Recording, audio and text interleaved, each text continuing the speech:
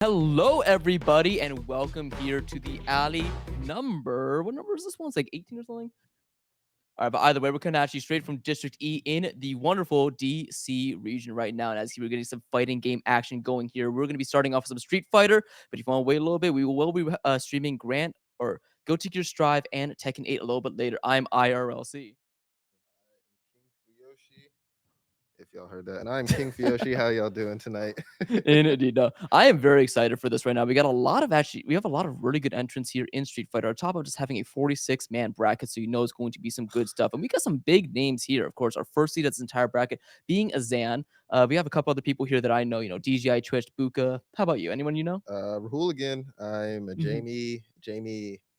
Jamie endorser, Jamie fan. So whenever I get to see that man play some games, although Rahul again might be in Akuma. I feel like I get Really? They may have switched a little bit, or no. I feel like I get some names mixed up. no, But right? Yeah, we also have people like Tao here. Who's he play? I think Tao, I should know I have this. no idea who All right. Tao Well, plays. it's going to be an absolute treat to see who they all do. If you guys want to take a look at that full bracket, make sure you go to start.gg/the alley to see all these people. Because again, there's not going to be every set streamed. So if you have someone here you want to cheer on and you want to check on their progress, go ahead and do that. But we're going to get into our first stream match here, and it looks like it's going to be Xavier versus Solo Martian. Are you familiar with any of these guys? No, I am not. Oh, maybe Xavier, but Ooh, okay. that is the government. So it might have just been another Xavier. You know what I mean? I see, I see. All right, if you guys want to take a look right there, just to sort of whet your appetite if you want to attend one of these brackets. These are entirely free things, and as you can see, there is payout to the top three for every single bracket we are running tonight for Street Fighter 6. That means $200 to first place, 120 for second, and 80 for third, and that sort of same pricing for Tekken 8. And Go Take Your Strive, you can see it right there. So if you want to have a fantastic free tournament with the possibility of making a decent bit of money, definitely check out the next alley. You can find the links to that in the Discord. If I were good enough, I'd be up there, but Yes, I'm not that if I guy. were good enough, I wouldn't be in here. I'll be on the sticks out there. Yeah, man. I love the game, but the game don't Don't love love me you as much. sometimes. Yo, whoever that is out there with the whole leg sleeve, that thing is fire. Oh, wait, yeah, there we go. A Yeah, little bit on the left cap too. you certainly got. Ooh, No, okay. there's no way that's Vicky Viper. All right, by the way, like I've I've never gotten a tattoo, but like I really do think they look awesome. Oh, they The hurt. issue is like if I get a tattoo, it would be some dumb stuff. Like They hurt. it would be like Kirby looking as cute as possible, and that would be it. Well, if you want a Kirby, I know a person. Ooh, really? Okay, that's actually Yeah, kind of enticing. yeah, it's the same person that did this. Oh, that's so cool. You guys can't see it right now, but my co-commentator having a banger Link tattoo. Yeah, we got some Legend of Zelda, got some Gundam. Oh wait, yeah, show it off real quick.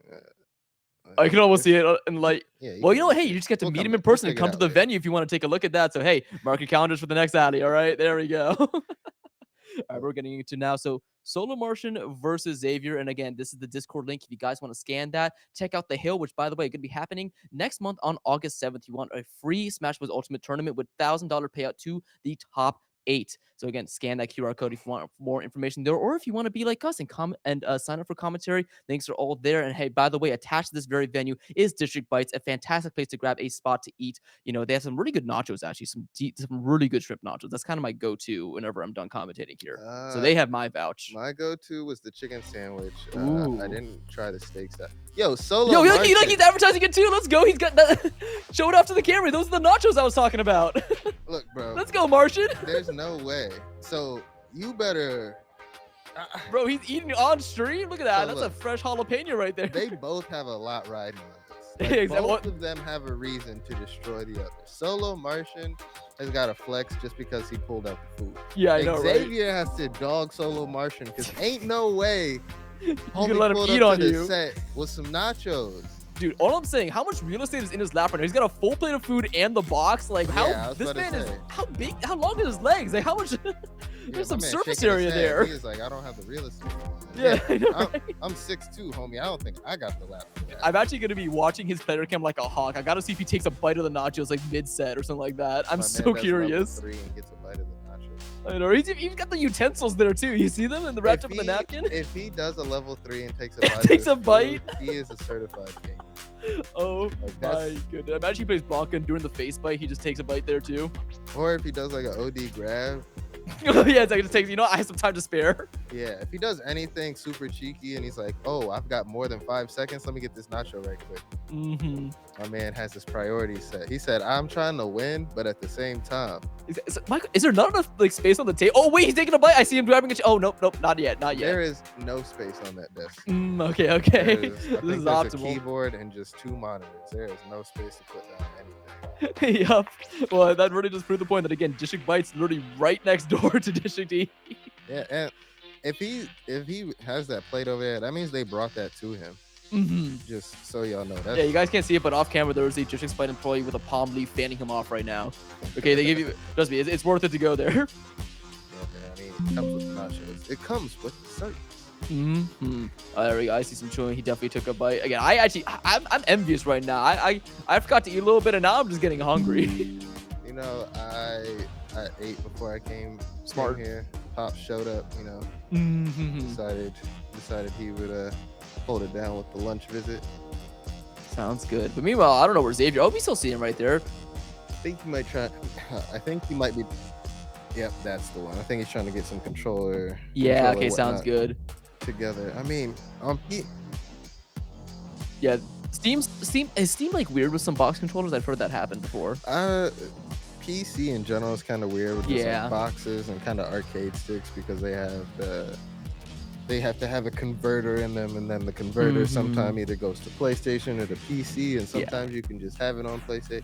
It is just get a Yeah, just the controller. fact there's so many more steps means there's so many things that can go wrong. I actually use a Pro GC controller for pretty much everything I do, and for anything PC, I just launch it in Xbox mode because that's just the easiest one. No, dude, I was about to say I am a Mhm. PlayStation fan, and then when I was back in my Smash days, I was a Pro controller user. Makes sense. Yeah, to be honest, I wish I could use a GameCube, but it's just I don't like the button layout. I would use it because, as I was telling you earlier, I'm a bit of an old Yeah. head, so I grew up playing the GameCube controller. But simply, I don't need the nostalgia. Like, Mhm. I'll get what's readily available. Pro Exactly. controllers are readily available. I will say though, GameCube controllers have that beautiful ASMR aspect to them. I love the sound of a clicky GameCube like joystick. It's like That's moving fair. around with the notches. But you know what? Like, in the same way you can get a mechanical keyboard. That's how I feel. Like, Mhm. except most controllers aren't mechanical. So Yeah. to me, I just feel like, I'm holding that out. My man's over here flicking up the Is he taking a food. picture of his food right now? Oh my god, he actually is. You can see. Xavier. Yo, he's taking a Xavier. pic with the. All I right, don't know how? if you can hear me, homie, but I need you to hear me. Homie. I need you to not lose this match. Because Oh if this man Solo Martian is over here flicking up the food and he bodies you, Dude, this is the most amount of stakes I've ever seen put on a match right now. Okay, and I've commentated a couple of high money grand final tournaments right now. The social aspect of this of losing to Solar Martian after he takes a picture of his food is crazy. yeah, I was about to say, like, there may be no money involved, but simply the Johns and respect. Yeah, exactly. Dude, he's probably happy he has. Oh my god, look, you see that was a good nacho. He did a little head shake. He's like, that was I about to nice. say, that nacho was all sour cream. Yeah, true though. I need him to start like focusing. He can't be distracted when he's actually in the game right now. Look, He man, keeps looking down. I need him to stop eating them because he's making me hungry. I already ate. Yeah. I'm hungry. No, I'm getting hungry too. This is so bad. This is round one, and already I'm thinking about food. Xavier, man, I need you to not play on a hitbox. I need you to play on these. Bro, at this point, just take the keyboard. Just use that, all right? Like, the longer this goes on, the more Solar Martian eats his nachos, the stronger he's going to become, man. Like, he's building meter right now. He's almost in his perfect form. Yeah, seriously. All right, it looks like we do have one of our techs there helping out, so hopefully this does get solved pretty soon. But I've been properly entertained just by what I've been seeing. Honestly, I was thinking about getting a hitbox, just because I play pad, but I play using analog. Oh, okay. And I was like, I feel like I just want those cleaner inputs. But Yeah. watching it not work and knowing how much it costs for it to not work, I think I'm good. Yeah, there you go. See, so we're getting 2 advertisements here. One for just bites, one for not getting a box control. Yeah, man. Like, the regular controller is already expensive enough. I That don't is need to true. pay. What is it? I want to say hitbox is 5 times the cost. I actually did not know that because again, I'm not too familiar with like box controllers. I've seen a couple weird ones though. Like for those of you familiar with the Smash scene and know Barking Frog, he's got a weird one. He has a GameCube controller duct taped to a box, so he can get the analog inputs and shoulder buttons of a GameCube while using all the face buttons that a box has. It's crazy. he like his left hand is like at a 45-degree angle and his right hand is straight. It's like this because it's like ducted to the top left of the box. That just, what are you doing at that point?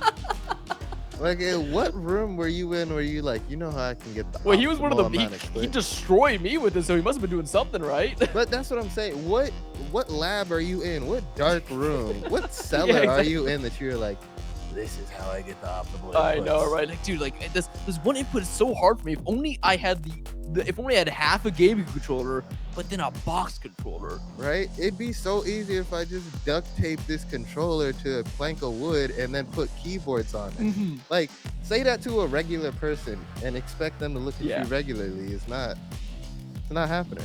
And the crazy thing is that he never brings it up.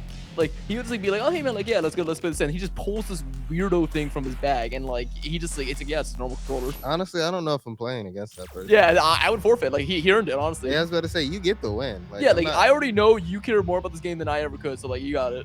Yeah, I see what I said about making sure I got the readily available controller, and this man said, I will duct tape this fossil to a plank of wood Yep. to get these pad inputs. Like, don't worry about it. I gotta Mhm. figure it out.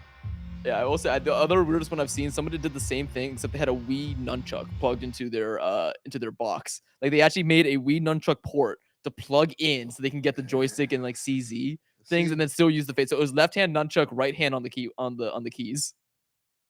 see, And that one's kind of sick. I respect that but one. it's like, for what? For what reason did you do that? You're telling me that a regular joystick Mhm. and like a regular arcade situation would have made Mhm. your whole inputs that bad? He also played Meat Gunner, so I don't really know what complicated inputs you need for that, but See, that's what I'm also saying. Like, I really feel like some people are just like, I'm gonna bring this 2x4 and Mhm. play on it and see if it messes up their head. It's like, homie, for what? What See, did you? this is You- why we should start piloting the new meta of just the really long controller, so much so that like your opponent has to sit further away from the screen just because they need the space for your controller. Okay, I don't think people have like done enough of that. Man, I promise you, I would be the first. I would be the first TO to endorse. You can only have a pad a Mhm. certain size before you can't use it. That's fair. That is fair. I could see that happening too. Mhm. And it's like, you know what? If you're gonna make it that obnoxious, let's just run it the old arcade style. Just give me one big old arcade Yup. stick and we both play on it. Mhm. Oh, it looks like things might be working out here. Xavier's able to move his player too. It doesn't look like he's able to confirm though, so things probably still happening. And he's got. I am watching this plate of nachos just get smaller and smaller right now. He might actually finish eating before this first set happens. Honestly, nachos might have been the best decision he's made. I know, tonight. right? Like I would have been sitting there, just like kind of looking at my phone, doing whatever. But like Martian, he's getting a full meal out of this. He's getting this is optimal, right? No Yeah. energy wasted. In fact, he's building energy for the I upcoming was set. about to say, I definitely would have been the shy guy. I would have been like, no, I'll put it over there. Yeah. I'll get to it when the set's over. And I just sort of been sitting there staring at it, stomach grumbling. You could have from across the room looking at them as the cheese gets cold and gets coagulated. Right? But instead, my man's over here. Keep looking at it. Which one? I know, which chip right? am Look I at the about to look at the get? surgical precision. He's oh, picking up the oh, chip. this is I the want to good see one. good seasoning on This this is one. the good side. Yeah, Oh, let's hold see. on, There's let gonna me be a get a lot of scoop. cheese. I want to see some pico. Ooh, that wasn't bad. That wasn't bad. Some nicely seasoned chip. They have like a good amount of the kind of like amount of salt on that chip that makes you like ooh, kind of like do a little jump first before it like goes away. Not too salty, but just right. I had some chips too, but they wasn't dressed like that. Mm-hmm. Them chips dancing. I know, right, dude. I'm so sad. Like I feel like in my youth we had like this one really good barbecue In potato my chip youth? brand. Yeah, yeah, back in the day, as you know.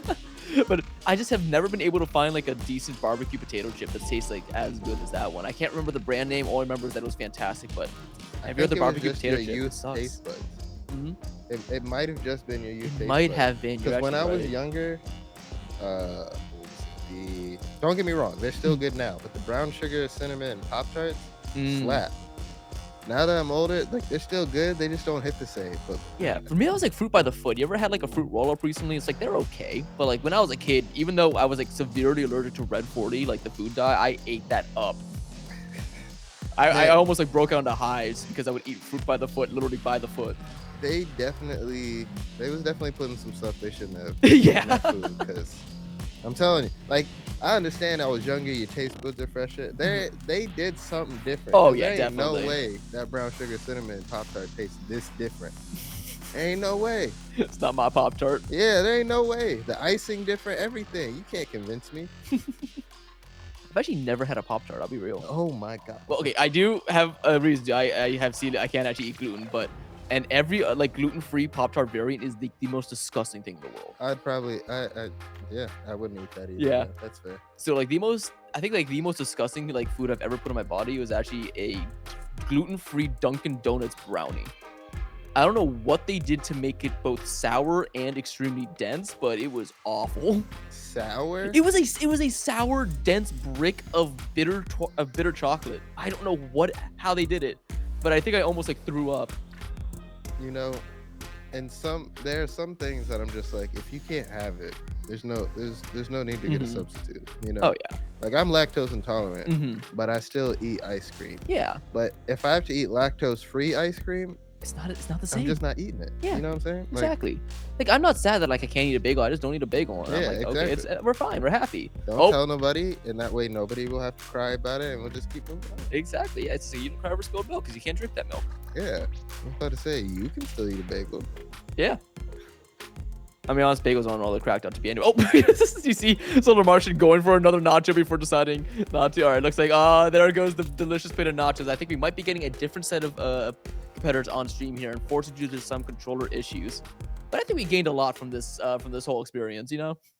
We did get a lot of a mental download. We now understand the true power of the nachos. They must be respected Yeah, at all honestly, times. have you ever seen somebody win a set with just by eating nachos? Because I think that might be the game going to Solar Martian, unless Xavier has a specific setup he knows works for him. Looks like they are getting plugged into that sort of far right setup right there. So hopefully that gets sorted out because winner of that will be fighting Toe. But I think we're going to be getting another set right now, which is going to be Laid Back versus Vicious Anchovy. Dude, I love fighting game players, man. They always come up with some amazing tags. You know, sometimes when I feel like you go online and you're like, who makes a name like that? And Hmm. then I feel like fighting game tournaments, you get that answer sometimes. Like Yeah, exactly. you Like said angry anchovy?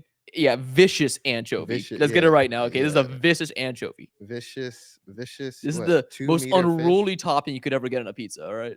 Yeah, that's just Have you ever actually had anchovies? Because I've never had no, them. absolutely not. Yeah, that's fair. There's no way.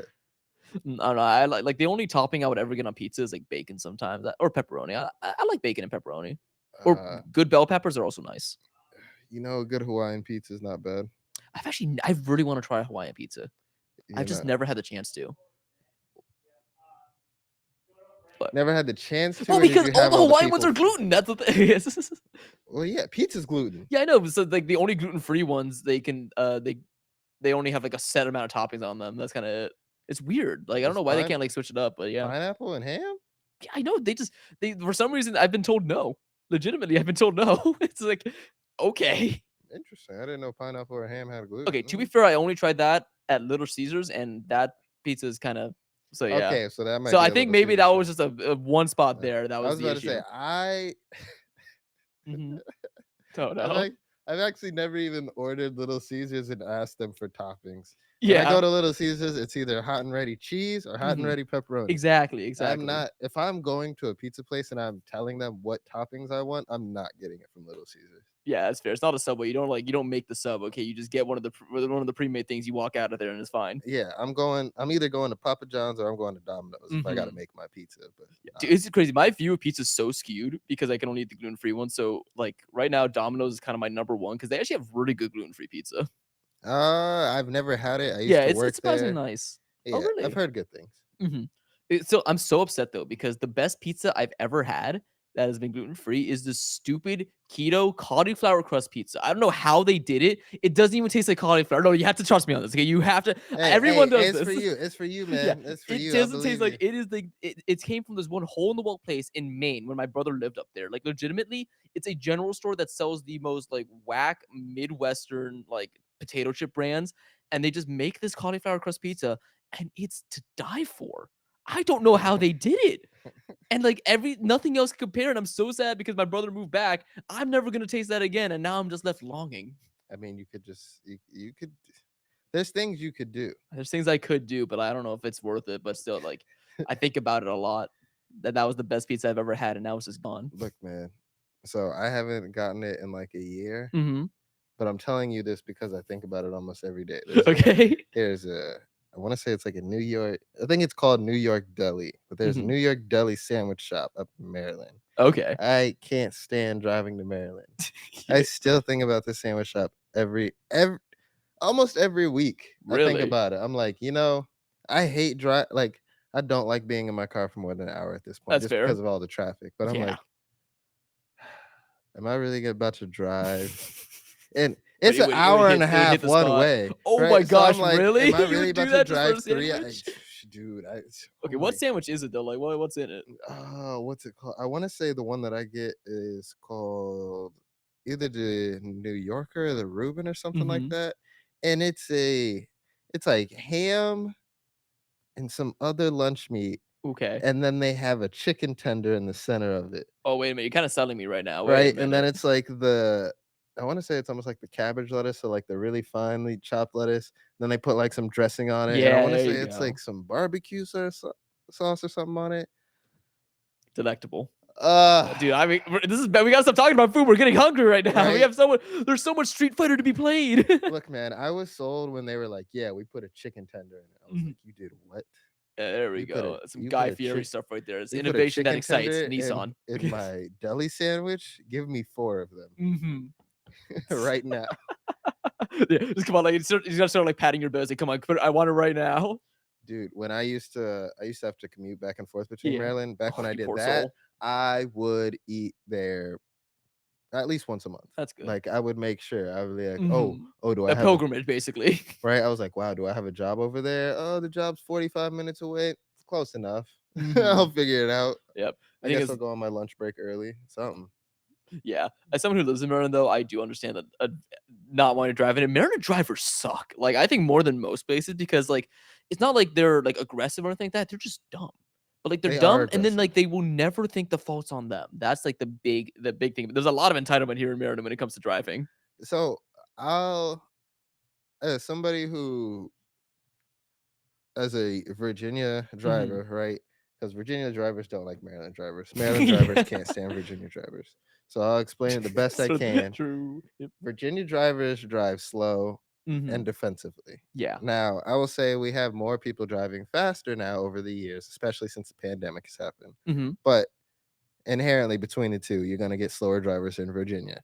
Now, Maryland drivers only have two settings: slow and oblivious to everything yeah. that is around As in, them. turn into your lane when you're still in it, and like they're going to hit you. You have to move out of the way. Just Like stuff like that. AirPods in, Yeah, fire exactly. truck coming up, and they're like, "Oh, I should run this light with the fire truck so that way I don't have to sit in I know, traffic." right, And dude? it's like, They don't like speed. They're after that gold split for their commute to work, and I don't get it. They're trying to save fractions of a second for no reason, to the literal detriment of everyone around them. yeah, so you get the speed racers, and then you get the people that are like 15 under the speed limit is fine Yeah, for me. And just the sheer difference between that makes driving in Maryland, crazy. It's yeah. so weird. It's like, oh, wow, I'm in the far right lane. I'm doing the speed limit's 55, I'm doing 40. Going Yep. over one lane, I have to do 65 Yep. or I'm going to get crushed. Exactly, and that's like like that's not even the far left lane. I've seen people going like legitimately 90, and it's like, what are you doing? Like, where do you have to go in such a hurry? All right, I'm gonna ask you this. All right, sounds good. Have you ever been run off the road in Maryland? Thankfully, not yet. I got close though. It did get close. I Like feel like no one, I feel like everyone that has driven in Maryland has a story where they've gotten driven off the road. Yeah, I had to, like, really, really brake in order to avoid it, but I thankfully have not gotten driven off the road. I literally coming off of the exit, like Off the having exit? having to merge, and there's one car coming up, and I was like, all right, let me get in front of this car. And they were like started flying. I was like, all right, I'll hit my brakes. The car behind them is like, oh, I'm also gonna make sure I stay behind them. I'm like, okay. The car behind me, oh, let me make sure I Oh cut in my this god, gap dude, and like, then it's make sure monkey the see, other monkey person. do. I'm just like, this is Maryland, huh? I'm like, Yep. okay. Oh my goodness. Like, I don't know what it is, but, like, sometimes Maryland drivers, they take, like, you, like, lane changing as an insult, like a challenge to them. It's like, "I gotta one up you immediately." Yeah, it's It's like insane. like I said, Virginia, it's like if you're trying to get over, I'll say Virginia is also the same way, where if you're Mhm. trying to get over, like, you kinda have to put on your turn signal and then turn. Because if you Yeah. put it on too early, then they're gonna be like, "Oh, well, you can get over, but you have to get behind me." It's like, Mhm. "That's not helping me, homie. I promise you, I'm not trying to, like, speed in front of you, I just need to get over. I'm trying to get to the Wawa." And they're like, Mhm. "Nah, you can get to the Wawa, but" After me. Yeah. What I hate the most though is when they get like right next to you and they're like, you can't pass me, but you can't get over either. And It's it's like like, they match your speed, yeah, and it's like, it's "Alright, sure, I think I guess we're friends now. I'm going wherever you're going." right. And it's like, look, bro, we have no beef.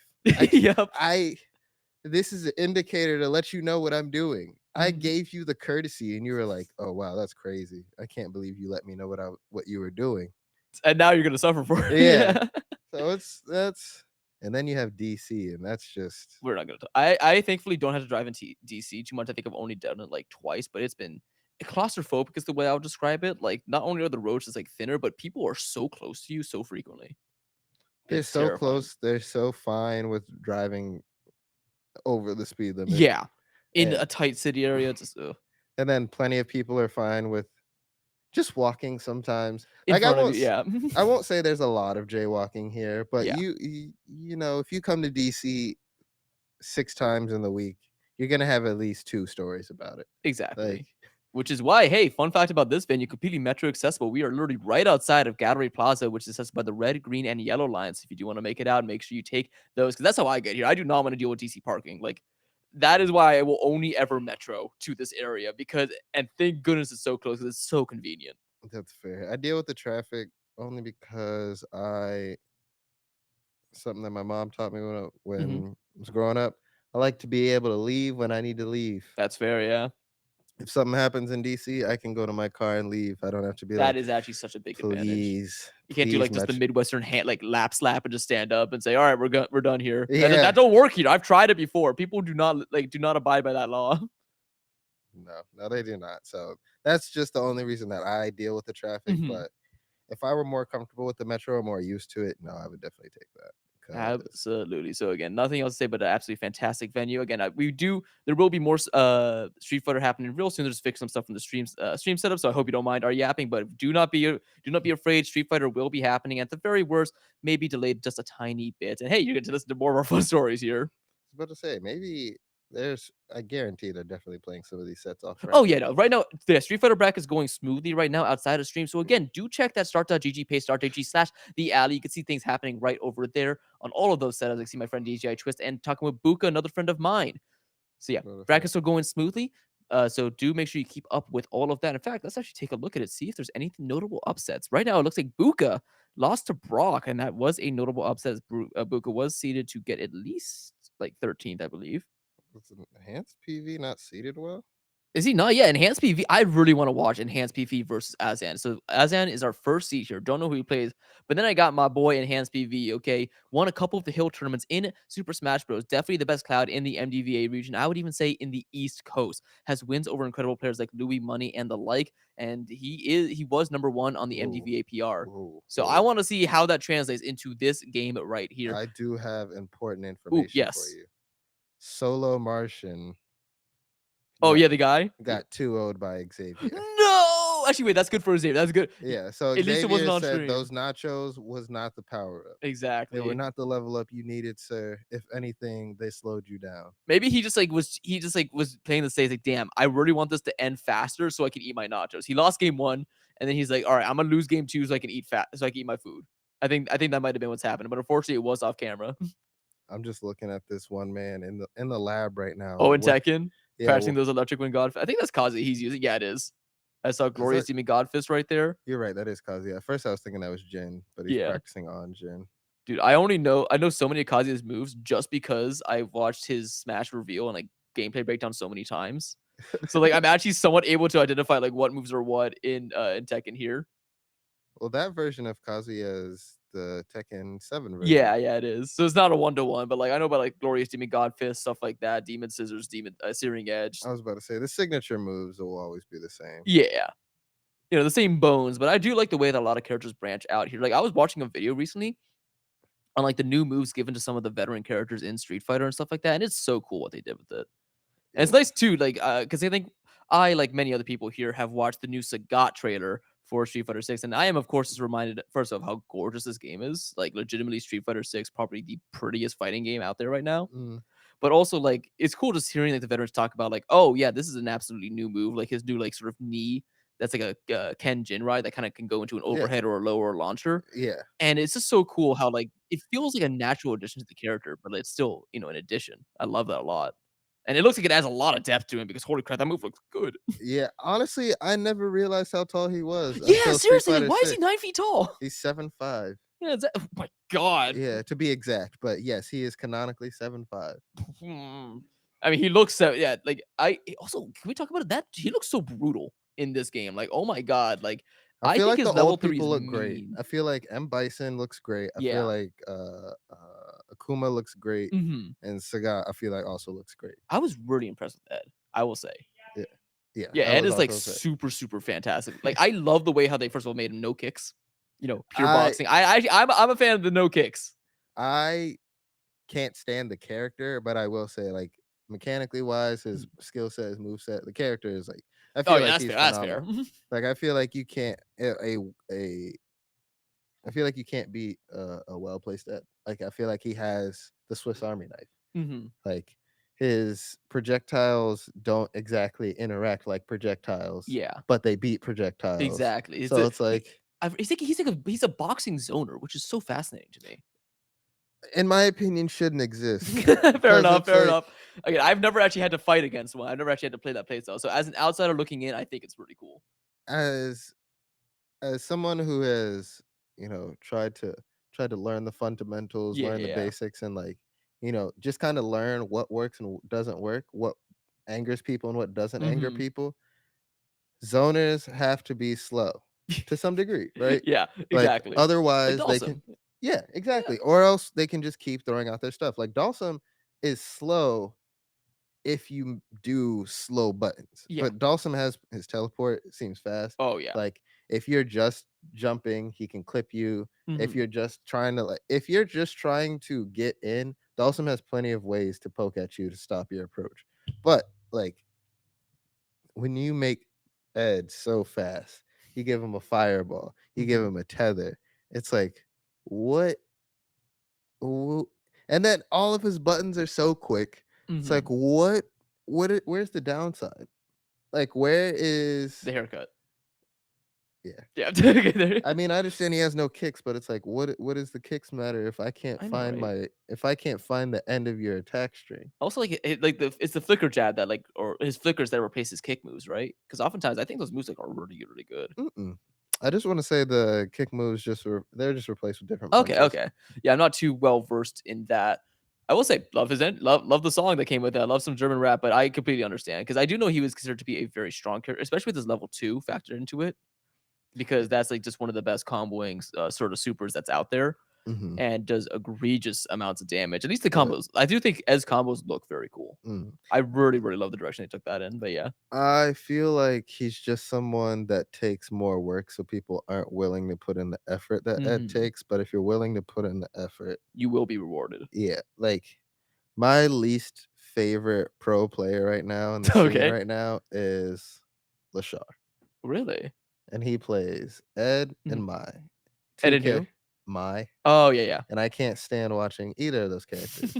They're both, to me, in my opinion, they're both egregiously quick zoners. Yeah. And like Mai's fan, yes, if you have a fireball, you can combat it, but if you don't have a fireball, you're getting locked down by her Oh, fan. yeah. Oh, And yeah, those then things control so much space. her standing heavy punch gives you so much range. So it's like, oh, did you hold a fan? Well, now you're holding a standing heavy punch. It's like, okay, you just chunked some of your drive gauge and you still got nothing. Oh, jump. All right, you just got clipped by the fan. Now you're back in the vortex. Is she Mhm. setting up? Oh, okay, cool. Did you guess right? No. Did you jump? Hold this DP. It's Yep. like, so it's like, that's why you can't give certain people certain things. Like zoners with a DP,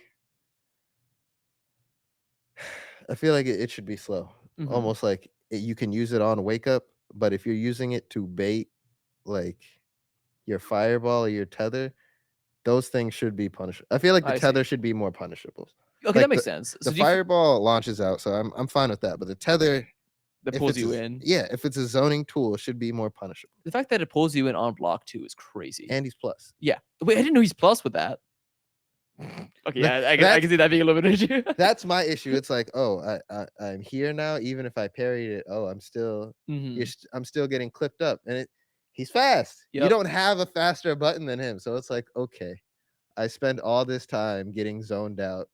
He then threw a tether to pull me in closer. If I didn't perfect parry it, I'm in his face now, Mhm. and it's like, okay, where do I find my gap? Yeah. Where do I shoot the gap? And it's like, oh, did you just get punished counter hit? Oh, you got hard knockdown. Well, guess again. It's That's the like, annoying thing too, is like going back to square one is like the really annoying thing about fighting some of these zoner characters, stuff like that. Cause you try to get in, you try to just get any sort of lick of damage, anything like that, but then they push you right back out. mhm, And then that's the thing, you're back to square one and you have to think if you're trying something else, trying something with different timing. And that, yeah, it happens in pretty much every single game. And I actually think zoners could like are really, really cool. But the idea of getting pushed back and like you're losing progress actively is like really, really grating sometimes. yeah, I feel like JP Mhm. is he's in the good part or good place as like a reasonable zoner, but I feel like that's probably he's like the worst zoner that there is. Yeah. Like, Because I feel like there's good reward once you do actually get in, like, for mhm, hitting him. That's, like, a big I know he has, like, his whole counter and stuff like that, but for the most part, his close-up tools kind of aren't the greatest yeah, compared to the rest of the cast, so there's exactly. reward for getting in. Exactly. Like once you get to a certain distance from JP, like He the has to bring best you back out. yeah, the best he's gonna do is try and clip you with the cane, or he's just gonna keep trying poking you and Mhm. throwing out shadows. Like if he throws out shadows too egregiously, you can just DI through it. But it's like if you're playing against Mai or he's throwing tethers, like if he's doing a light tether, you have to react to that. You have to Instantly. know he's going to throw the Mhm. tether beforehand. You can't react to the tether. You react to the tether, he can react with DI. So it's like the difference is in the situations and when they force you to either react or you can just get this because they're just mashing buttons is drastically different. So it's like Exactly. that's why I have such a frustrating time with Ed. Y It's like it feels like the punish for Ed is almost never there. Like they have to hit an oddly specific button for them to be punishable. And if they know they only have to hit one oddly specific button, why would you hit it? Like if you make that, oh, this is now Ed's combo ender, makes him -5. Okay, well now you get the distance, but now you're not plus, so you're Mhm. not gonna throw a button. So it's like, okay, now we can have some understanding. Like, yes, I still have to get back in, but I'm still not getting swarmed with a bunch of buttons. As we're now, it's like, oh, I'm still somewhat far away from you. Well, let me now try to move. It's like, well, did you jump? You got pulled down, tethered, knocked down. Oh, let me level 2, take you to this Yep. corner. All right, what's the mix? Or even worse, okay, I'm not gonna move. Oh, I'll do regular tether, still get yoinked over, bounced off the ground. How much damage? How much bar do I have? Like, Exactly. I will say, let me actually give my hot take here. It's kind of deviating from Street Fighter here, but I actually think that's why I like Min Min in Ultimate. Because I feel like there's a lot of reward once you do actually get in. Because again, I play a really, really slow character in the game. I play Kirby, right? It's tough mhm, for me to get in, but once I do, I'm able to get like 70, 80%. And if they're ever off stage, it makes it nice. Like there's that it's the puzzle you have to solve to then get the reward. mhm, I really, really like that. Of course I do think Min has some really, really good close-up tools that she doesn't need, but it's like the same thing where it's like the reward once you do get in on a zoner is like half the experience, right? And that's yeah, what incentivizes the zoner to do the zoning because once you do get in, that's what makes it bad for them. yeah. I feel like that's why a lot of people are drawn away from zoners is Mhm. because, like, yes, there has to be some incentive for getting in on a zoner, Exactly. but I feel like that's my issue with Mai and Ed is there is no incentive to get on a zoner. Like, what's the incentive to approach a boxer? Yeah. That doesn't make sense, you know? Mhm. And it's like, "Oh, wow. This this boxer has range and tethers and a fireball. What wha He's really good at punching. yeah, He's what am really I good at doing punching. here?" Yeah. And it's like, JP doesn't have a DP. JP Mhm. has armor. So, JP's wake up options are reversal, uh, what is it? Yeah, the drive rush reversal, Yeah. level 1, level 2, or level 3, or, the armor, Mhm. as where Ed's wake up options are all of that and DP. Like people sleep on DP. DP is like if your character doesn't have a DP, they're probably not gonna be better than B tier, in my opinion. Really? Do you think it's that, like, significant? Yeah, Okay, yeah, I for can see sure. it. Like, I think the only person that's getting away from it right now is Bison Mhm. because of his like damage potential. But I Yeah. feel like every other character that doesn't have a decent DP is in the like bottom 10. Like Wow. nobody plays Marisa, Mhm. no DP. Yeah, I'm sad because, again, my friend Buku just got 2 plays Marisa, so yeah. A lot of people complain about Kimberly. Kimberly, I feel like is in an odd place. It's like where if you can smother the other character, you can Mhm. still do decent, but she has no wake up DP potential. Yeah. So you get knocked down with Kimberly, you're getting thrown in a blender. Mhm. Who else doesn't have DP? Manon, another Mhm. person that a lot of people say is bad. My opinion, Manon's probably fine. You know, she has good mechanics and good Yeah. utilization, but no DP, so she's still getting smothered, beat down. Bison is fine until you get knocked down, still getting smothered. Mhm. Uh, I said Kimberly. Who's it? Lily. Oh, yeah, and then, yeah, literally nobody really. Yeah, nobody Mhm. plays Lily, so it's like you see all of those characters that don't have a DP, a lot of people either strive away from or they're Mhm. just like, it's not worth the effort. Like the top characters, Cammy, Guile, Ryu, Ken, Mhm. like Jury, all those characters have DPs. So it's like, what are the common things? It's like fireballs. Yeah. Not every character has a fireball, but who doesn't have a fireball and why is it hurting them? Jamie. Oh, Jamie right, yeah, I has forgot no about Jamie. fireball. Mhm. Like But he can dance. he can dance, he can dive kick, and he can Bakai. But the break dance, Mhm. if you block it, you're literally negative like 40 frames. It's it's Ooh, that's disrespect. bad. Like they can take a drink of water, pick the Yeah, you can controller eat a back up. nacho even. Yeah, and then it's like they're like, "What's my longest frame move? All right, I'll hit that one and still punish counter." Mhm. So like Jamie's options are still kind of mid, and it's like, oh, everybody says, "Oh, you have dive kick." He has the worst dive kick, in my opinion, of all the Really? casts. Okay. I feel like his is the easiest to um React to or anti-air. oh, okay. Yeah. Like if you throw out a hitbox, it'll either trade or win. Damn, that is unfortunate. As where Cammy, it's like I feel like Cammy is a catch 22 where it's like if you throw out a hitbox, she either won because you were too slow or it traded. Yeah. I feel like she just have a lot of high priority on a lot of her moves, right? So I heard that they did away with priority of moves in really? this one in Street Fighter 6. That's what I Okay. heard. I don't Yeah, I'm not too sure. I'm not really too in tune with like those specific mechanics, stuff like that. I was But about to say maybe it I just feels like it because again, her speed is a big reason why things would end up trading, or if they would just end up straight up beating the move in the startup. Or just I mean, you're a Smash guy, Mhm. or just depending on what the hurt Yeah, boxes just look like. depending on the time of day, depending on the star signs, that are Well, out there. Sometimes the game just does that. no, Jamie's hurt box is trash. Like Really? his hurt box for his foot, like is so far. That's why it loses so much, and that's why Oh, it that'll trades do everyone. it. Yeah. So that's why I'm also like Cammy, that hurt box, the shit, like it's not the same. So that's why I feel like if you have a dive kick, I want to say, in my opinion, it's Cammy, Jury, and then Jamie's. Mhm. Jamie's you have to use on spacing, as where I feel like Jury and Cammy you can use and hit block and still have some type of mix up. Feel like Jamie, you have to hit like knee or lower, or else Mhm. you're negative. Got it. And so it's just so much more committal then too, which is Exactly. another big thing. And then just to get just for me to dive kick, I already had to take one single drink. Yeah. I had to get one commitment to then get Mhm. access to another commitment. Yep. And then I have to get one more commitment to then get Follow Bakai. up, yeah. Yeah, which is the most committal. So we've seen a couple Jamies here throughout the cave or throughout the alleys. And I Mhm. want to say they had one last week or the alley beforehand, but my man didn't. My man got one drink. And that's not a choice he made. He just could only get one No, drink my or man made that decision. really? Yeah, he played and he was like, "I will get one drink," and I was like, That's insane. and the whole time, like another thing that's unfortunate about Jamie, but you also kind of have to play is a mind game. When am I gonna take a drink? Yeah. The whole time, everybody else is like, "Oh, okay." At some point, you want to try and get a drink. You've had plenty of So they're waiting for opportunities. You've that. got knocked down. Mhm. No, like, Honestly, that's kinda smart. I yeah. I I respect I like that actually a lot. The biggest thing about Jamie is when Jamie is on top of you, you're just kind of stuck. Like Yeah. Jamie has a lot of good buttons, a lot of good pressure, and like a lot of good momentum buttons. So like once you get past that mid range, Jamie isn't that scary. But once you're in close range, Jamie's Mhm. terrifying. So it's like if you're thinking, oh, when is he going to try and take this drink? Oh, well, he's never going to try and take the drink. He's going to keep all of the plus frames to keep on top of you at any given Mhm. opportunity.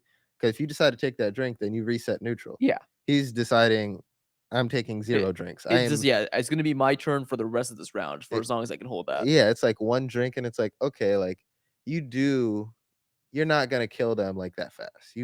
You've got to win a couple interactions. But it's like, you're right. Jamie is that kind of character where you can just win that many interactions. Mhm. Like standing medium punch is plus 1 or plus 2, Mhm. and Oh, that move okay. is so good. Yeah, Like damn. so good. And then his standing heavy punch, which carries you, and if you hit all 3 hits, breaks drive rush. I didn't know that. Yeah, like his standing heavy punch literally carries him. And then it's like -2 or -3 on block. That is really good. Yeah, so That's pretty good frame data. that's what I'm saying. So Jamie's move, like his options when he's in your face is like, Mhm. bro, when is it my turn again? And Jamie's just like, never. It's Yep. never your turn. So that is a really smart way to play him. And again, I do like because I originally was like that thinking like there's not too much character expression in this game. Like I think that like with the characters being more complex, you kind of have like a set way to play them. But I do like seeing that there's a lot of people who like if I like I think I could recognize Riddles Terry from a lot of other Terry players, Mhm. kind of things like that because of just the way he does his combos and stuff like that. And it's just really nice to see it. Mhm. Yeah. So it's cool to know that, like, that extends to a lot of the other characters, like, because I did not know about the Jamie. I thought they would always just wanna get as many drinks as possible. Usually that's what I'm going for. Like if I'm playing against somebody that has a fireball, I'm aiming for 2. Yeah. I want access to Bacchai because I want to be able to duck the fireball. Mhm. But I I have I started Street Fighter 6 playing Jamie. Oh, So okay. I've experimented and tried a different few, like, oh, maybe I'll just try a few drinks. Maybe I won't try and get Mhm. drinks. Like, so not getting a drink is definitely suboptimal Yeah. because he has like his B&B combo that he goes to is light punch, light kick, medium punch, and he only Mhm. has access to that after his first drink. But once he has access to that move, Jamie's like the most annoying person to try and deal with. And it's -14 on block, but you can cancel it into your special moves. Wow. And if they're not paying attention to it, then you can just kind of get away with it for free. So it's Mhm. like Jamie's one of those characters where he's similar to Ed. I feel like if you don't know where the gap is, they Mhm. just get to keep hitting buttons. But my gripe is Jamie doesn't have any fireballs. Jamie Yeah. has no tether. So when Jamie's being annoying, he's in your face about it. When Ed's being annoying, he's either It's these old mid-range. these everything, mid-range, long range. Yeah, he's everywhere. He's just standing on the screen being annoying. Like Jamie can at least just be there and he's like, "All right, what are you doing?" Ed's like, I'm doing everything. And Mhm. especially once you get stuck in the corner, Oof, yeah. yeah, because all he has to do is stand mid-range and it's like, all right, are you walking forward? Okay, well, I'll do this tether. Oh, Mhm. are you jumping? Oh, well, I'll do this tether. And I can just stand here and I can Mhm. just keep hitting buttons. And unless you like commit, there's no way you're gonna get past me. It's like, what do I do here? Mhm. I will Nothing. say it is still nice to know because like JB's not considered to be a very good character in this game, right? No. Yeah, exactly. So like to still hear that there are those scary aspects about it, because that's the thing. Like there are some games where the low tiers are literally unviable, right? But you wouldn't say that Jamie's unviable. No. Yeah, exactly. No, he won the second like one of the Yeah, one alleys. of the alleys, exactly. Yeah. And so that I think that's the mark of a really, really well balanced game. Because like no matter what, if there's any character, if there's any game, a fighting game especially, with a different move set amongst its cast, there's going to be a better character than the others, right? There's going to I be a king. I believe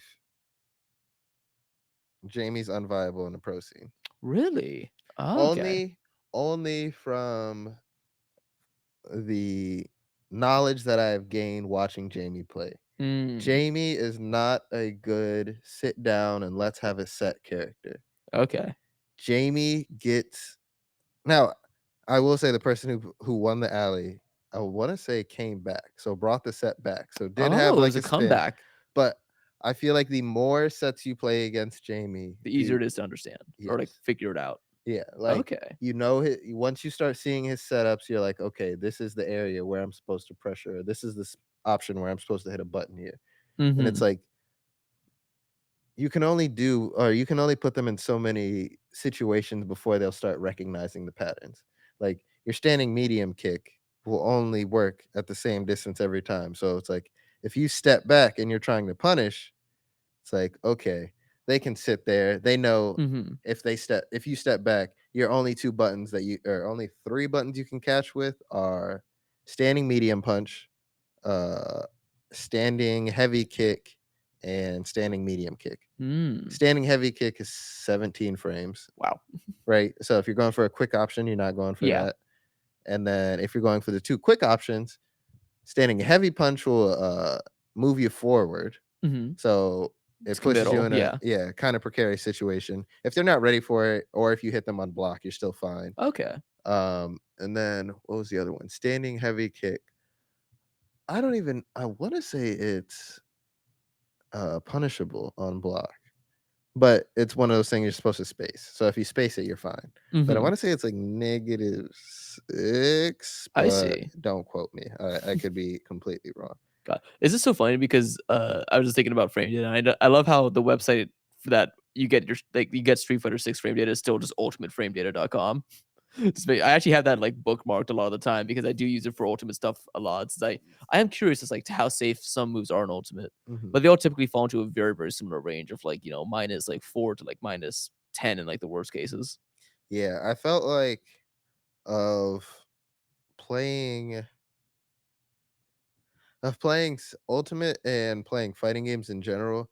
I felt like Smash was more strict as where you needed to know the frame data, Mhm. as where in this it's like you like technically you still need to know the frame data because you Yeah. need to know what's punishable. I feel like it's easier to feel in fighting Exactly. games what's Exactly that. punishable, as where in Smash it's like this doesn't look like it's supposed to be punishable, but I know that there's still an exhaust for another 10 frames. I Mhm. know like I can up B out of this. So it's like Smash, it again, it seemed a bit more. You also have out of shield options, so that Yeah, yeah. changes your Which changes. changes every and how good your outer shield option is, like, completely dependent. Because like, my Kirby's fastest is, frame 9, which is, Yeah, like, not as back good. outer shield, which is not as good as Game& Watch, which is frame 3. It's, like, all stuff like that. Yeah, not as good as Link's. I think it's frame Oh, yeah, yours is fast. It's 7. yeah, 7 like that. Because I think up B is frame 4 on startup?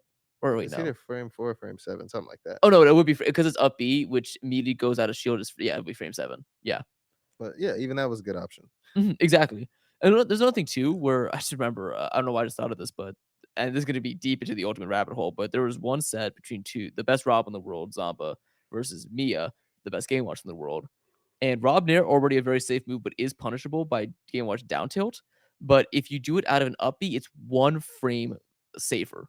And that is what ended that intense game 5 set where he did it out of an up B. It was 1 frame safer. He was able to shield after it. And it's like that stuff where if you feel like like if you're going straight off by feel, just like what Mia did, then you lost a set. But if you really like knew the exact frame data and like recognize it in that small time frame, then that's what caused the win. Exactly. There's a couple other things like that, but I do agree with you that you could feel what is more unsafe on shield than normal in this game. Yeah, like I do think they do a good job at there's a few of the like heavy hits or whatnot that when you hit the shield, like the characters make a very visible like, Yeah. oh damn, I just hit a wall, or like, man, I'm kind of stuck here for a second.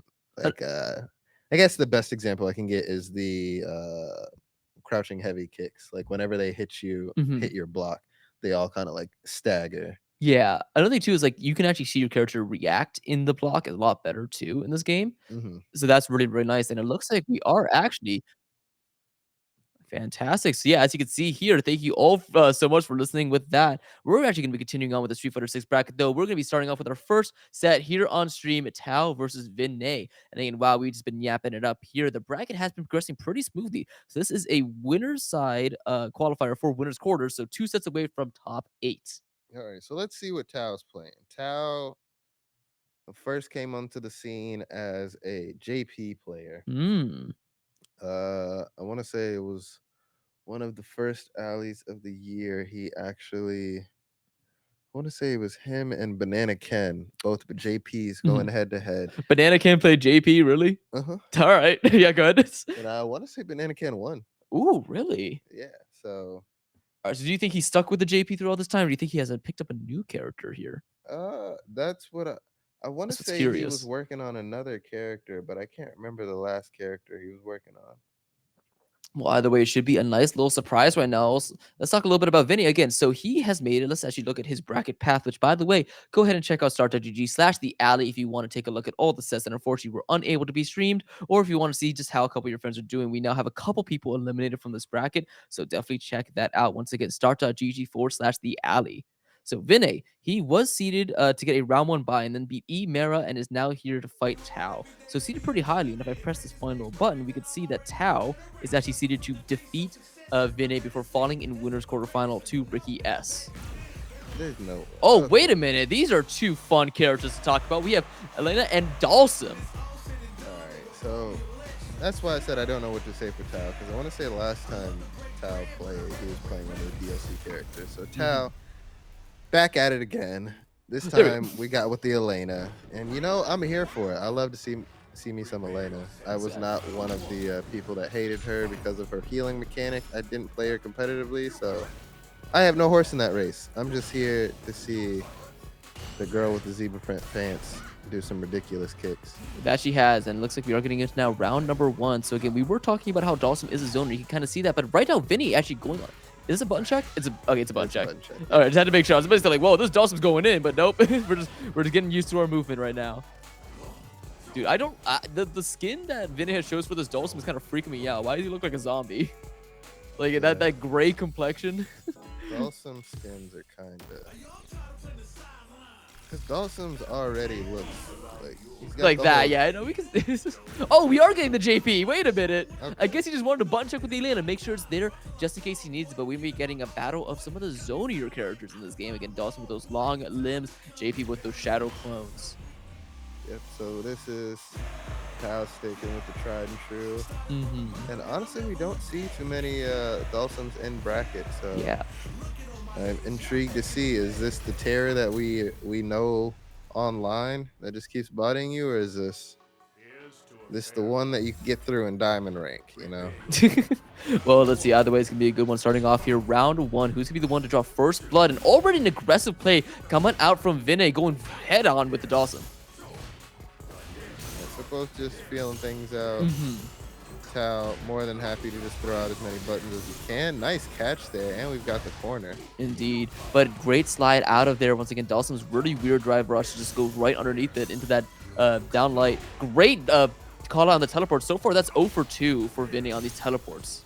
Tao has just been ready. Yeah, unfortunately, you know, JP's got the I can knock you down from anywhere kind of buttons, as where Dalsum's buttons they just need to take just a hair of a second longer, and unfortunately that second longer will be a huge deciding factor in this matchup. Exactly, that second longer is what allows JP to set up all those risks, maybe get a clone out there, or even just get more space. Which again, I like the way that Dalsum's able to float over a lot of the threat range that JP normally is when he goes up, but that's gonna be a level 1. Big damage for that round 1. That's going to be Tao up in this game for 1 here, too. I'm honestly surprised to see him even spend that level 1. I'm surprised he didn't just try and spend some more of that drive gauge and just keep the meter to himself. But, you know, I'm not going to complain. My man wants his bar. Indeed, but great back throw coming out from Vinay, instantly pushing Tao into the corner now, and let's see what you do when you're pressed with your back against the wall. Dalsum able to sit at this mid-range, and look at how large those normals are. Oh, my goodness. Whoa, whoa, that was a great wall splat combo too. How do you get in that corner? Was it just drive reversal? You know, I can't remember what button it was. No worries, but as you saw there, Tao just kind of chose to still sit there, zone from full screen. Still has his back to the corner, so if Vinny gets in, this could be really big, but great teleport coming out. Tao now back to center screen. Let's see what he can do with it. Ooh, the feint with that shadow clone. Okay, we're not gonna get any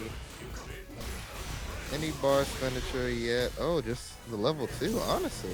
Oh my god, actually very thankful we got out of it, but then the overhead from the final clone. So tragic right there, and that is going to be game number 1 going to Tao. Just a reminder, this is going to be all best of 3 up until top 8, I believe. So this is now do or die for Vinay.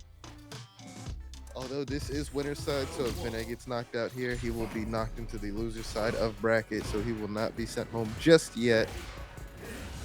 Yeah, still, so yeah, we'll still be kicking even if he loses this. But right now, I'm seeing why Tao is seated above him because I'm just very impressed with the zoning. Great way to avoid that ref just again going all the way above it.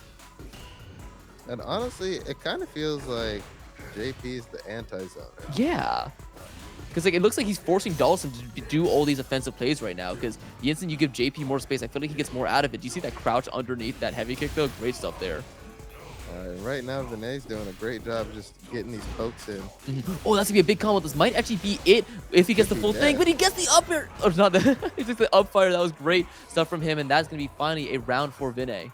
Yeah, it was actually a little sloppy there for both parties, but nice cleanup on Vinay. Tao not able to capitalize on the spaghetti, and Vinay will take his first round in the set. Oh, how did that kick connect right there? That's gonna be the, that move, and I forget he can still get a combo directly out of that sort of spin around Kane attack. Hey man, you throw out them stretchy appendages, anything will pick up. That is fair. Ooh, Oh, great mix up on good the float. That's another thing too I really like. Dawson having these very, very slow projectiles. You're able to approach behind them. I really do think that slow projectiles are so strong in games like this, where they're basically two things your opponent has to worry about. You and the projectile you've thrown out now at the same time. I know, I think the slow projectiles are very strong, especially in this game. Ooh, great punish on that teleport yet again. Both these guys able to Vinay's teleport. got his number, and that is it. Oh, no, he messes it dropped up! again. And this time, Tao was ready. Oh, Oh, this doesn't looks get like the full conversion. But the drive reversal puts it right back center screen.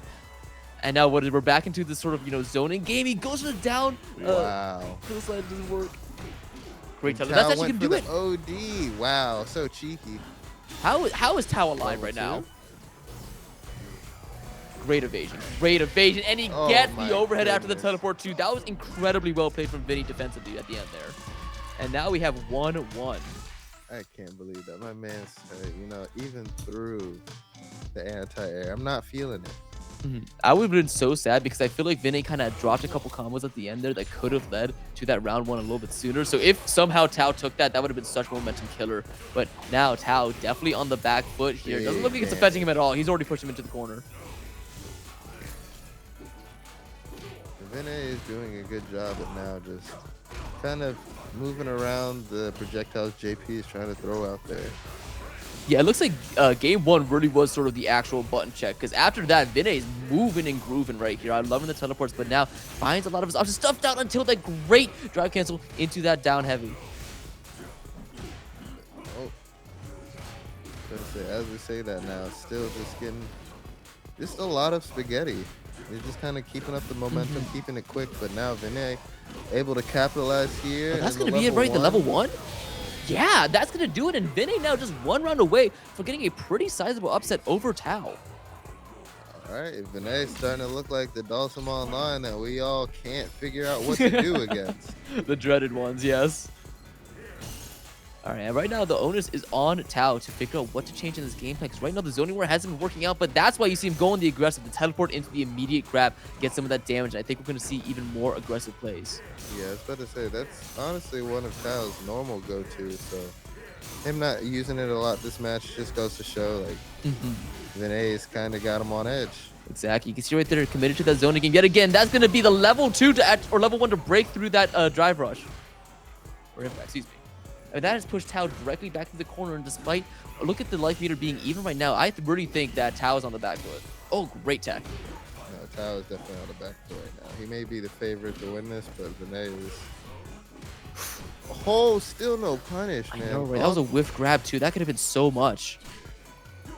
All right, fights his way back to center screen. We're not screen. giving Vinay enough credit. He is perfectly spacing that slide.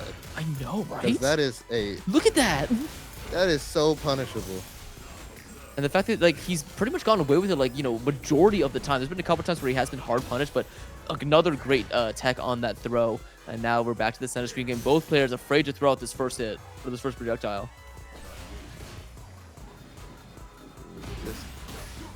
Uh-oh. Things are getting dire right now. 18 seconds on the clock, but Critical Art is available for JP, and he might have to burn it because this is looking a little bit dire. Oh, there he is. Or level 2. Able to float over, though, so good, and that's so much meter burn. Oh, the Oh, rift and though it from the very saves back, and them. that's gonna be level 1. Is that gonna be it? No, it's not. He can go over. He can come in again, but the air fireball, so tragic. Did you see Tao in the player camp too? He knew he had it, but just the last lingering fireball, so unfortunate. Just able to float over everything. Snipe Mhm. him out with the one fireball that goes in between everything. My man dodged the spike, dodged the ghost. Yeah, literally, the kitchen sink was the only thing missing from that final projectile slew that Tao was throwing at Vinny, but he probably would have floated over it too. Great stuff there, and again, That is fantastic a upset. massive upset. Yeah, it is. So that means that Vinny now one set away from getting guaranteed top 8. He will now be fighting Ricky S, who just took it over E! Exclamation point. And for those of y'all that don't really understand what upsets do, Mhm. upsets and brackets just kind of make Someone's staying losers very happy or very unhappy. very unhappy. So normally in with brackets, they project who is going to win the overall tournament and who will probably get knocked out sooner. Mhm. If you're projected to get knocked out sooner, then the first person you're going to play up against is the best person. But the Exactly. second person you play up against should be around your skill level. Loser's side is usually where you're supposed to have that opportunity of playing somebody that's within your range, right? Mhm. So when we say upsets and stuff like this happen, the person who's getting knocked down is supposed to be, The one who was supposed to win. yeah, as we said, the person that's supposed to win this. So Mhm. that means whoever is down there is about to have a very unfortunate time seeing the number one, the person who was supposed to be in first place down there with them fighting for 30th place, 33rd, 29th, like whatever the case may be. So, Exactly. And again, the reason why things are seated like that is that way when you have some of the best players, they don't immediately fight each other before it be a little bit premature, right? Because if the best players have to fight each other, one of them will win in advance, the other one will knock them down to losers, and there's a very good chance that they will fight people who are not at their same skill level, and it will just kind of make it a sad day for everyone. It could and also help because other sides of bracket that don't have those really good players can be a lot easier to get through. So this makes it a lot more even across the board for making it through a hard bracket. it also really messes, like, it skews your brackets of like actual skill Yeah. levels. Like if you put the number one player and the second best player to play in the very beginning of the tournament, you now have one of them fighting for their tournament life for the remainder of their tournament. They have Mhm. to play amount significant amount more sets. And on top of that, they're gonna meet the third, the fourth, the fifth, potentially the sixth seed down there earlier. So that means your early bracket or the people that are supposed to be getting third place, fourth place, fifth place, sixth place, all the way down to like 10th place, or potentially even 16th place, are getting knocked out way earlier in the bracket. So you have these random people that are making up there, not necessarily evident of their skill set, but more so, oh, well, I didn't have to fight the third ranked dude Mhm. because he got knocked out by the second best dude, because obviously he was going to get knocked out. So, like, that's why you have bracket seedings where it's like, you don't want those people seeing each other early on. You kind of got to keep the people almost like gatekeepers of the tournament. Exactly. No, You that gate. I'm seeing that line actually. That's a smart one. I like that. Yeah, it's almost like in the same way that you have, if you've ever done track, you have heats, right? Mhm. So each heat, uh, there's supposed to be a winner for each heat. And that's essentially how it is. There should be a winner for each division or each line through those brackets. So there should be the first place, the second place, the third place, and the fourth place throughout those lines in your bracket. So if those aren't there or they're getting messed up, and something's gonna end up funky, and it may not be a true representation. And obviously, that's also why you got to show up to more tournaments. You Yeah. get multiple results. You're able to kind of stand on those results more so than just being like, oh, one time I just fought the third place, so my reviews are a little funky. It's like, no, I went to another tournament. I got third place. Like, you can see my results. It's So, also a very nice reward being higher seeded for the work that people put into this game. And, the more time you spend, the better you get, the higher your seed will overall be. So there's a lot of stuff like that. But speaking of seeding, let's go ahead and talk about our next bracket, which is going to be a top 8 qualifier. We have Rail Get. Rahul again. Rahul again. Sorry, I completely butchered that one. My This is the champion apologies. player. This is the who? Now that I see the person playing, this is the champion player. Oh, really? Okay, I'm excited. The one that like would intentionally do less drinks. Yes. Ooh, okay, I'm excited. He's here versus Jaeger. And so again, This was the winner. Oh, okay. Wow. So great stuff here. We have a reigning champion at the alley, and looks like we have a jury main here with Jaeger. Two, I've learned a lot about jury, and just she is a strong character. She seems like a very fun character too. So I guess I'll say it to get it out of the way. I didn't play Jury. She Mhm. always looked like she's one of the more technical, quote unquote, Yeah, characters to play. I always kind of up my alley, but the foot thing, I couldn't get past it. So that's fair. Street Fighter 6 was the first one I gave her a try at. She's so much fun to play. Mhm. The charges are a fun mechanic to have. They are indeed, and we'll get a point to that was happy, but already very aggressive stuff from Raul All right, again, so and we- gets a drink on board. So We're we've not- got one drink. yeah. So now let's see, when are they gonna try and force that next drink? Oh, Ooh, the perfect parry though. That's gonna be a lot of damage right here. Probably see another no again, not going for the drink, just like you said. and as we saw, he also went for the DP there. One of the things that is just a bit more damage. Nice DP. Didn't want to have to guess there. Yeah, exactly. Finding the exact gap in between that jury combo, and there's that dive kick a little bit unsafe, so that's gonna be a massive punish. And again, still at one drink, only has the dive kick available, but look at what he's doing even without that. Great grab. One drink. Yup, that's all he needs. And that is the key to Rahuligan's game plan. That is his mechanic. That is what he goes with. He's gonna take this one drink and then he's just gonna stick with the pressure. Does a great job. Yeah. I would love to imitate this, but I really just like the options. You get your OD grab at 3 drinks, you get some more damage at 4 drinks. All right, but it's a great throw loop coming up from Yaku. Now has proper corner pressure here. Gets that big anti, and the throw loops once again in full effect. How does Jimmy get out of the corner? Big whip, but that's not gonna do it. That's gonna be punish counter. Gets the knockdown, and right back to the corner into the throw loops. Going for another grab. Yeah, Jamie's definitely good for this one. Ooh, you saw some head shaking too coming out from the hooligan. Definitely feeling the pressure right there. But let's see if the game plan will work. Jaeger coming alive in that round number 2. Let's see if he can keep it alive for round number 3. Well, the frustrating thing of playing Jamie is if you notice, like, with that one drink, he wasn't doing massive damage. Yeah. He was winning exchanges here and there, but Ooh, into the level 3 already? Okay, that's gonna be some good damage. And actually, will he be able to combo out of this? Because Absolutely. yeah, there we go. So you should see drive rush into that anti-air. Oh, I love it. dropped actually trying to catch the crouching heavy kick. And get stomped for it. That's like the 3rd time we've seen that back throw side switch out of the corner. And that's going to be a level 3 of his own. Actually, this could have been no time. Oh, all right. Pause. And that is fine because you're actually not dead.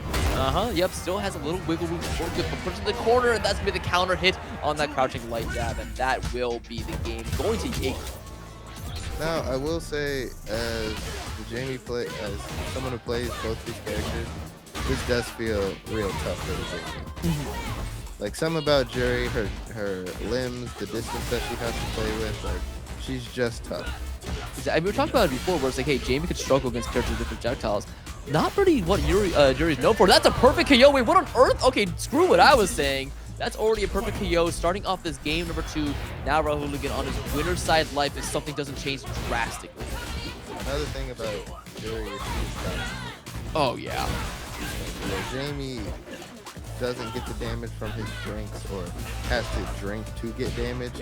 Jury and the rest of the cast don't really have that issue.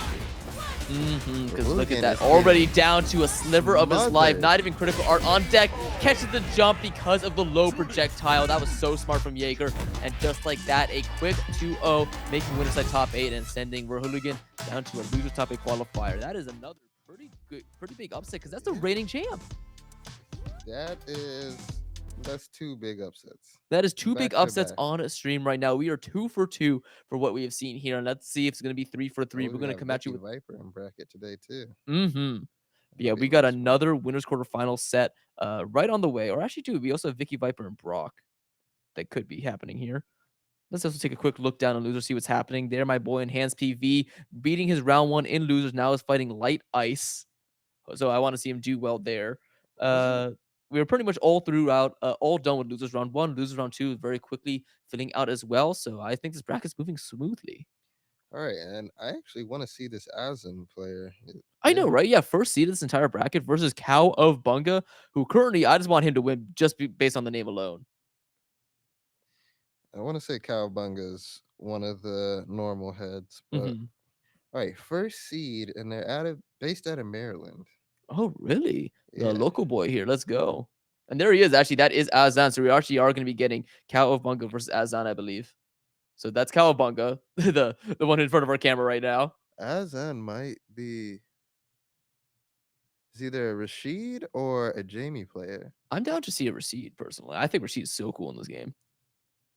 I got. Let's see. Now I got to go back at the other alleys to see what. Yeah, exactly. We gotta go through the text real quick. Do some deep dive researches. I need to start. I need to have an alley, just like Street Fighter notes. Who's won all the previous alleys? Honestly, that's smart. Yeah. Oh, and we're finally getting some character data reported, which is absolutely fantastic. All right, because yeah, unfortunately, don't know who Azan plays, don't know who Cowabunga plays.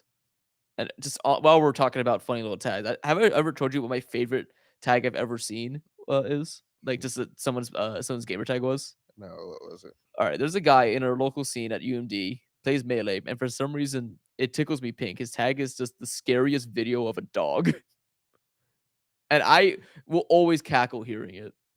And I was looking through some of like the entrances today, and there's a lot of that Cow of Bunga, Joe Tekken, stuff like that. And I all I gotta say, FGC players, you guys are funny. You guys are very, very funny. They've had plenty of time. All Yeah, they do is sit in the exactly. lab. They've honed in the art of funny usernames. But now we just wait.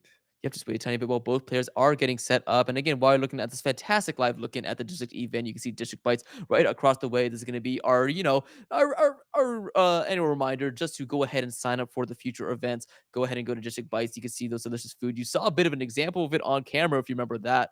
And again, fantastic stuff right there. Connected directly next to the venue. It has a lot of seating. And then again, join that Discord using that QR code in the bottom left. It has free entry for every single tournament. We don't just run fighting games. There's also, of course, Beltway Boost, which is our Rocket League tournament. More information like that can again be found in the Discord. So sign up, and hey, maybe you too can win some money, make some new friends, and just have a great time here in District EDC. And with, oh my god, I just realized I just had my friend KB yelling in the bottom right there, the promotional material. That makes me happy. All right, but Azan stepping into plate on the left, rocking the crisp Xbox One controller. I feel like Azan plays. I said Rashid. Mhm. All right, I got one more guess. All right. Rashid, I'll throw in a Jamie- guess in there too. Rashid, Jamie, or Akil. All right, I'm gonna go wild card here. I think I'm thinking Ed. I don't know. Ed? I'll throw it in Ed. Ain't no way. It could work. We'll see. But that's the vibe I got right now. All right. What? All right, just picking the training stage, and now let's see what characters are gonna end up being. Oh, first we gotta make sure we get our controls all figured out there. Look at how quick they are with it. That's these guys have a lot of hours in the game. We do have Jamie coming out from Cowabunga. It looks like. Cowabunga looks like A Jamie player. Okay. I was gonna say a Ken player. Oh, we're getting the Ditto? There's no way.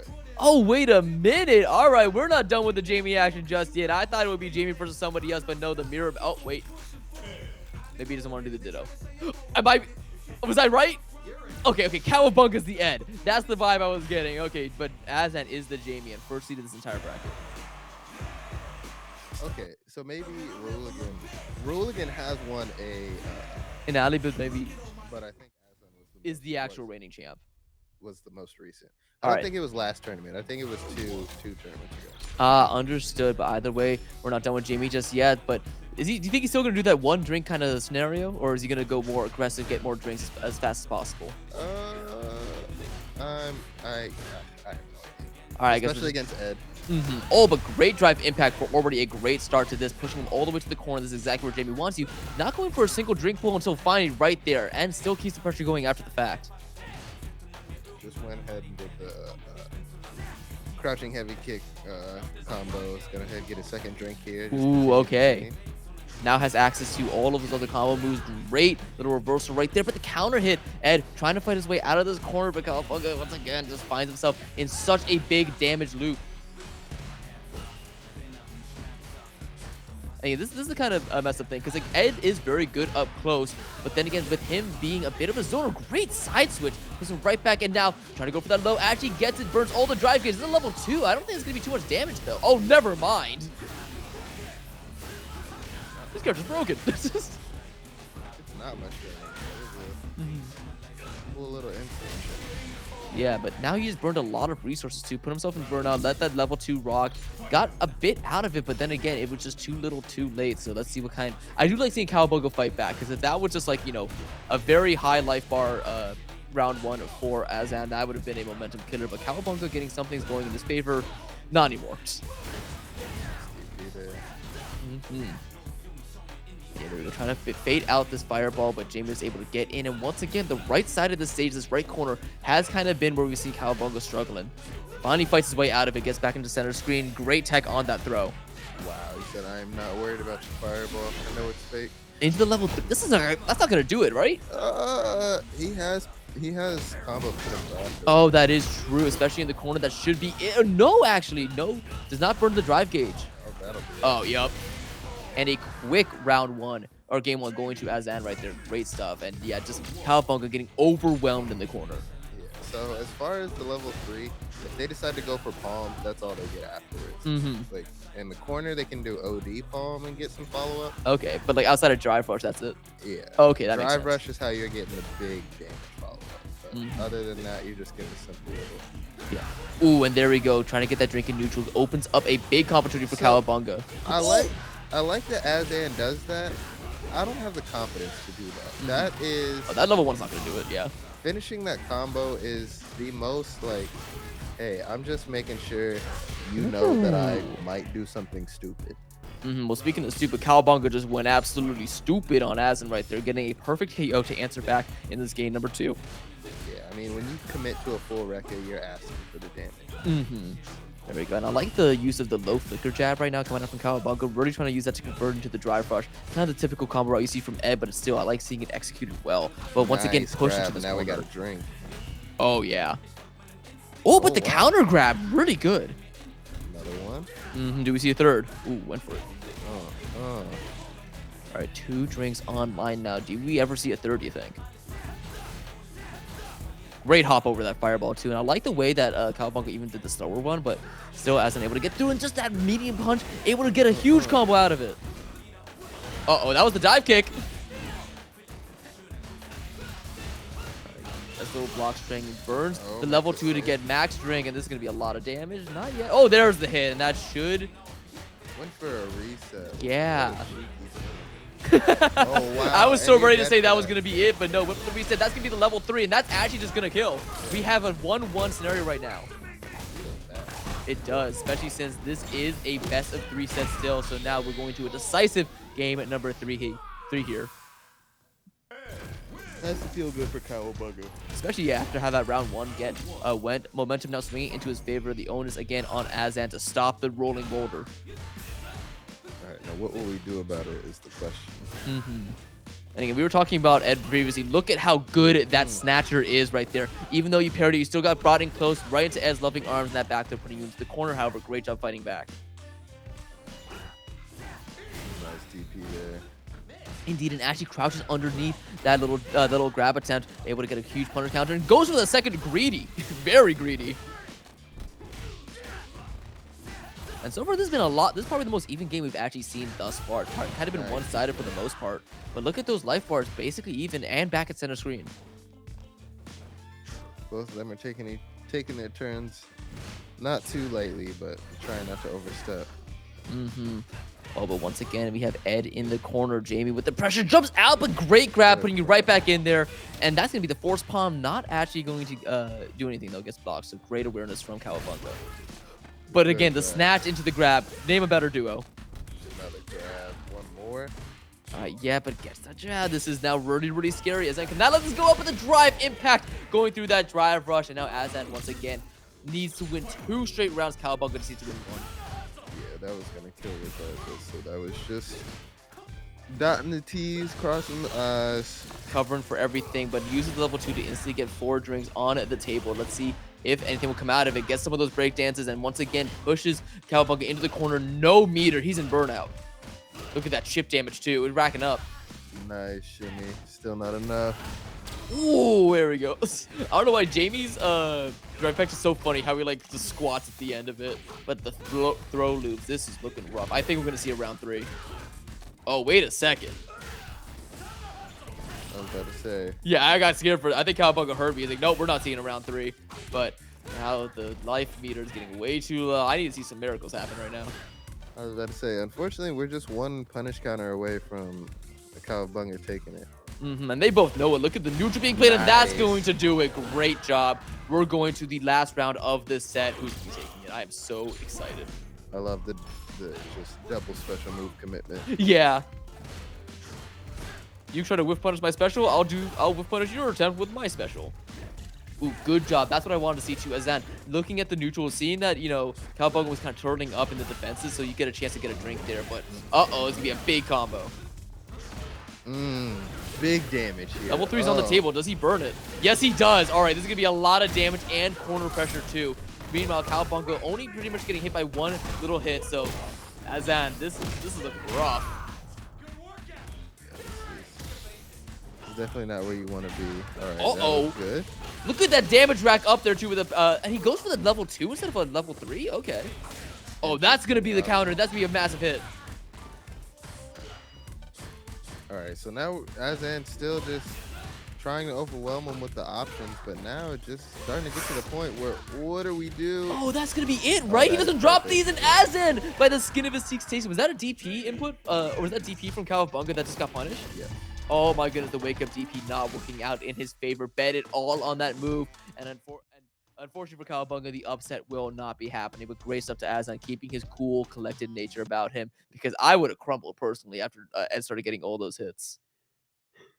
That's the struggle. That That is the always tether. the struggle. We saw it at one point. He just got him in the corner and he just stood there. He just Yep. stood there with the tether out. And what do? You can't jump because if you guess wrong, he yoinks you out the air.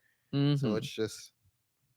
No, but again, I really had to commend the patient nature that Aslan showed us through that entire set. And with that, he lands himself a spot in winner semifinals where he will be fighting the winner of Ricky S and Vinay, which, if I looking properly here, I think should be our next stream set. So while that's getting set up, let's again take another look down in losers, make sure things are happening. Got my boy DGI Twist doing well in losers round 3. Enhanced PV. Did he beat Light Ice? No, unfortunately, Enhanced PV once again #1 PR in Marin at 1 point in Smash Bros. Ultimate. Will be falling at losers round 2, but still, I love seeing him in other games. I'm happy to see that he is still potent in other games too.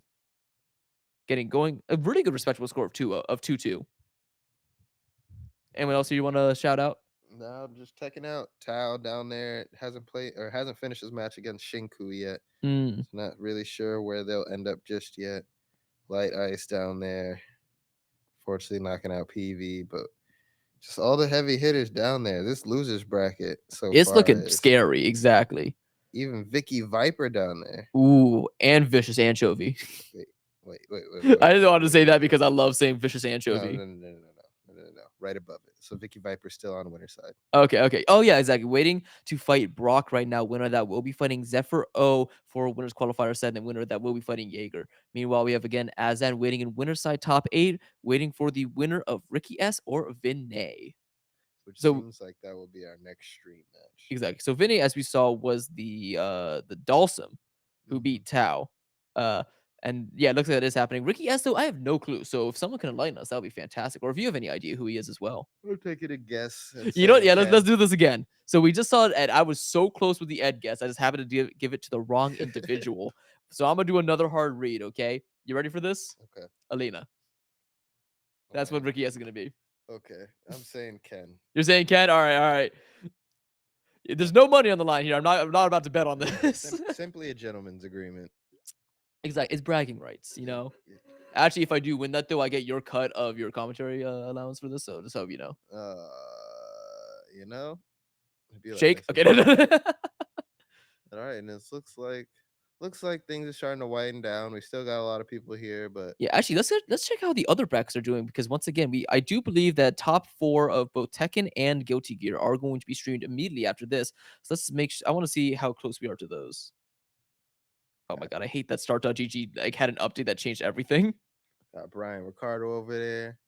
Ooh, really? Yeah, how many people do you recognize right now just in this shot? That I would say I know and talk to, probably about 3. You got Tao right there with the hat on. Yeah. Got Homeboy leaning in the pink in front of him. We got Brian Ricardo, Sorry, I Yo just. Bree on here for commentary a little this afternoon for Tekken later Oh tonight. yes. Yes. Sorry, I just looked at the Tekken 8 bracket, and the first seed there is just named Soft and Wet, and I salute you. That's actually pretty Yeah, good. he's doing good. Yeah, right now it looks like both brackets are at about 40% completion, so looking like everything else is going as scheduled. Let's see, who do I know here? I know regular Duck, right over there. Great Terry player in both Smash Ultimate and Street Fighter 6. I see Buka in the bottom right down there. He runs the University of Maryland fighting game scene, so very close with him. And there's one other person who I saw. I think I do know three, but it was yep, nope, they're not here right now. It was a Stitch Face, who is a really good Guilty Gear Strive player, and Dr. Mario main in Smash Bros. Ultimate as well. Is Buka playing Azen right now? I think so. I think Buko just got out losing to L, so I think that maybe that's a friendly setup, honestly. Mm.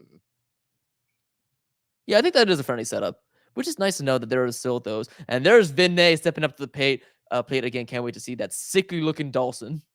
Mhm. Or Dawson, excuse me. I just can't stand Dawson. No worries, man. I like the passion in it, though. Let's see if Ricky S can stand it. All right, so again, I'm hard calling Atlanta, you're hard calling Ken. I am so excited to see if any of us will be right, because that's going to be a victory. From the insignia on his shirt, we are both wrong. Oh, is that Akuma? Yeah. Uh-oh. No, don't worry. He's the fan of the character. He doesn't actually play them. Trust. I mean, there's plenty of people that do that, but as the Link loyalist, That with is the Link true. tattoo As the on guy who his always arm, has Kirby merch on me, then yeah. all right. Yep. Well, who knows? There are some people, like, I knew so many players. Like, the one, I commentated Cavalier Clash, and there was this one guy, I remember it, because his name was Buff Luigi. Guess what character he played? Mario. Rob. Yes. And it's like, okay. Oh, for my tag with being Fuyoshi, everybody's like, "Oh, so you play Yoshi?" And I'm like, "No, Nope. no, I don't. I am not from MBVA, or I'm not from Maryland." Yeah, exactly. There's a lot of Yoshis here. Yeah, I don't know what it is, man. Oh, we got a loot. Okay, there's the Dawson. Why are they both on Dawson? There's no way, right? No, it's the mental stuff. Okay, it has to be. Imagine we get a Dawson did. I've never seen that before. Okay, who is it gonna be? JP again. All right, so looks like Vinny going through the JP gauntlet, or maybe this is just like the button test that we saw previously. Yeah, just to scare him real quick. So I think we're getting into round number 1. I don't know. This may also be a button check, but it looks like they're about to fist pump. So I think we are about to go in. So Vinny taking down the higher seeded JP, but now being put into Ricky S. And again, this is for top 8. Ooh. Good facial motions from JP. I would make a joke about that, but it would end up just coming across as a diss to Ricky S. So I'll leave that joke alone. There we go. You have to pay premium for that one. All right, but right now, so I have to wonder if this is actually a detriment or a boon on the side of Vinny, because you already beat a really, really good JP. But now, does that make you feel overconfident if this JP does stuff differently, which I'm already seeing a lot more aggressive teleports than Teo did? So it's looking likely that Vinay has to completely unlearn what they learned in the previous set and relearn this one. So what it looks like we'll have differently is he has a more aggressive JP, but we've also noticed this JP's gonna hit a lot harder. Yeah, so far, with only like, 50 seconds gone, there has been an absolute slugfest. Still using the same option, going over those rifts, getting a really great teleport into this full combo, into the level 1. That's not going to do it, though. Zoning is here. It's a great parry, but that grab was so smart, and the hand slap right across the face. That would hurt. I know, right? Yeah, because you parried, and then suddenly you still get grabbed for parrying, but if you didn't parry, you would have been hit by that fireball. It is, as you said, a catch-22, and look at that high fireball into the slide, and even though he got another big parry, the grab follows after. Right now, looking like it's going to be a perfect KO unless Ricky S does something about it, the counter hit, but the zoning from mid-screen is so messy. Alright, no perfect KO, but still only one hit. Okay, a little bit more damage here, able to push it all the way, and that's going to be the level 3 burn.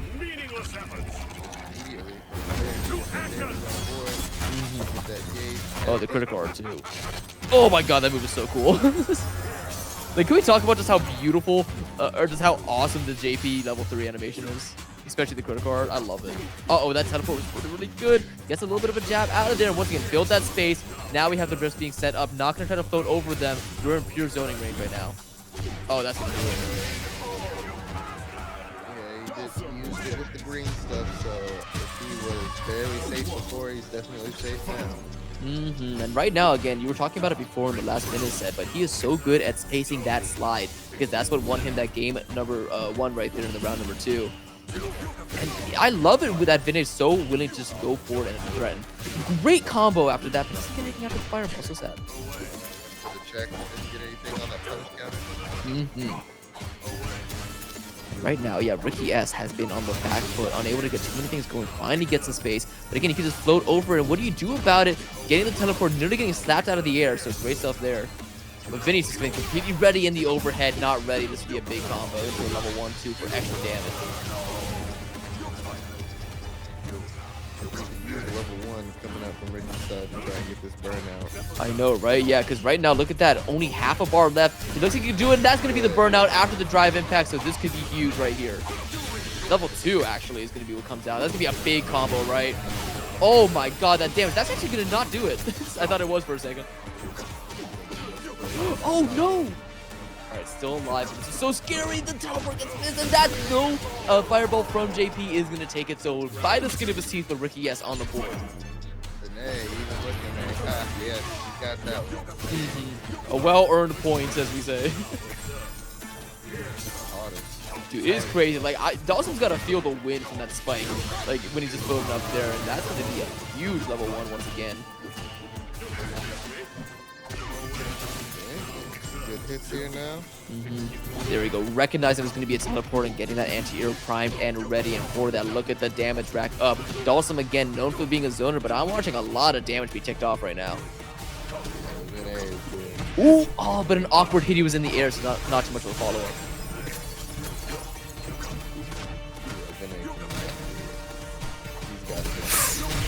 He's got the download. I would say so. Yeah, not taking barely any damage in that round number 2. And this is Ricky S once again, do or die before he gets sent into the gauntlet that is loose for so many strong competitors right there. He needs to figure out an answer here. But Vinay looking for that top 8 winner side spot. Great grab yet again after the float. So tricky with it. Look at the movement in the corner. That's that slap. I love that throw. Bait the teleport back into the crouching heavy was so good. Oh, another level 2 burn. Is that going to be the full combo? I think so. Oh my god, look at those hits.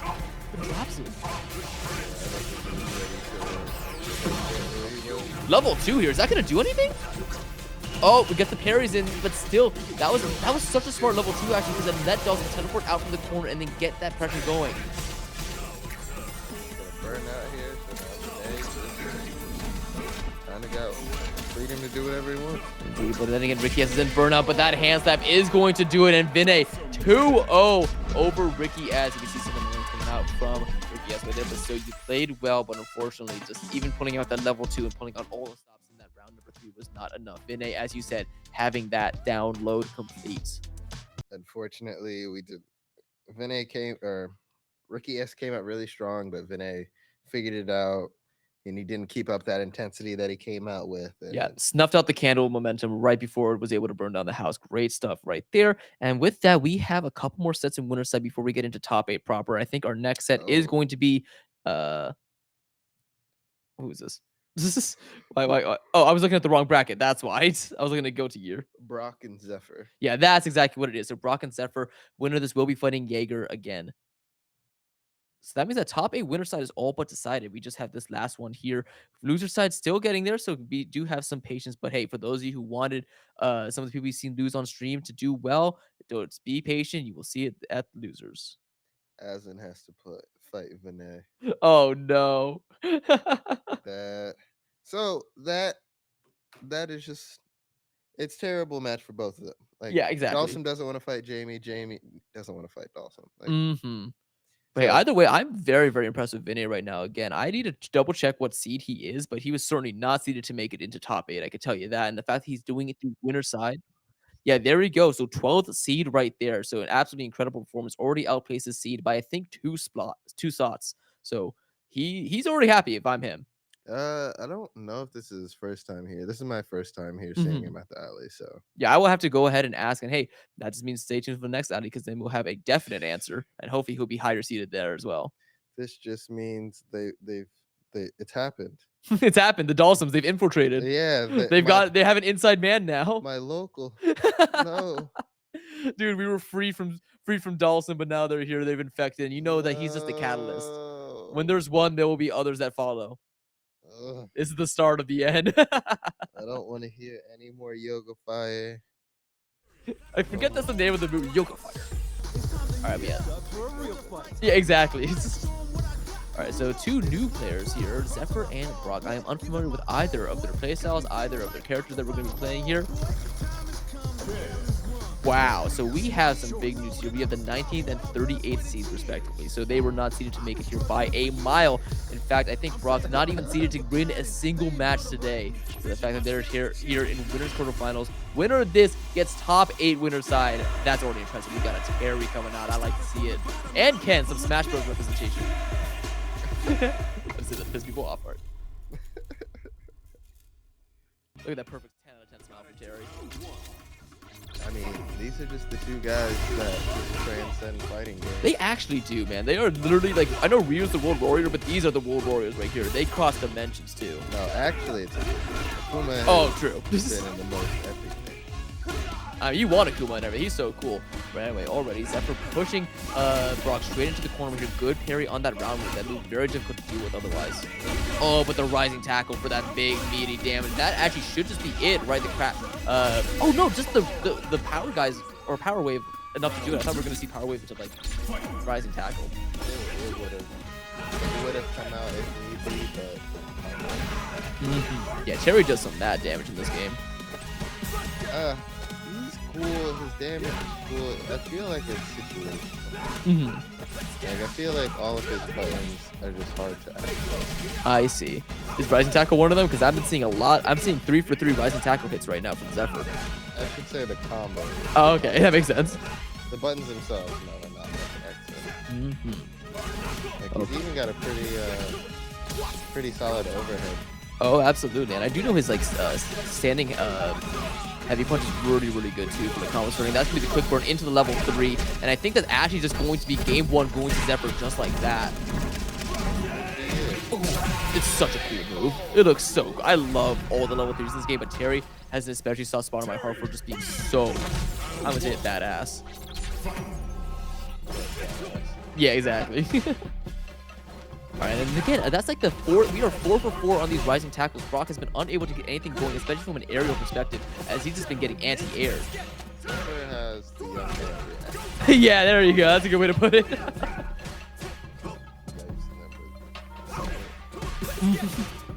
The young man reaction. Look at those parries. Those are young man reactions right there. Brock having played the catch-up game, but now puts himself in burnout. Still able to get a good combo and has corner pressure. Great grab.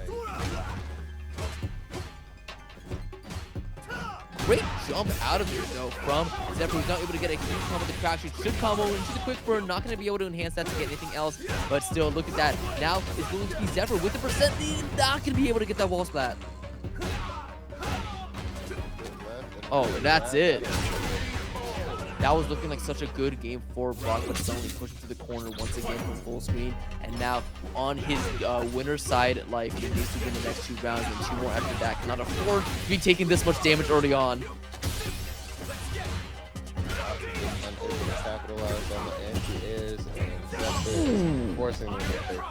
Yeah, great perfect parry, but only gets a grab out of it. So you take that. Ken's grabs go so far. So able to push Stereo into the corner, but the punish counter on that power wave. But again, the reversal, the young man reaction times, and Zephyr might be taking this to the bank and running with it. That's going to be into level 3, right? Oh no, that's going to be so much damage. Is it actually? Oh no, it is. You're right. Yeah, that's just it. And just like that, Zephyr with a quick 2-0 and a definite spot in winner's side top 8. He will be fighting. Who will you be fighting? Jaeger, that's it. That's the tag. I just forgot it momentarily. If your health is yellow and you get hit by a level 3, That's just it. It's over. Good to know. So yeah, super unfortunate right there for Brock. But again, I cannot commend him enough for making it this far to a guaranteed 9th spot when I believe he is again the 38th seed. Like that, round of applause for that. And I actually have no doubt that he could even make it through loser's side. And speaking of losers, that's what we'll be taking a trip down into, I believe. Or are we just going to be doing winner semifinals? No idea. But I No do idea. know Zephyr, Okay. that was not seated. I wouldn't say seated incorrectly. I would say Zephyr definitely, if this is their first event, or if it's not their first event, they've definitely been leveling up, because that was That was nasty. Oh, okay. So yeah, the person he beat in the upset that actually happened was that he took it over Senku Shinku 101 early on in winners round 2 after a DQ from the Norn Storm. You guys with these tags, I love them. Shinku 101. Yep, so again, they have earned that. We're going to be going right into winner side top 8 actually. So I think we're going to be starting up with Azan versus Vinny. So I hope you guys haven't had your fill of Dalsum just yet because there's more to be happening here and in best of 5 territory no less. Shinku was seated 6th. Seeded 6, so yeah, that's the top 8 state he beat. And is Senku still in? Yes, he is actually fighting Rahul again now for top 8 qualifier through loser's side. Meanwhile, we have DGI Twist beating Infamous OG. Love that. Waiting on a couple of sets here, but if he wins that, he will be fighting Brock for top 8. Cow of Bunga waiting on Regular Duck versus Emera. Vicky Viper versus DH Renegade as well. So a couple more sets to happen there. And now Ricky S waiting between Volt Gamma and the winner of Aerial Wombat and Light Ice. So those are the all of the remaining players in loser side. If you heard someone you want to root for, do let us know. And I hope you check out that bracket to see how they do. But yeah, with that, we have Azan and a Vinny stepping up to the plate Oh, again. Oh, yep. Azan, I'm a fan. You're an Azan fan? I'm just looking through their last entries. Oh, yeah. They Read him to me. What is it? they entered in TNS on the 16th, Okay. got 65th place. Out of how many? 332. That's really good, actually. And then also got 33rd and 9th at the can opener. Ooh, that's a Volume great title. 160. Do you know what the can opener's for? No, actually. Yipes. Wait, what? Is that a good or a bad thing? You don't know who Yipes is? I don't know who Yipes is now. Oh my goodness. When you get the opportunity, Google or watch some YouTube clips of Yipes. Gladly. He's nice with it. He is FGC commentary god. Oh, that's awesome. All right, I will gladly take a look at that. Okay. All right, here it is. Azan won the alley on the 18th of May. Okay, so a couple months ago, but hey, that's still pretty recent. It looks like he's hungry for another one. I could already tell with the way he's playing. 2 months ago. Okay, yeah. Yeah, so we have an alley monthly. So not the last alley, but he won the alley prior. Yeah, okay. So I wasn't tripping. He beat Uncle Rec. That's how I remember it. I see. Uncle Rec is a very, very solid player. He is a very well known. Do you know who he plays? Uncle Rec. Luke at one Ooh, point. okay. He's bounced around, so I'm not sure. I see. But last time I checked, I believe it was Luke.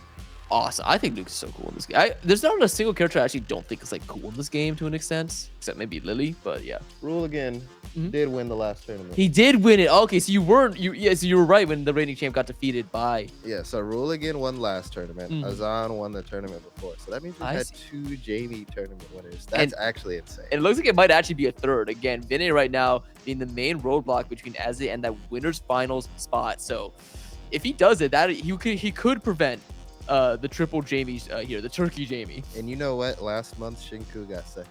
Really? Dude, that's insane. So again, congratulations to Zephyr for beating Shinku in that close game 3. And Cowabunga got 3rd. Dude, this is great. So many repeat faces here. I love that. Yeah, I was about to say Cowabunga definitely seemed like a repeating name. And one that I certainly won't be forgetting. Yeah. All right, we got Vinay there. Azan, I did see him step to the play. It looks like he's just getting his controllers fixed right now. Or getting all of that sorted. This time, Vinay got to deal with the rush down. He's been dealing with the zoners now, as we've seen the 2 JPs in a row, in Ricky S and Teo. So now he has to deal with the super rush down Jamie, wants to be in your face and just wants to make you feel miserable for playing a character with even a little bit of frame data below his. Yeah, I'm looking forward to this. I'm always a fan of anybody that can make a Dawson player look miserable. I love it. So yeah, so you said that like Dawson doesn't really like fighting Jamie, but you also said that Jamie doesn't really like fighting Dawson. Any specific particular reason why? Fireball. Oh, right, exactly. And Dawson having a slew of them, Yeah. along with the long range normals. As well, yeah. Jamie's trying to his poke. Like I said, his best poke is either standing heavy kick or standing medium kick. As where Dawson's just gonna poke you from downtown all day, every day, like it's his job. I mean, it kind of is his job, honestly. I feel like Dawson, without those stretchy limbs, would be just out of a job. Yoga Fire would have to. Yoga Fire, yeah. I love that that's the name of that move. Like OD Yoga Fire would have to be base Yoga Fire. Like the fireballs would just have to bounce as like the regular. If they took away Dawson's stretchy limbs. Yeah. We have to be putting in double F already. We're getting into it now. It looks like the training room stage is going to be our backdrop for this entire set. Oh. Absolutely not. There's no way. If you're a competitor and you let training room be the set, I know, right? When this game has such beautiful stages on it. Yeah, there's no way. Is it also like each stage has its own song, or does this cycle through them? Depends on the setup. Okay, fair enough. I think right now for my personal setup, I have a playlist based on the characters, which is the same playlist for all the characters, but that's just how you have to organize it. And we are getting training room, so a little bit unfortunate there, but let's see how this goes. Boo! Come on, guys. This is like, I hate to keep drawing parallels to Smash. It's like people picking environmental noises for grand finals. Like the song that's literally nothing in Smash. All right. Well, already I can tell what you mean by the projectile game being annoying for Jamie to deal with. I saw that high fireball and the middle one just being thorns in as inside. And right now, Vinny kind of taking this game and running with it. And as you saw, Azen got one drink and didn't even get the drink because he got poked. Yep. From a full screen Dawson button. So it's like, oh, I can still get punished for this? This is fun. You're never safe, but however, it is going to be Vinny putting himself in burnout, but doesn't matter when you get the conversion into the level 1. And Vinny taking maybe just one hit that entire game. Having fun, Azan? Yeah, has it kicked in yet, the fun? Oh, but speaking of kicking in, that's exactly what Jamie's doing to Dawson's skull right now. All right, so we've now got a drink on the board. Now, can the oppression session begin? Let's see it. Ooh, great parry. The oppression session has begun. The oppression session has begun. The hard knockdown train is in the station. That's going to be the wall splat. And getting a drink there using optimal time for the sun. Oh, that's a lot of damage. Oh, that's it. And a perfect KO to answer back. It looks like he is having fun, actually. For a second. It's a fleeting moment, though, unfortunately, in the Dawson best of 5. Yeah, although he is doing a great job at switching up his options, Ooh, he got the grab there? Drink. No drink. Oh, but that's because he burns with the level 2. So that is one thing you'll see Azan do a lot. He goes straight into the drink. Oh my god, well, it seems to be working out for him because look at that full screen combo. Racking up more damage, and that actually is going to be doing it into the level 1. That's still alive, but I think he gets a combo out of this. No, not yet. Yep, is that the level 3? That's a mean move to do. That is a mean move to do for that. Yeah, that was mean. That only even did damage because he did the OG grab. And it does literally just the chop worth of damage. Yeah. Like, I don't even think it's 600 damage. That was disrespectful. Disrespectful, but honestly optimal because, again, getting into your opponent's head is half of the game. And right now, Vinny feels like he probably regretting that entire level 3 choice. And he's giving Azan that game number 1. Oh my god, it kicked straight to the chin. Dude, Dawson weighs like 80 pounds. That kick from Jamie honestly would have like broken the spine. Yeah, Dawson looks like he's a big man. But at the same time, how you supposed to get so stretchy if you... Yeah, you know, that's fair. I don't think Taco Bell and Dawson have ever interacted before, I'll be real. Oh my god. Great call out again. Yo, that was a nasty catch. Yeah, on that teleport. Disgusting. Oh my god, speaking of catches again, just the immediate reversal. He said, what is my option select here? Oh, you can't do anything about this? Oh, do this. Right, getting another drink, and that's why you saw that dive kick come out in full force. And yeah, Vintage is trying to get anything going, but these long-reaching normals, you sticking your hurt box even further out. Jamie gets to go field day on you. Oh, and he decided to go for the drink, so he went for the 2. On that kick though, and now we're at 3. So many moves at Jamie's disposal that could just lead into each other now. And hey, what a good sport. Has such a smile on his face. Looks like he just... No, both players that do think are having fun. Also, why is Azen sitting so far away from the screen? So I just noticed that real quick. Do you see him? Azen says The farther I am from the screen, the better I can get. Exactly. Well, hey, now he has 4 drinks. Is there any merit to getting another drink at 4? Because he just did one. It increases your drive rate. Oh, I see. Well, oh my god, look at that damage. A sliver of health, and that's going to do it. Now we are up 2-0 for Azan Vinay. Really doing he's doing the thinker pose right now. He has to dig deep to know what to do here. The thinking man. Yeah, look how pensive he is. All right, running it right back. And now all the onus again on Vinay to get something switched up here. I personally don't know what to do because it feels like he's tried the zoning game, he's tried the rushdown game, but Azan has been there to punish it each time. Azan has. And Azan's going for such cheeky resets. And again, I'm only able to like really notice it because I've played Jamie, but if I didn't, I'd have no idea. He's just going for such cheeky resets. He's stopping the Rekka in the middle of it. Yeah. Oh my god, going through the fireball right there. And again, look at the life disparity. So went straight for the Bakai. Went straight from drive rush into Bakai. Also, wait a second. Jamie close to being put into burnout right here. However, that meter quickly refreshing. Now we're at 2 bars. And now Dawson kind of in danger of doing that too. Look at those hits connecting the dive kick thanks to that second drink. Unfortunate. We're just looking for 1 DI here. Well, hang on a second. Vinny can do this. Oh, no, he can't. I lied. You just kind of know the instant he hit that crouching low that it was just over. I will say, carries. that crouch. Oh my god. That hit from there and he gets the full conversion into the 4 drinks. This is not where you want to be because this is your winner's side life for Vinay. Oh no, he's in the corner. Great parry, but isn't too little too late. I was still afraid of trying to DI the fireball. Ballsy grab. I heard it to say ballsy grab again. All right, push into the corner, but I feel like this has actually been where Az has been making his moves. Oh, and burns him out there. What a great play. All right, but we have no bar. God, that's like the second time that extended hand has been hit by something. Oh, that should be got it. him with this shimmy. Oh, that was mean. You didn't have to do all that, Azan. Come on. That was actually so messed up to finish off with a dive kick 2 on the read. And just like that, our first seed landing himself a well-deserved spot in winner finals.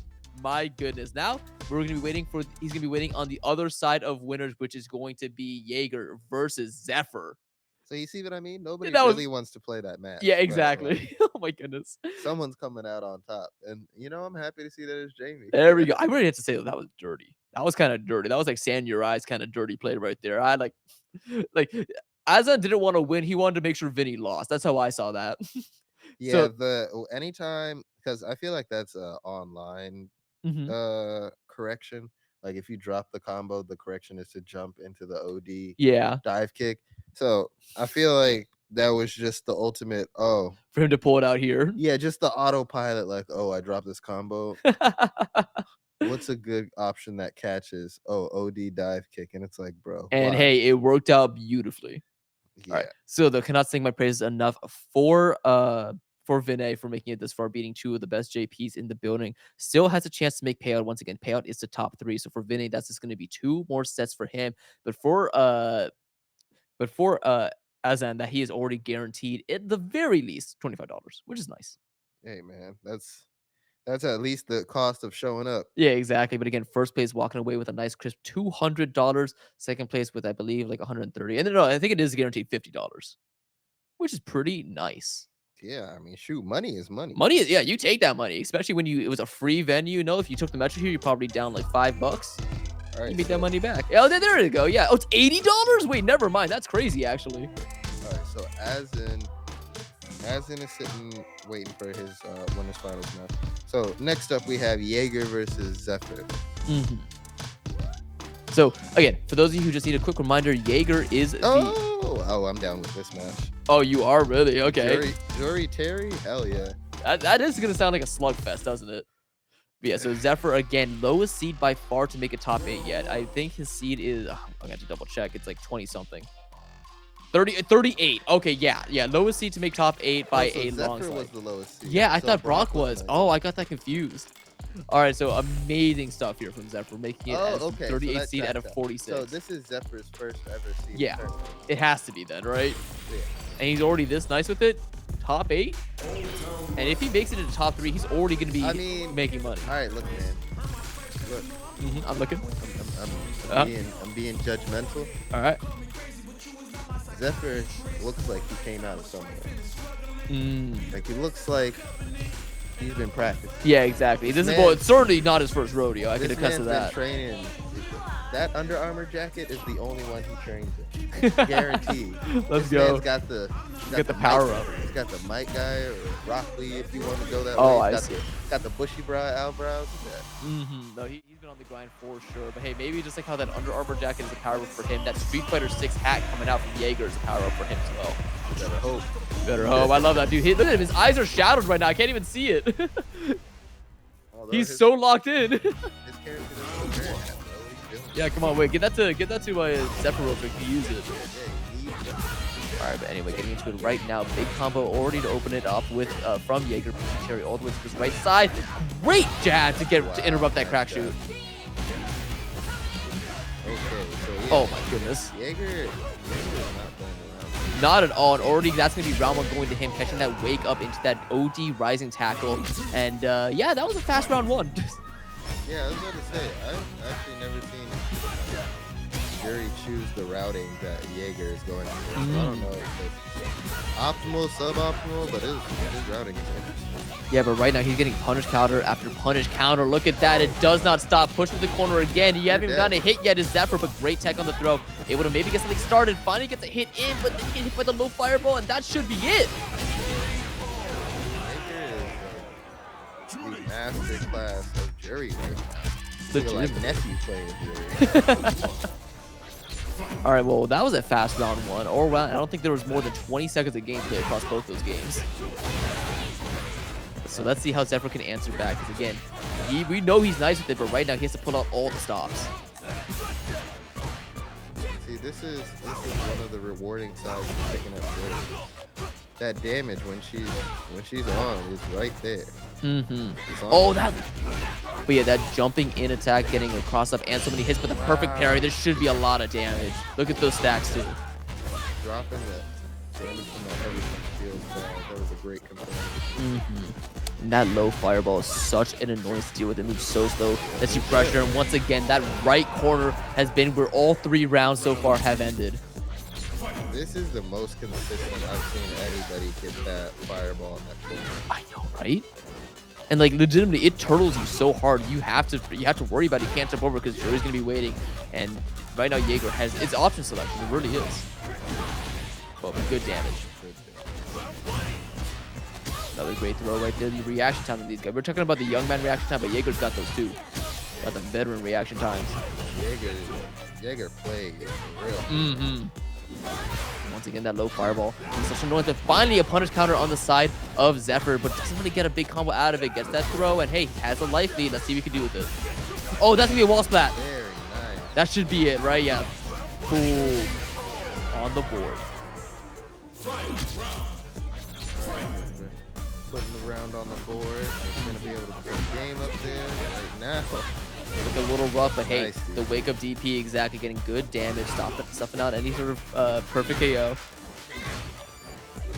Look at all these jumping attacks though. I'll be so scared. Does Terry have a good anti-air? No. Okay, yeah, but that's probably the reason why we see Jaeger doing so many of these jump ins. I'm just trying to think. I mean, everybody has one. Yeah, exactly. Is it but good? a good Probably. one. Oh, but actually, it looks like Zephyr or Jaeger's actually got stuffed out right there. Now is the drive reversal not going to be going punished, and that's when you can grab. Still, though, somehow Zephyr's in the lead. Oh, and Terry gets out of burnout first, and he's able to do those drive rushes, and because of that, the overhead. And Zephyr on the board after that awesome waxing that happened in game number 1. Yeah, let's see if Jaeger's able to keep up the momentum. But Zephyr is doing a much better job at blocking. I know, right? Like, I'm already impressed with the adaptation I've seen because somehow he has like completely flipped the script from what I was expecting after game number 1. Already, look at that. So much meter burn on the side of Jaeger. Pushing the corner. That's burnout. That means the wall split. This should just be it, right? Terry doesn't miss. He doesn't drop these combos. Into the Buster Wolf. Bing! Not enough to take it yet, though. I love that throw. Wait a minute. Wait a minute. Uh-oh. This is looking scary right here. Gets that stack. Wait, what's happening? Okay. So what Jaeger was trying to do was trying to jump back and get a charge. Yeah. You can't jump back. You have to like dash back jump, or just dash back, get the charge, and then do it. Yeah. I see. So a bit of an unfortunate drop right there because that drive impact will be curtains for him. Round 1 going to Zephyr, but what? Yet again, you have another round to work with here. Oh, that's a great parry. That's gonna be a huge punish counter throw. Just damage. That's it. Oh. Air grab? Yeah. I was never seen that. Air grabs in this game are so infuriating. If you throw out a hitbox, it doesn't matter. Air grabs you. Yep. Ooh, great jump out of there right now. And again, the side switch has happened. Right now we have Terry in the corner trying to get that jumping medium to get out of there. But it's going to be the jumping starter from Jaeger. Not actually a big combo, Oh though. my goodness. Come on, Jaeger. Or not. Come on, Zephyr. Always got to be ready to tech those. Yeah, you can't be holding that parry that long. Homeboy went up in the air and you still holding it? Oh, great drive reversal. Look how far that sends. Right now, this game 3 matters so much. Because, like, Jaeger needs to get the momentum back in his favor. Meanwhile, if Zephyr gets this, then Jaeger is going to have to be thinking about that round 1, thinking what he did wrong. Good grab. Knocking over all those apples back there. So tragic. Oh, that's the level 3. Is that going to hit? Yes, it is. That's going to be a lot of damage. God, I wish that were me. Anyway. Nope, we're moving on here. Great grab yet again coming out from Jaeger. Pushing Zephyr right back into that corner, but again, still has some room. To wake up into that DP rising tackle. Puts him into burnout, but it looks like he might be putting Yuri. Yeah. No, that's going to not do it. That was it. Oh, they're both so much spaghetti. This won't kill. It won't kill, no, but it's going to be a sliver of health remaining. Yeah. We're past shit. So it's not like we can shift. The burn knuckle, you crazy man! You just burn knuckled straight in like that? Yeah, why not? Fair enough. I guess he wasn't burned out after the fact, but still, it just that was like a 5 Nights at Freddy's jump scare from the POV of your jury. That's scary. Burnt out and no bar. She just has to hold it. Fair enough. The more you play, the more you'll realize the checkmate situation. Right? If you have no bar and you have no DP access, you knock down. You just gotta hold that DI that's coming, homeboy. Okay, oh my god, thank goodness. I thought for sure we were going to see another perfect round coming out from Jaeger. But, hey, now you just do it with like 80% of your life left there. So it looks like some adaptation has happened. And he's going to need every single bit of it he can because he's down a full game. Big damage right here. The Wake Up DP really has been the answer to everything thus far for Zephyr. Jaeger, Zephyr needs to start capitalizing. He's taken 3 standing heavy punches and he hasn't converted. Exactly. That's like a really good combo shoot with Terry. Yeah, no, that is massive damage that he's just leaving on the board. And the fact that he's hitting them too is like he's getting the hard part done, but he's not getting the easy part. Yeah. All right, with good anti-air yet again. That's going to be the power, the geyser though. Nothing out of it though. Great block, and that's going to be a lot of damage. This could actually be the round going to Jaeger, exactly the level 3. It won't. Oh, really? Oh, you're right. Okay, got it. But still, okay, they were ready for that. So Jaeger taking game 2. And hey, game 4? Game 4, yeah, exactly. And now the first game 5 of tonight making its appearance. I'm excited. I have no idea who that's going to be taking because right now Jaeger is riding the momentum, but Zephyr's the one who had the adaptations down. And this time the adaptation's working for Jaeger. They're recognizing it's going to be Wake Up DP and already pushed to the corner. The throw loops in full effect. Another dropped heavy punch. Yeah, that's 4. My man has not converted a single heavy punch that is connected. And he's connected every heavy punch. Yeah, exactly. All right, but so at least he doesn't drop these combos. Great rising tackle, now pushing to the corner and in burnout. Once again, this is possible, but waiting for the DI and the level 1, able to close out game number 1. There's such good reaction time on the side of them, or on Jaeger. I'm honestly surprised Jaeger held power. Whatever it was. Yeah. I'm surprised he even held that. But you know, still good stuff from Jaeger, making great adaptations and great calls. Like, Jaeger's reaction. Ooh. I want that man's reaction. Yeah, exactly. I don't know if Jaeger's playing off this muscle memory or actual reaction. This man has reacted to every counter hit that he's got.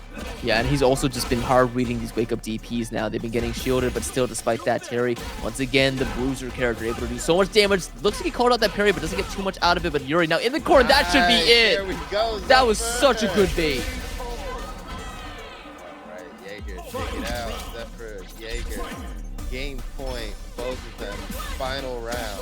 Who is walking away with I know, right? Great tech on that throw, and you can see both players respecting each other so much. They both have great tech on these, and that's going to be the first hit going to Zephyr. What does he do with it? it? Doesn't convert a standing 5 for heavy 5. Let's go. All right, big committal jump in, but actually gets the grab after the fact. This is so even right now in the damage. Oh, but another good grab. I hope you watch this stream Yep. and when we're complaining about you not making these hits. I hope you understand. It's nothing personal, but goes for the level 3 for the big damage. And again, also lets that burnout meter get a little bit more charged as this animation plays out. And look at that. Only like 10% of life left. Did he? It looked like it. He was Yo, like, he's feeling man. himself right now. Let's go. He's like, man, that combo was hard. Yeah. Look over at Jaeger. Yeah, come on. It's like we have the time to look over it during the level 3, and that's Yes, gonna do it. sir! Oh my goodness, what an answer back from Zephyr, who takes it in a close game 5 right there, but in a dominant round 3. And now he, as the 38th seed, lands himself a spot in winners finals versus the first seed of the entire event in Azan. My goodness. Wow, congratulations, Zephyr. Legitimate, man. That great is- stuff. That is awesome. May he connect his heavy punches follow-ups, okay? We need to see that, because despite that's the crazy thing too, is like he could have ended those games and rounds so much earlier if he converted off of them. That's so much like Yeah. it's heavy punch is the starter. Like it Mhm. is the starter to a whole new world. So the Yeah. fact that he dropped 5 Mm-hmm. 5 of them. That's also why I don't play Terry, Oh yeah, really? because that's hard to convert off of. Okay, in that my makes sense. in my opinion. Yeah. But if you can't, so old FGC had method. Mhm. If you can't do it, why you playing the character? Fair enough. I like that. Why waste energy? Yeah, if I can't convert off his standard B&B, I'm not gonna play the character. Exactly. Like, Yeah, you're not gonna force yourself into a diet and avoid the bread and butters. No, you Yeah. want to hit those. like I can do the bread and butters, or I'll play a character that I can do the bread and butters for. It's that simple. There you go. But it looks like because Zephyr is on that diet. No B&Bs. Just going for everything else. So I'm already just impressed with him again. I cannot wait to see his seed increase drastically at the next hill, as he's Yeah, already that was guaranteed awesome. payout. That was awesome. I Mhm. will say, like he had the conversions were there. Oh yeah. He picked up off the counter hits, picked up off the punish counter hits. So like the reactions, the timing, everything was there. But Except for then, H punch. Yeah, just and he did so. Not even to say he didn't convert off some of them. And the other thing that's difficult about the heavy punch is that if you notice, it has 2 hits. Yeah. So when you get the first hit, your option select is different from if you get the second hit. Really? Okay, that makes sense. Yeah. So if you do the first hit, and I want to say it's like you go into the slide tackle or something like that, Mm-hmm. but you Power can charge, yeah. yeah, but you can only get it off first hit. So Oh, if you get the full extension and you get the second and do you have hitbox, to cancel it into that, or? Mhm. Oh, okay, got it. Yes, so it's a reaction game a lot of the time. yeah, so you have to cancel it on the first hit, and if you don't, it's negative. They can block it, and There it's a you go. serious punish. So it's like that's why I don't play him. Mm-hmm. I see him.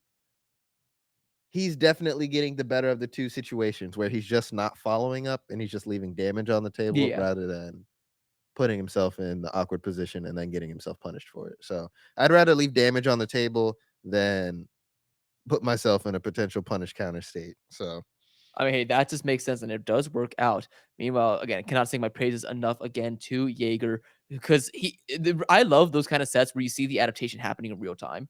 yeah, Because Jaeger dominated game number 1, but then Zephyr adapted really well. But that game number 4 too, you saw the adaptation come in, the shielding on the wake up DPs, and just the general spacing that Jaeger was doing were so masterclass. And so brought to that nail biter game number 5, and I could not be happier with having witnessed it. But I, Zephyr gonna be waiting. Oh, sorry, go ahead. I was just gonna say Zephyr just seemed big brain. Like there's no other way to put it. Like you could see his thought in Yeah. real time. Even though we couldn't see his eyes next to the hat, I saw it in the gameplay exactly what he was thinking. Exactly. Like But hey, now that winners finals is decided, we're gonna be taking a quick break and stepping down into losers, where we are still deciding our top 8 there. And first and foremost, we are gonna have Cow of Bunga versus E Mera. This is a top 8 loser side qualifier, and we already have Rahuligan, Jamie player, making it into top 8. So that's our second Jamie in top 8 right now. Again, the reigning champion from the last alley. feel like I know this person. Chimera? Okay. I Well, feel they're like playing Aki, which is awesome because Aki is a character you kind of rarely see. I'll be I honest. feel like they're from.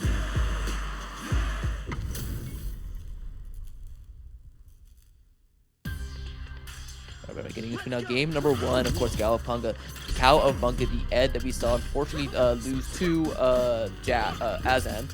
Meanwhile, we have Mara. Looks like we're just getting the button check done right now. Aki's such a cool character in the game.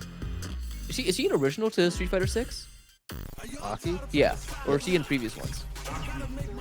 Aki is new to this one. Oh wow, okay. So Aki is a disciple of Fang. Yeah, Fang's the weirdo. Yeah. Oh, we're getting the Luke instead of the Ed from Cowabunga. Yes. Huh. Yes, Cowabunga has been known to play the Luke as well. I see. All right. Alright, getting into it now. Love this stage pick right here. Just love that moving Street Fighter 6 logo on the back. So sick. Oh, with the instant parry. That's how we're starting this off, Cowabunga. All right, and there we go. Getting the perfect from Luke with that perfectly charged sand blast. Or knuckle thing. Flash knuckle. That's it. Alright, good shield on that projectile, but oh, but actually drops the combo. Luke able to put a low profile that overhead. Yeah, unfortunately, sometimes you gotta be cognitive of how the character is getting hit. So sometimes when they're crouching and they're getting hit, depending on your character, you can't go the specific route you want to. Exactly. Aki has that issue. Oh, goodbye. Yep, in burnout, gets drive impacted. We've seen these before. Rising uppercut. And that's going to be round number 1 going to Cowabunga.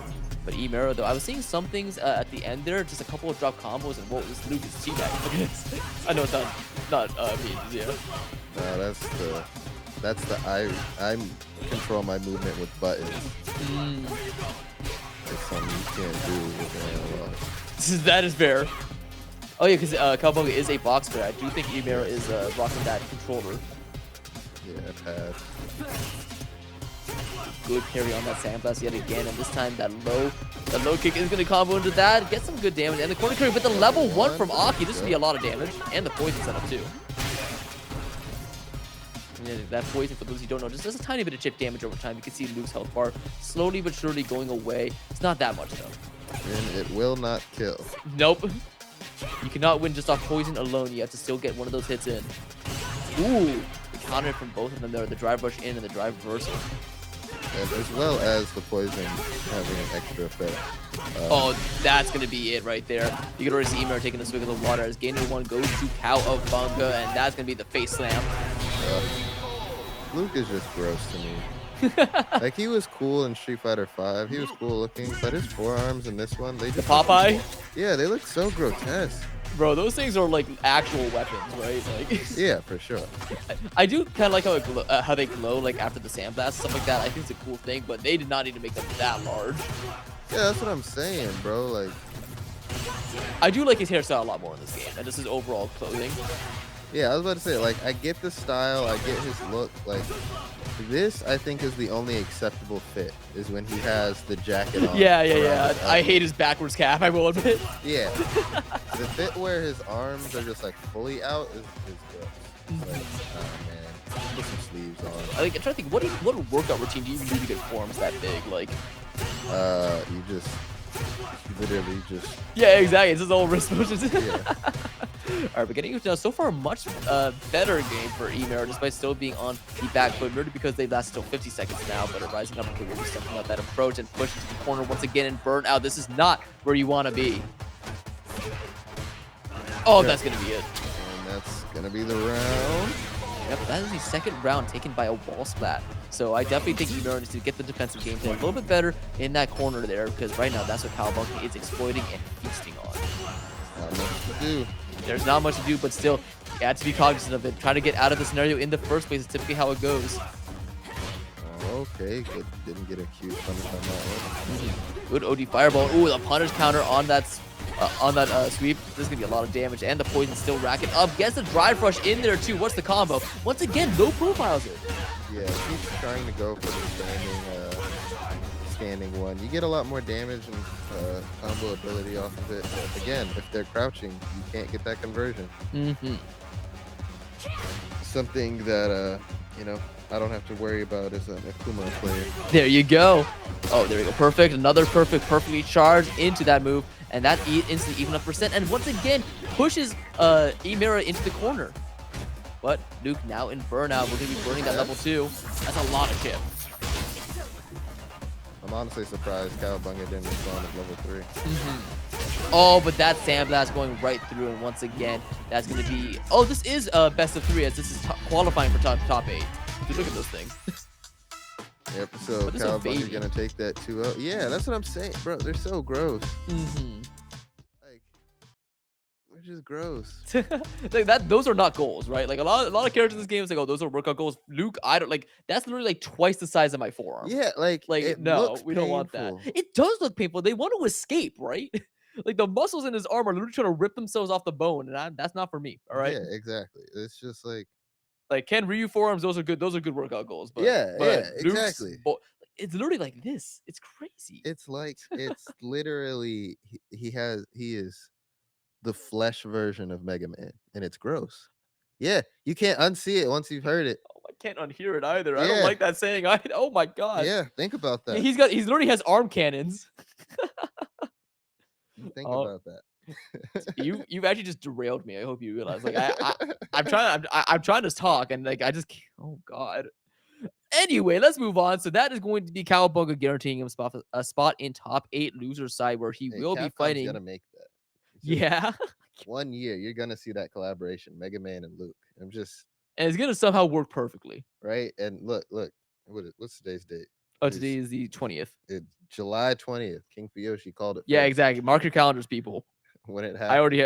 I'm saving that to my notes. So we have so Cowabunga once again loses top 8. He will now be fighting the winner of Ricky S versus Bolt Gamma, which will be our next set on stream. Of course, Ricky S is a JP, one of the JPs we saw taken out by Vinay. Sorry, I forgot about that. Dawson. And then we've got okay, so just looking down on the losers bracket, Rahul again knocked out Shinku. Somehow K64 beats Squid Kid G 3-0 in a best of 3, so I'm impressed with that already. And so I was wondering why that set was taking a while. It's because he 3-0'd him in best of 3. That man was like, oh. It was such a win in his favor that they gave him 2 games for his last win. Is there another Dawson? No. Is this the same matchup that Ricky S lost to in winners? Bolt Gamma rocking the Dawson this time?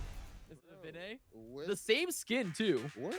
Oh, did these Dawson pairs come out of? I'm telling you, when there's one, there's others. That's what I'm saying. Like Vinay is the catalyst. Same with Bolt Gamma here. And again, this is top 8 qualifiers, so we could have 2 Dawsons in top 8.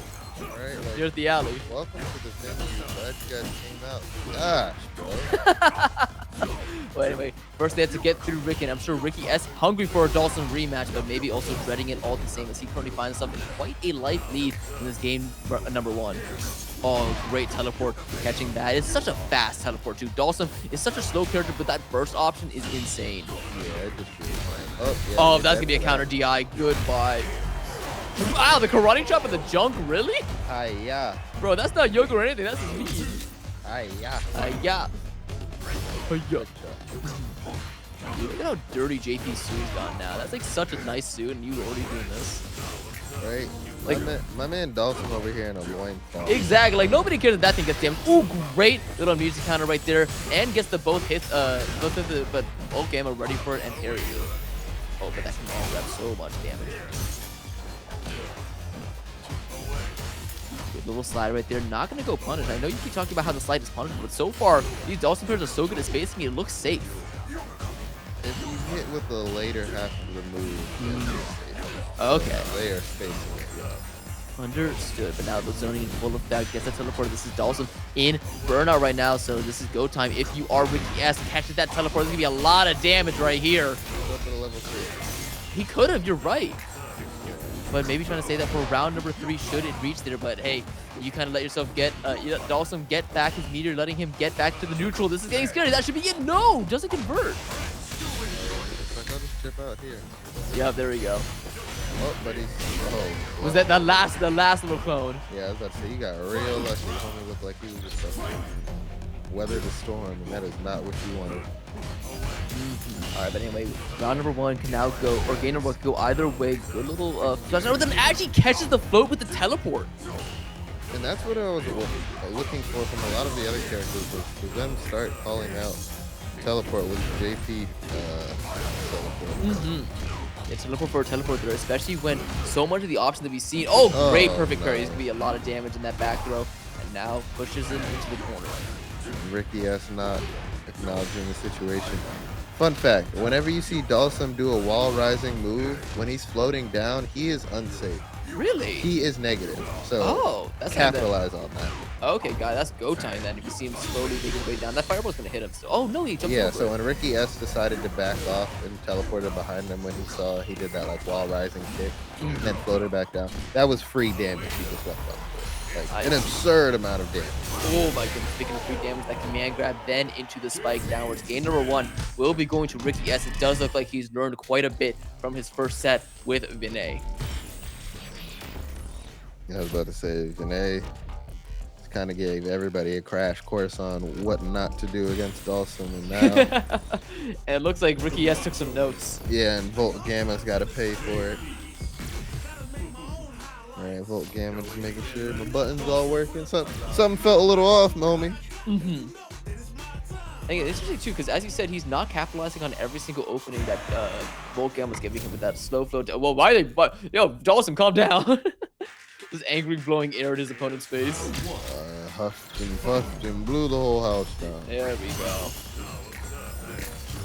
Alright, another great use of that float to hop over all of that shenanigans that JD is known for throwing out right there. Going for the fireball, but not going to be able to get it. And yeah, right now, this is so much jumping coming out from Volt Gamma, so I really want to see him try to punish that. Oh, that drive impact. And the stars. Oh, this is gonna be a big setup. I love that combo actually, but drops it. Indeed.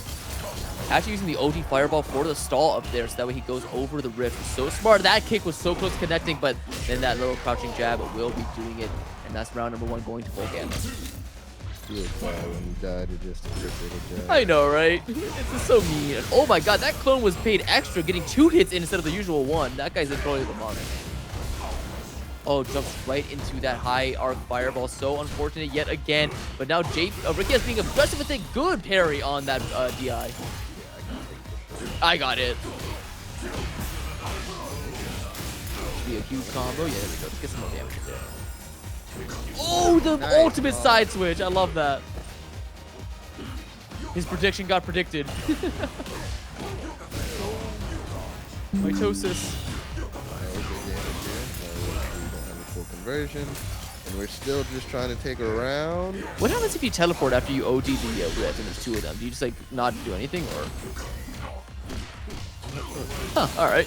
I was just thinking about, like, is he still able to catch the float by teleporting to one of those rifts? But doesn't seem to be working there. Oh, big punish counter on that whiff grab. That means that round number 2 going to Ricky S. And in a repeat as we saw in game number 1, Ricky S taking round 2 here, and now riding the momentum to another victory. So let's see if that comes to fruition.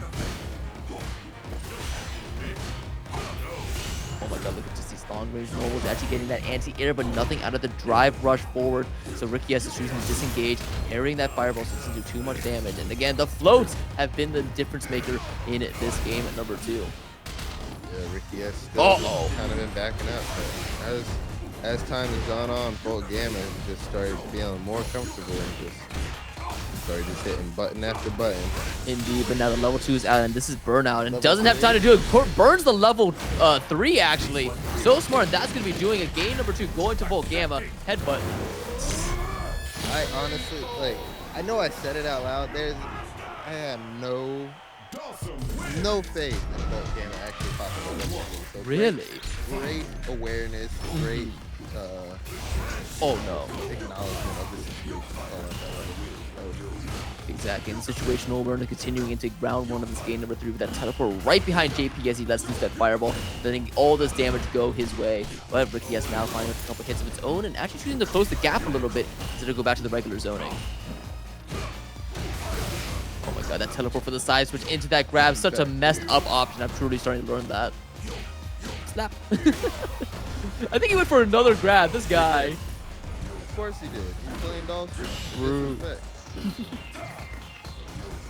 Alright, floating kind of in that middle area where JP can really struggle to hit him. So messed up, and that's going to be doing it with that little fire brush too, with the little OK symbol in the fingers.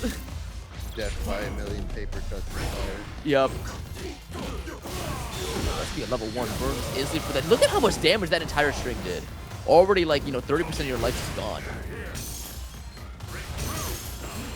All because you're trying to approach Dawson. Yep, all because you want to break that zone. But once again, the zoning characters want to punish you for doing that. They want you to stay over there. They want to make sure you don't have a good time playing this game. Reset to square one, and oh my god, these trades are not working out in Ricky S's favor, and that's game number 3 immediately going to Vault Game quickly. Oh, and that's it, right? I forgot it's still best of 3.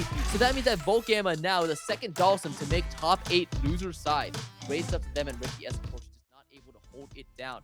And with that, we are now waiting on DGI Twist versus K64. Winner of that will be fighting Brock, and winner of that will be fighting Raw Hooligan in a top 8 loser side. Oh, Brock beat over DGI Twist. No, that's the one player I was kind of rooting for because he's my friend. But great stuff to Brock. Or K64, I mean. You know Ricky S is hot. I know. You know homie is upset. Ain't no got way doubled I got in by Dawson. Yep. Both in game 3s too. Who even plays Dawson? Yeah, bro? exactly. I think so he had to wait a while. So he lost to Vinay, waited like a good 40 minutes, and then lost to another Dawson in a set like that. So super tragic to him, but again, had to congratulate him for making a very respectful 9th place here. Feels bad, but hey, played well, did his thing. Yep, still feels bad. But those are the hits you got to take on the chin and roll with the punches if you want to keep doing these games competitively. Because let me tell you, the instant that you start giving up is when the game gives up on you. So I have no doubt that Ricky S will be back for more in the next alley. Which, by the way, be sure to look out for that by checking out the Discord here at District E. You can find that in the description, everything like that. Find this neat little QR code as well on the bottom of the screen. And once again, all information for all of the events you can find there, as well as the applications if you want to do some commentary work, if you want to be just like myself and Yoshi here on the mic. And again, don't forget that if you do ever make it to this venue, you can get a bite to eat at District Bites. Some amazing food there for surprisingly cheap. So I would recommend it. All right. Well, ladies and gentlemen, we have finally hit the stretch of the tournament that and those around me like to call the gauntlet. Oh yes, this is where the stamina gets really tested. There is no more who's playing who. Everybody is playing for their spot now. So we know who. Oh, no, I lied. All right, but anyway, so despite what the screen shows you right now, Brock is the man on the right. This was the Ken player who lost to Zephyr, but again, I do not blame that. I do not blame him for the second because Zephyr was playing hot that entire set. Meanwhile, we have K64 who again just eliminated my good friend DJI Twist, and we have an E Honda rocking the sticks.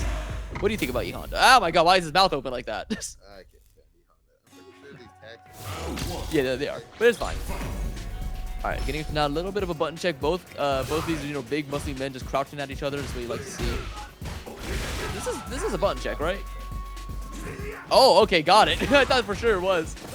No, we're past that part. We're this far in the tournament. Yeah, everyone's already playing high. If you made it this far. And there we go. Ken literally somehow not popping all of his joints, pushing that 300-pound man over his shoulder. And there's the catch right there. That butt slam I've seen many people get angry at. Yep, I'm one of many people. There's so much damage with that grab, and this is going to be a lot of damage on the side of Brock. He gets the side switch too into the Shoryuken. So good stuff there, but burns the level 1. Get off my stage. Uh-oh, that should be it, right? There we go. And burns the level 1 just for good measure. Would have killed there, but no, the level 1 was definitely overkill. Level 2 was certainly overkill. Level 1 was right. Exactly, and you save a bit of that meter going into this game, to this round number 2 here, but still, that was close. K64 just recognized that he got a little bit he overextended a little bit and let Ken get that free hit. Oh, there's the torpedo. Yeah, and right now Brock is just oh my god, great feint, and that's gonna be the butt slam, ground pound for sure. And when did Ken get to this low health? Headbutt after headbutt. It does add up indeed, and already round number 1 here going to a decisive gain of round number 3. And again, this is still first to two, so this matters so much who wins this game number one. But that was a slow torpedo. E Honda just kind of casually floated over like that right there. Oh, it is. All right, we're getting put into the ring. This will not kill, but we're burnt out for it, and with the lows we might be in chip territory. Oh, absolutely. And also just in that corner, E Honda really just thrived here. We just burned that torpedo.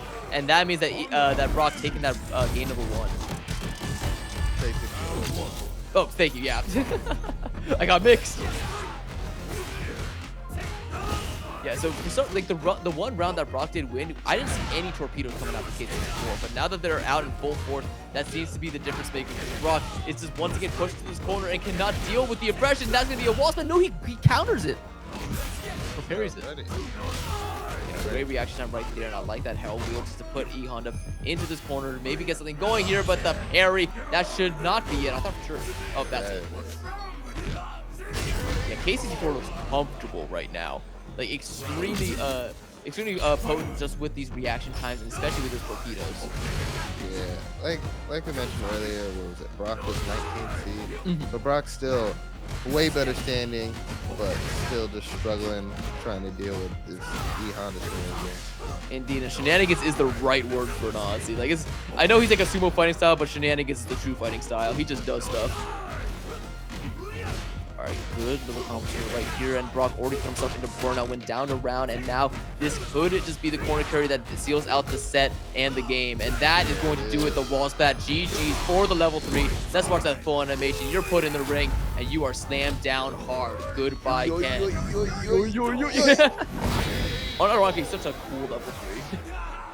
It is cool, but then it's like anticlimactic. It's like, oh, cool. What are you gonna do with the fire? Throw me on the stand? That's why the critical art is the true best one.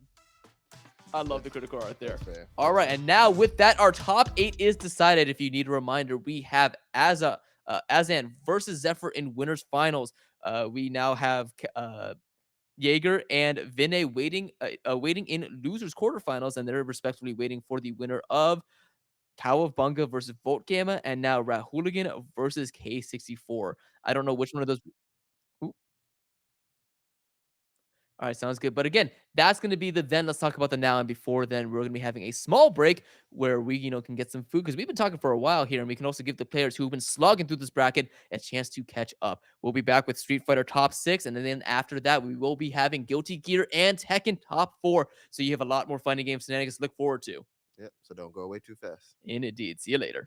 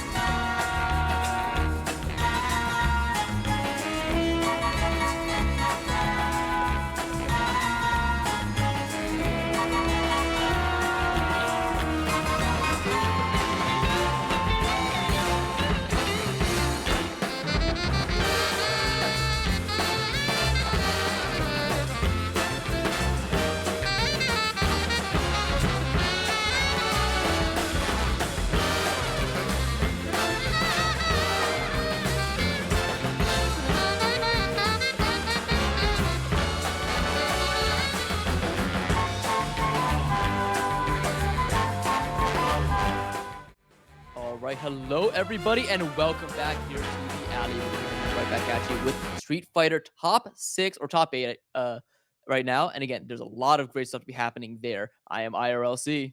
And I am King Fuyoshi. How are y'all doing tonight? We hope you're doing just as well as us because I have been having a fantastic time looking at just some banger Street Fighter 6 gameplay. Because again, I truly do think this game is so gorgeous to look at, and not just in the gameplay. Like, I'm one of many people, of course, saw the Sagat trailer that dropped earlier this week and just thought this game is gorgeous. And I keep bringing that up because legitimately that's just been persisting in my head, just how awesome the characters, the stages, the environment, especially the moves look. And we have a lot more of that coming your way. One of the things that I got into before I started playing fighting games more competitively was just trying out different characters. Oh, Like, yeah. seeing who's fun, see what character, what movesets feel better. So with this character 3, or with this season pass, I feel like I chose the wrong time of the fighting game era. Like back in the day, you just unlock the character, so you didn't have to buy it. Unfortunately, now we're in the era of you buy the character passes, but man, character pass 1 for Street Fighter 6, like it was cool. Don't get me wrong. We got Ed, we had Rashid, we had Aki, Akuma. Aki and Akuma were really the two big takeaways for me. Ed was also really big. Yeah. Rashid, when he first came out, was massive, but now he's kind of tapered off. Season 2, I felt like every single one of those characters was a banger. Yeah, exactly. Basin, Mai, Terry, Elena. Yeah, awesome. All of those awesome. I'll play all of those at some point. And character past 3, again, they could.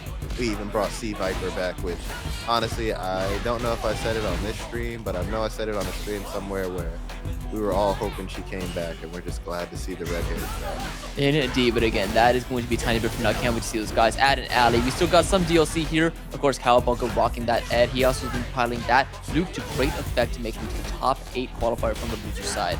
Let's also talk a little bit about Jaeger here, who just lost to the up-and-comer Zephyr, 38th seed in winners finals versus her first seed. But oh my god, right now Jaeger kind of getting put into the blender. Cowabunga, as I was giving that monologue, just taking that entire round 1 for himself. Feels like he got something through it. He's gotten close to the other standings. Oh no. He's gotten close to the other standings before, and I feel like now he's just looking to. Oh my goodness. Get the tournament results to prove it. Exactly. I mean, as you said, he was 3rd place at the last alley. So again, he has a lot to prove here. He certainly doesn't want to get lower than that. He's gunning for this win just like everyone else. You can tell with that amazing level 2 combo we just saw come out from Ed. But right now, Jaeger is the one fighting back, trying to get this life lead back in his favor. He gets uppercutted. Jaeger started to take the lower approach, but now there's going to be some big damage. We're actually busting out the level 3. I'm a little surprised. I know, right? But hey, might as well just cash out on that damage, try to make it a bit more in your favor. This should also still keep Cowabunga in the corner, where I do know that Jaeger excels in. Wow, and that that's a big punish. Oh, Jaeger actually. Yeah, he is. Oh my god, he doesn't drop the, especially when it's just a level 2. Boop, boop, boop, bing, bop, bam, you're done. And yeah, you can see it on Jaeger's face too. He kind of recognized that he had that, but then just threw it away. And that's a fast game 1 going for Cowabunga. You see Cowabunga do it. Oh. No. You said that. Yeah, no worries. Just that mix up the club, feeling bad there. And just, what can you do? Exactly. It just happens like that sometimes. Exactly, and that's when you really just have to roll with the punches right now, and that's exactly what Jaeger's doing. Because at least this game 2 so far started better for him, as he's not instantly losing 90% of his life. Yeah, but I mean, he hasn't really answered any of the damage that's come his way yet. Oh, but there we go. That jump in attack is going to be so good for getting that combo started. Not getting too much out of it though. I feel like it's been a lot of fading hits for Jaeger. Meanwhile, Cowabunga, when he gets a hit in, he converts. Ooh, good reversal.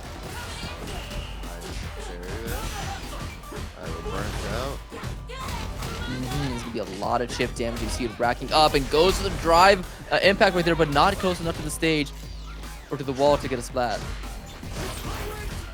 Good block string right now. Gets the stop so close. Jaeger having only a sliver of health, but again, the uppercut will be seeing his fate, and still not a single round on the board for Jaeger. Nice easy answer there coming out from Cowabunga, but now Jaeger got a lot more rounds that he's got to answer for. He still hasn't put a round on the board yet.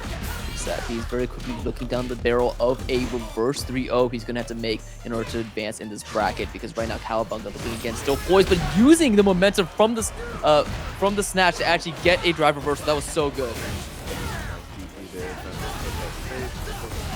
pressure, keep control of the screen.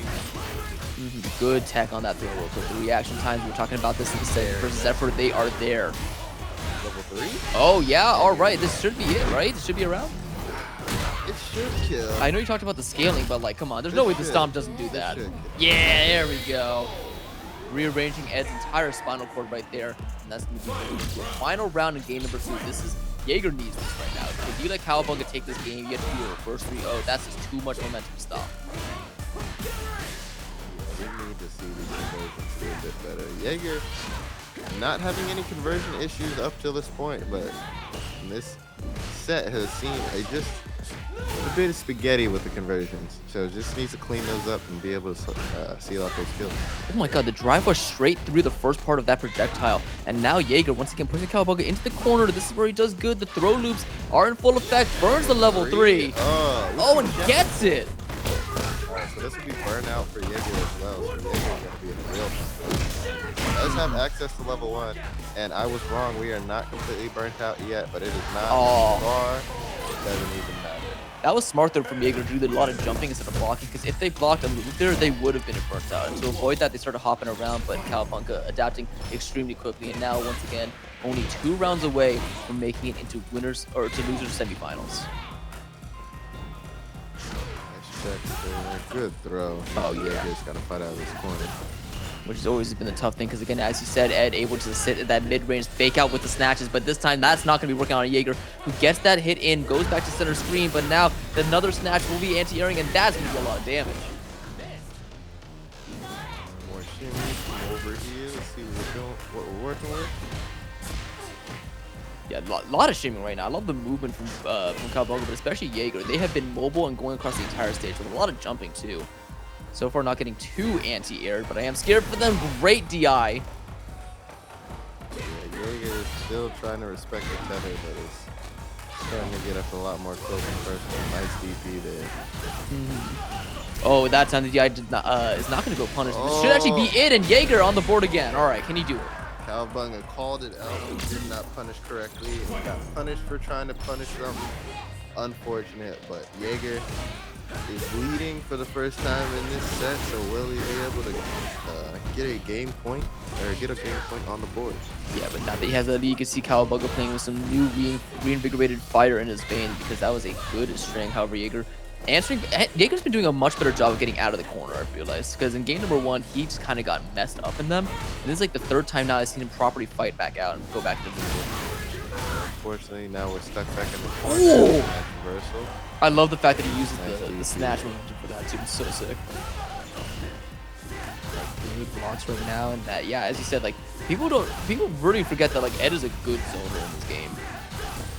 And Cowabunga's showing you why. Jaeger though, with the patience, just waited out. Look at how far those little flickers and those little snatches go. Oh, what a grab! Alright, just one more exchange down here. Critical Art is online though, and I think Jaeger will be pulling the trigger if he gets a big hit, but that should do it. We're going to what is now Jaeger's do or die moment this tournament. He needs to win this round in order to stay in. Yeah, and unfortunately now Cowabunga can just kind of take this opportunity to start playing from that distance again that he likes. Exactly. He's completely switched gears from the hyper aggressiveness we saw take that game number 1 in just quick fashion to now the slower pace. I'm going to adapt to you adapting. Make sure you don't get too much mileage off your hits kind of play style. And I'm honestly surprised to see Cowabunga not reacting to these drive rushes. That was a lot of damage. Especially, yeah. Because like, I feel like that's conditioning Jaeger to just keep doing them, and I'm worried that eventually he is going to properly react. All right. Oh my god, that's the 3rd time this happened. The drive reversal after that snatch. That's gonna be the burn on the level 3 for just some big damage. And this will be level 3, so we are gonna get the burnout here from Jaeger. Cowabunga just gotta hold this corner. We can pop the level 3, but what can we do? Oh my goodness, and look at that damage. Look at these throw lifts. That should be it, right? No. All right, but you can chip it away, and there we go. Great game for Jaeger. Now find himself solidly on the board. Sitting back in his chair a little bit. Jaeger taking the dub, but he's like, all right, man. Yeah, another day in the office for him. Look at that cold, collected Street Fighter 6 hat on. All right. Gotta win 2 more matches. Still a slog though, my goodness. Like, he's already been playing for a while and he's been waiting for a tiny bit too. So I really have to commend his stamina for playing this well still, this deep in the bracket. But it doesn't matter because Cowabunga is still playing as hot as we last saw him doing. About to say Cowabunga quickly putting Jaeger in this corner, and Jaeger just trying to find some real estate, but nothing is up for sale right now. Not today's a miracle. Okay. Hey, I heard it's a buyer's market right now. Oh yeah, there we go. Another snatch this time, no drive reversal to answer back for it. There it is though, I knew it was gonna come. Nice, and got the grab on the armor, so now we're burnt out. Nice DP though. Maybe burnt out, but now you still gotta guess. And now we're burnt out as well. Cowabunga also has to further work on the gauge, so Jaeger is he's really about to gotta get rid of respect that. I like it. that level 2. Actually catches the jump in. That's enough. What a call out from Cowabunga. That was such a slow jump. He was just hanging there forever. Nice grab. Now we're back to the zoning right now. Ooh, faking out with the drive rush, but doesn't actually burn anything. That's a lot of meter expended, so if he keeps blocking stuff, it's going to be looking bad for him. Alright, good pressure from Jaeger, though. I'm really liking the aggression right now, leading into that low fireball, and gets a good block string, too. Cowabunga's still not responding to any DIs. I know, right? Especially, like, I want to see if he, we're going to see another drive reversal if he lets that go. Okay, no, he's not. Wow, good damage. And you think he's dead? I think so, right? Especially if he burns level 3. Oh, okay, never mind. Well, he still hasn't gotten around yet, so... Oh, the air grab. Good air throw. I don't know. I feel like something has actually shifted. I feel like Jaeger playing with a newfound confidence, especially after winning his first game this tournament. And he's only one run away from bringing it to a decisive game number 5. Cowabunga has got to be feeling that pressure. Jaeger's definitely switched up his timings well, but as you say that, here comes the damage station. Indeed. The train has pulled in to the pain station. Oh my god, look at that. Over 60% of your life just gone, and the throw loops. Cowabunga has to fight out of this corner. Finally get some hits in. Let's see the combo. Oh, but when to burn out. And now gets to use the animation of the level 3 to recharge a lot of his meter. That's a lot of damage, my goodness. And gets the grab too. Suddenly, this is even. Whoa, that jump in was really risky. Gets the parry. That should be it, right? And I don't think Cowabunga dropped these. Oh, wait, but that's going to be the wall splat. And Jaeger will, unfortunately, falling out at 5th place. Incredible stuff. They're nearly bringing it to a decisive game number 5, where it was anybody's game with Cowabunga. With the know-it-all to know exactly when to choose openings with that. Getting a spot in top 4. Loser side, where he will now be fighting the winner of, who's he for the winner of? It's the Dawson player. Yeah, but we don't have the results. Oh, we don't have the results yet. Okay, Yeah. got it. So we're still waiting on loser's 8th set there, so don't worry about that. Yeah, losers quarterfinal. Although we might be getting it on stream, but Vinay and K64 should be. KC4, that's it. Yes. Excuse me. They're either playing or about to play. Okay, okay. So does that mean that KCC4 beat who in loser's 8ths? K64 beat Raul again.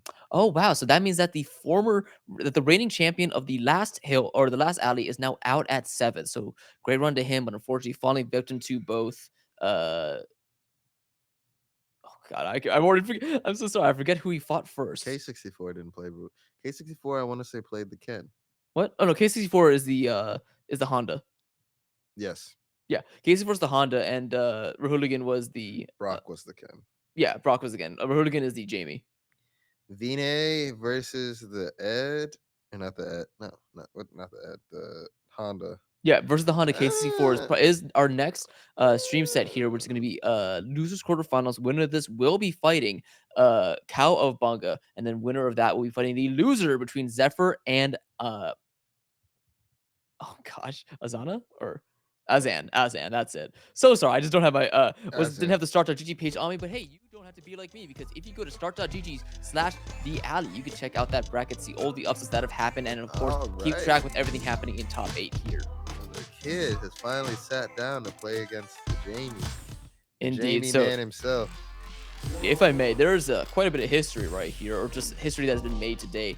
This is winners finals right now. The last 2 Titans left in the winner side of bracket. We have Azan, the winner of the hill or the alley 2 months ago, and the current first seed of this entire bracket. And then we have Zephyr, the 38th seed. The bottom Again, of the barrel. Bottom of the barrel, not seeded to win a single set today.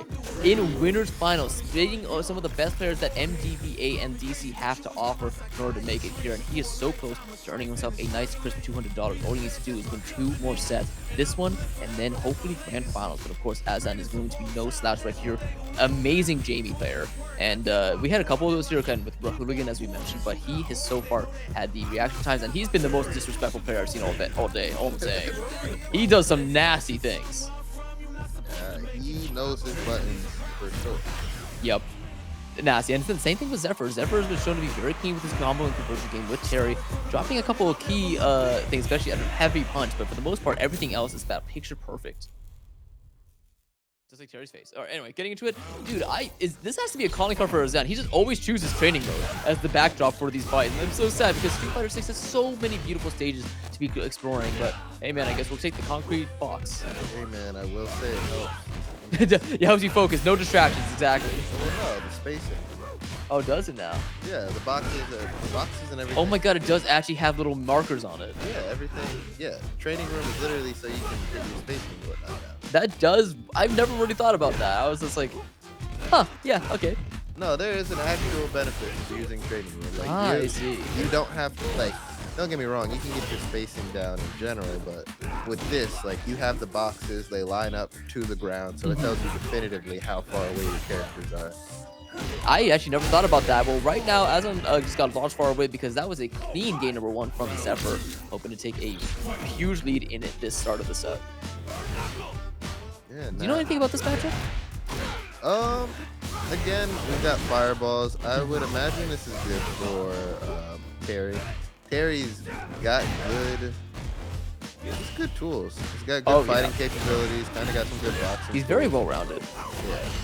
I mean, Jamie excels at one thing, and that, of course, is that rush down and the making you feel hurt. 3 drinks on the line now, on deck now, so he has a lot of combo tools at his disposal.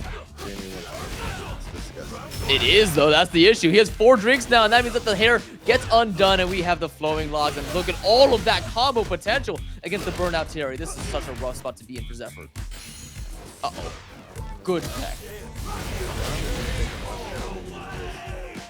Sees the little scramble and he's like, all right, this kid doesn't necessarily know all of my options or all of the moves that Jamie wants to do, which is the one that he's least ready for. I know.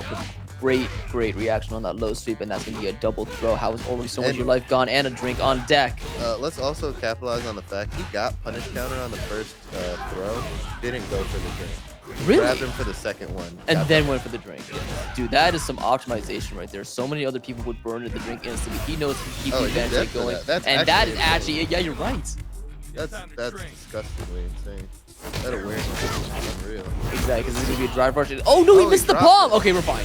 And just like you said, he loves doing that jive kick after a scramble situation. So many people will get hit by it. I mean, unless you jump, it's gonna catch whatever you're on. Yeah. Unless you DI, it's gonna catch you out. But even if you DI, they might be able to react to DI. So. But no, you gotta be thinking about that if you are Zephyr, because that round number 1 went so well for you, and then it seems like Azan just instantly made you regret picking up this character, and that DP not gonna be working out for him.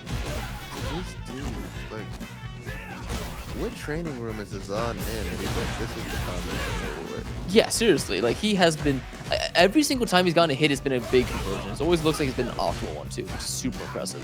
Oh, but now we're about to get into burnout here, burning it all on the drive impact. What can you do here, Terry? Nice tackle, yep, a little bit of damage, pushing the corner. Oh, great anti, nice. He's alive? Okay, there we go. Damage is terrible. Fair enough. Thought you was a DP. I will say that's probably mid DP. Okay. Oh, gets that overhead though. Not unlucky. Oh, he didn't convert. He was too far away. Look, man, I think hurt boxes. Oh, okay. I'm down for that. Oh, this is gonna be a big combo in the corner right here. Rising tackle, good damage. Put in the corner. Punish count on. That was good. And got the correct punisher. Oh, no! He drops! Did you see the wins from Zephyr too? That was a really, really big drop, and that would have been it for sure. He could have burned the drive meter to get a second power guys, and that would have for sure killed. I mean, at least he still has some bar. He's not completely, screwed, but man, that feels bad. Great burn knuckle though to sneak his way through those defenses. But Azan fighting back, at least he gets the jump. I said forward because that's his carry forward smash. I'm programmed to recognize that move. Oh, good shot. I completely forgot about that. I haven't played Smash in years. I know, Royce, but right now Azan looking like he's still playing as we know him for, getting a great opening combo and fighting out of the corner with nothing but just pure offense. That's going to be the level 3 to cash out on so much damage. Zephyr looks so sad. Zephyr is looking like the poster boy for Jamie plays. Yup. Oh my god, that actually is going to be it? Okay, still alive. But also, that's a lot of damage. What was that damage that Jamie didn't kill there? That's actually a fair point, and I actually thought he was going to get triple power geyser there, which is just obscene amounts of damage, but didn't have enough meter for it. So really unfortunate. And that's the second time now that Azan has fought his way after a close game into the third round. No. Ooh, that's gonna be a big. Azan's playing on an Xbox controller. Yup. Oh, gosh. He's nasty with it. Oh, another punish counter. Azan's reaction time is so good. Yeah, like he is. Oh my god. Like, you see what I'm saying? Oh my god. OD. He's like, you're not gonna sit in this corner. You're gonna respect these buttons.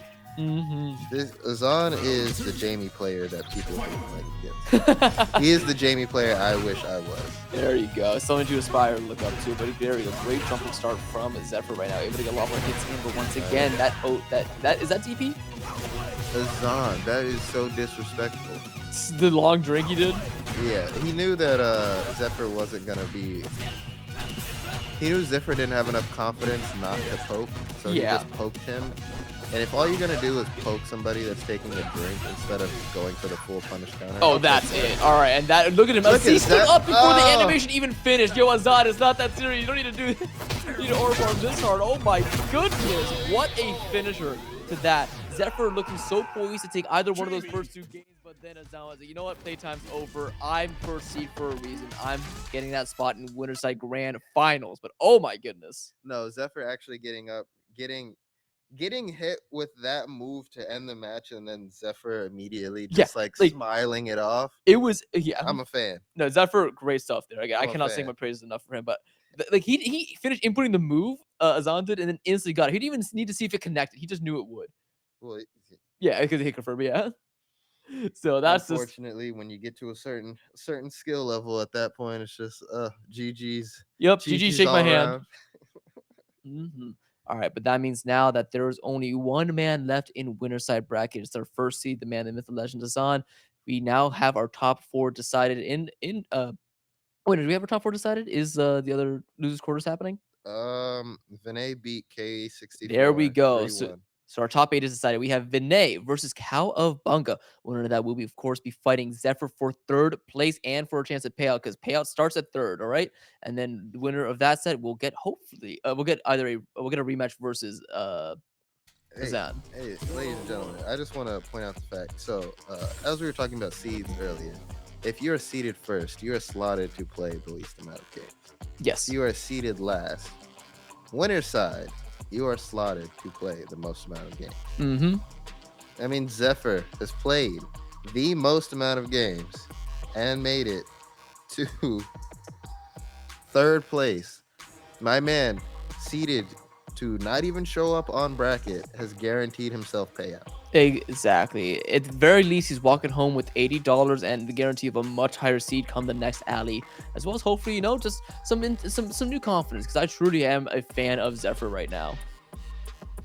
So, yeah. We have to say the same thing about Vinay. Vinay, 12th seed here, not seeded to even make a top 8, not even be seeded to make it close to payout.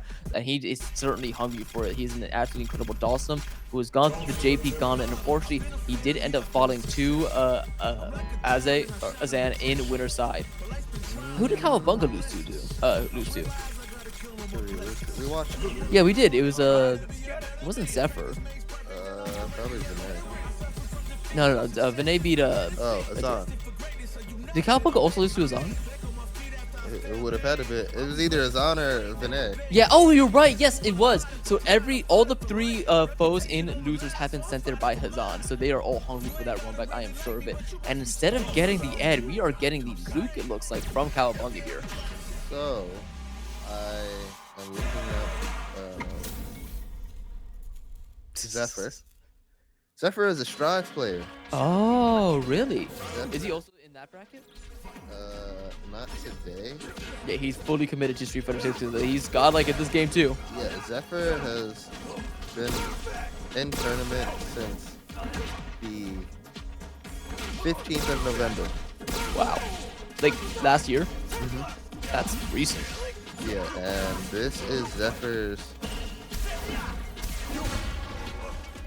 That's what it is. This is Zephyr's first in offline tournament. Oh, wow. So yeah, I do not blame the low seeding on the CEOs at all right there. We just are unfamiliar with some players. They're just hitting sharks in the waters. Oh, okay. So he did enter in the Guilty Gear this afternoon. Production just confirmed this, but he got 7. So shout out to him on that one. Congratulations, Zephyr, to your first in-person tournament and making top 8 placement. That is exciting. And you know, maybe he'll find out today that his calling is truly in Street Fighter and not in Guilty Gear. But that is okay, ladies and gentlemen. We got sounds like you're rooting for that, actually. Hey, I mean, I'm always down to see some Street Fighter 6. We got Vinay versus Cowabunga. We got the Luke versus the Dawson. He said, I'm not pulling Ed against Dawson. You do not want to get into that zoning war, especially when the teleports are there, but great drive reversal coming out from Vinay, who's already down to like 40% or like 35% of their life. I was about to say, Vinay was getting walloped. Yeah. Mollywopped even.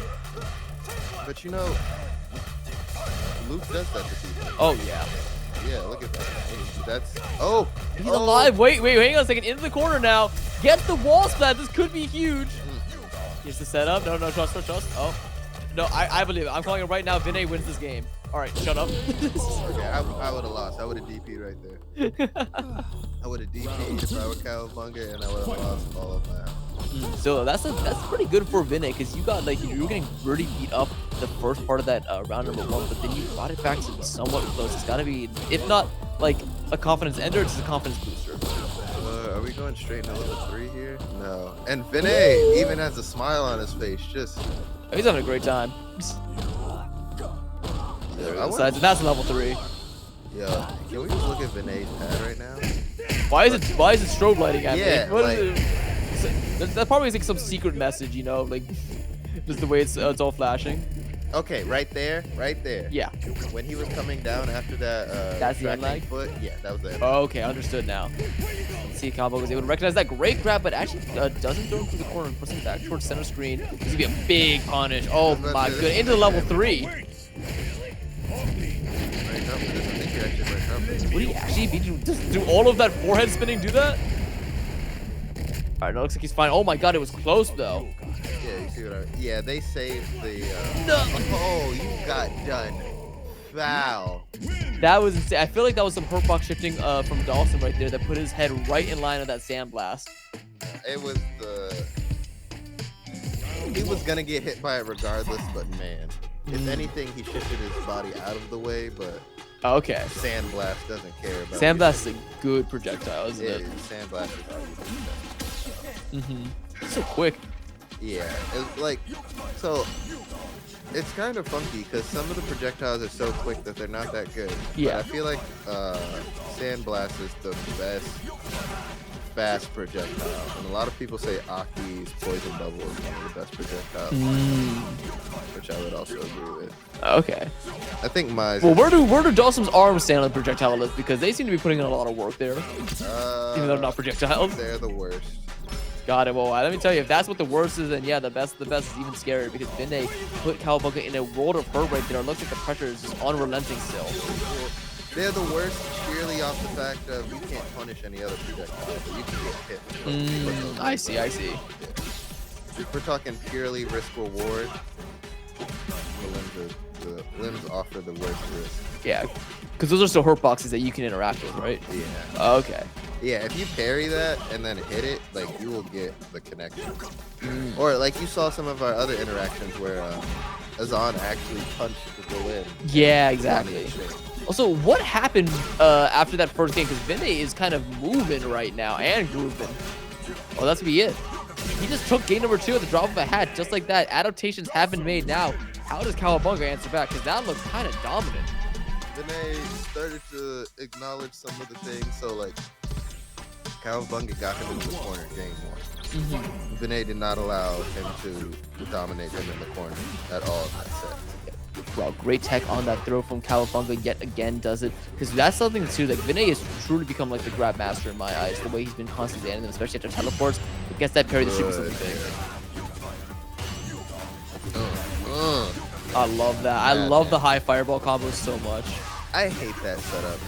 I hate that setup so much because it's like, what are you supposed to do? You can't do anything about it. But He gets damn, the does it look fireball cool. and the slide for free. And you're like, Oh, the charge on that? yeah, that was actually unfortunately didn't capitalize on it, and he's gonna teleport. Oh, Third, but nice call out. yeah, that was a really good rising uppercut to call that out. But the grab yet again, realizing the exact gap in the combo where he could find that, and now Vinny is looking like he's gonna take this round, this game number 3, unless Cowabunga answers back. Unfortunately, he didn't get the full conversion off of it, so it's gonna be some big damage coming out on Vinny. Goodness, those fire breath attacks do so much. Gotta get those. That really low kick downwards is so mean.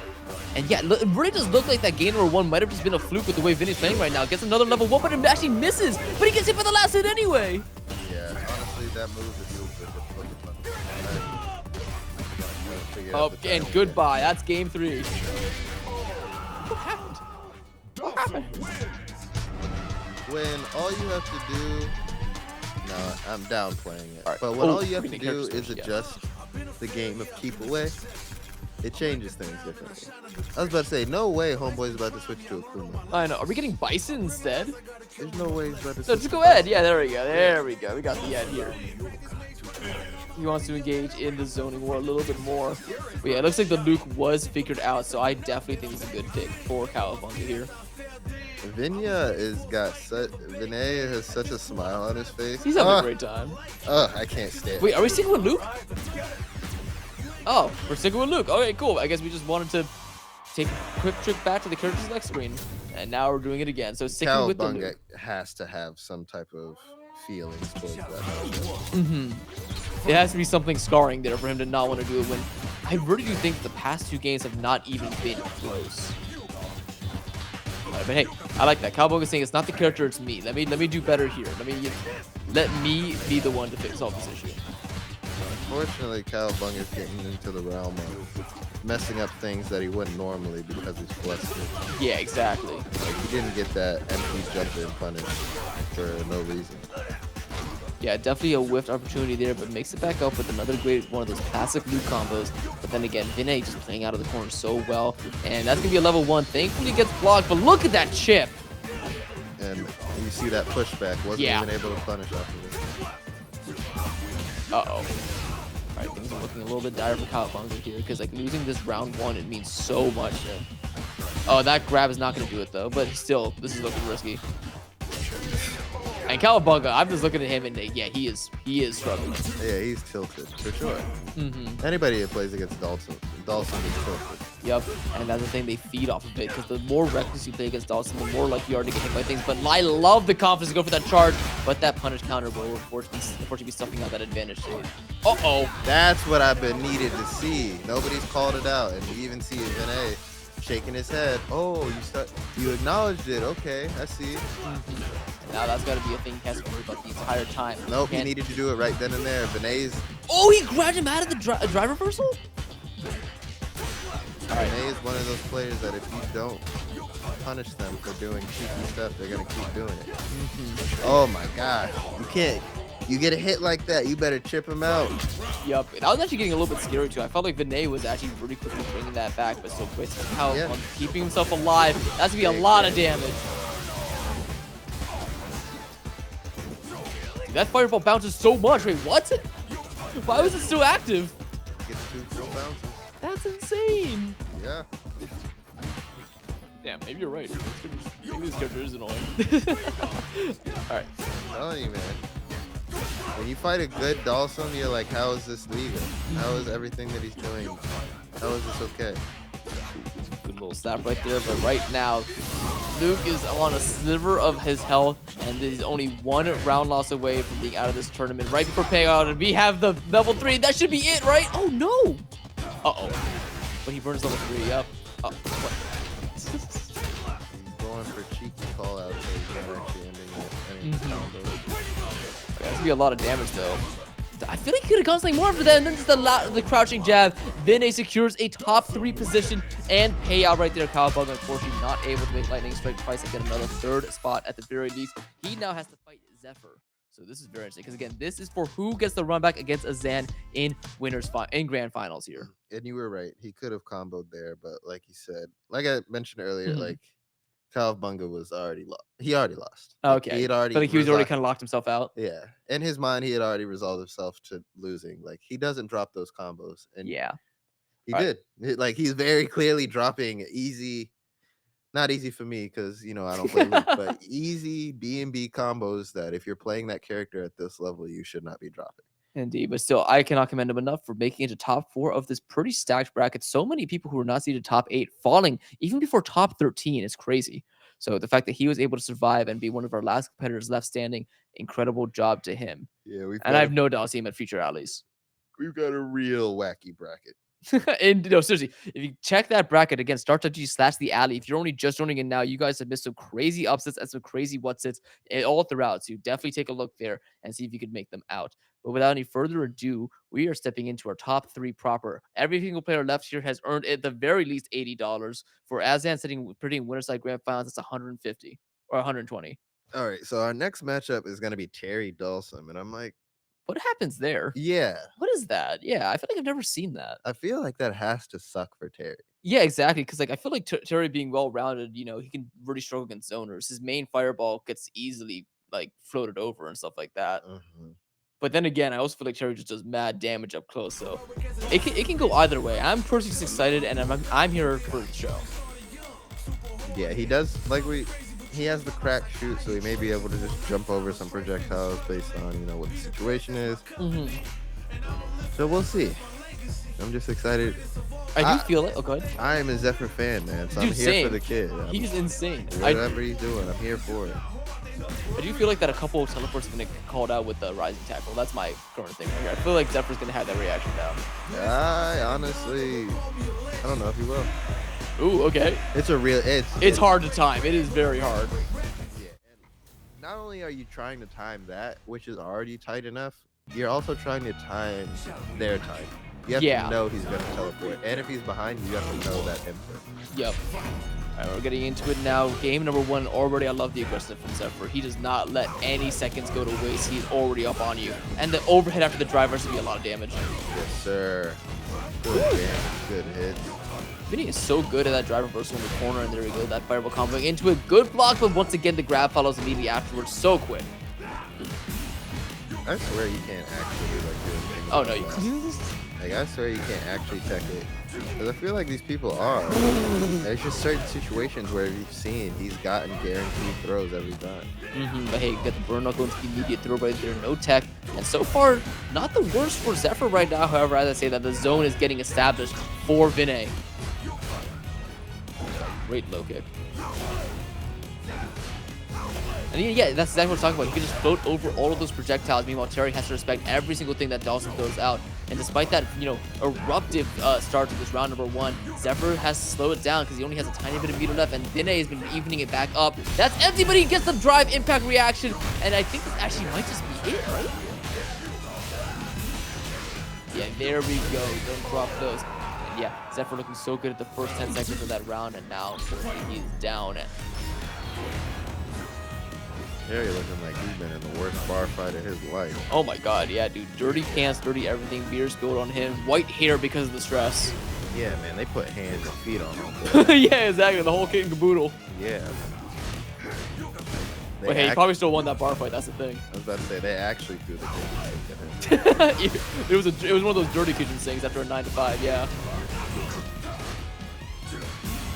Oh my god, I love the Dawson spinning kick. It's so funny to me. And how on earth is Zephyr already in burnout? Because the character just does that. That is true. A lot of APM, a lot of actions per minute right there. Meanwhile, Dawson looking healthy with about 5 bars left here, and the zone established. Goes into the kill, and that's going to be a level 3. This should just be it. Game 1 going to Vinay. Yeah, Dawson doesn't scale like that, so this should just kill. Yup. That's a cool kill stream, though. I will praise every level 3 in this game for being cinematic as all hell. I love it. I will say the cinematics in this one are pretty cool. They're really cool. All right, anyway, I like it though. Zephyr unfazed. He just recognized, like, okay, I just did things wrong. Let me do them better. The round wave is a great way to start, but doesn't actually get the combo. That's like the combo fireball that Terry has. Yes, it is. That is a great fireball to try and follow up off of. Good little dash and grab yet again, and Zephyr in the corner with the text on those throws. Those are really good. But once again, Dawson's able to avoid all of the projectile game that Terry's able to throw out. That used to be a lot. Crack shoot, rising tackle, there we go. And now the throw loops are here. Vinay. Still plus. Still plus? Yep, exactly. I would never not be plus. I'm always plus. Look at this, plus ultra. There we go. And that's going to be Zephyr taking that game at number 2. So we're now 1-1 apiece. Oh, wait, no. Never mind. Excuse me. Round number 1. I got confused. Hey, all good. Now Zephyr, if he can take out this round, puts a point on the board for him, but still just trying to deal with all these fireballs. Ooh. Punish countered each other basically right there. All right, once again, throw him into the corner. But Dawson's throws go very far. Yeah. The That's perks great of for his owner. Yeah, I was about to say the perks of his owner. Try to make sure certain stuff happens. All right, speaking of stuff happening, stuff is happening to Zephyr's life bars. He now currently finds himself at about like 25%. And counting as Vinay is getting the zone set up. Oh, the quick burn after that's a nice mix. I think we could see the critical art right here. Oh, he doesn't do it. Uh-oh, I'm surprised we didn't see it there. Oh, that should be it. Unfortunate. I am shocked that Zephyr did not do the critical art after that combo. I feel like it might have just gone like really good damage. But either way, we now have game 2 going to a decisive round 3. It certainly wouldn't have killed. Yeah. Okay, makes sense. What even got hit there? I know it was this extra stretchy lens. That was just funny. Didn't even get the full. Okay, there it is. See the punish counter? Yeah, it is on the possible. float down. I like it. So it looks like Zephyr is wise to those antics. Well, no, he actually caught that off of the slide. Oh, did that he? was the first time Vinay had actually messed up the slide. Okay, 2 on the save. Did he get that level 3? Yes, he did. There's gonna be a lot of damage right here. Vinay once again filling out all the stops with a big smile on his face as he's trying to take this game number 2 out from under Zephyr's nose. Vinay looking like an old 70s girl. I know, right? The handlebar mustache and everything too. Yeah, Vinay, you would look great. Like, he just starts twiddling his fingers after every combo. That's gonna not do it. Still alive, but the anti-air, and Vinay only 1 game away from getting a run back versus Azam. And also, Vinay, if you haven't noticed, is also doing a reset there. That's why he's then throwing the fireball right afterwards. Oh, is that what it is? Yeah, he's buffering here. Not buffering, he's option selecting. Can we talk? Yeah, so I just want to talk about that little stall he did with the flow in order to get that heavy. That was absolutely, that heavy kick was disgusting. Yeah, no, Vinay almost goes off. Yeah, exactly. It makes sense. This is a character specialist and a half. Oh, that burn up was not far enough. And this might be a perfect KO unless Zephyr does something soon. Oh, he crushed underneath the grab, and that's going to do a perfect KO for Vinay. And that is not what you want to see going into what is now your tournament life. Zephyr, you have to play for all your worth. Vinay doing his best, but he's on sitting there still waiting. Zephyr trying to make it back to the 2nd place, but Vinay has just been smothering everybody they've played against. Oh, that's going to be the grab into the forward throw. And yeah, just... we were really talking about, like, Dawson does so much damage. Did we Like just the- see this man with 4 buttons and there was no punishment? I think I did, yeah. Oh, actually gets behind the heavy punch off the teleport, but still, that's something going here. Nice grab there. Oh, there we go. Finally, a lot more of these hits for Zephyr are connecting. And that actually should do it, I think. Yeah, there we go. All right, I'm calling it now. If Zephyr wins this game 3, he's winning this set. I'm calling it right now. Calling the reverse 3-0. I'm calling the reverse 3-0, okay? If, I'm not calling he's going to. I'm calling that if Zephyr wins this game, then we are going to see a repeat of winners finals in Grand. It's going to be Azan versus Zephyr. Why is he already burnt out?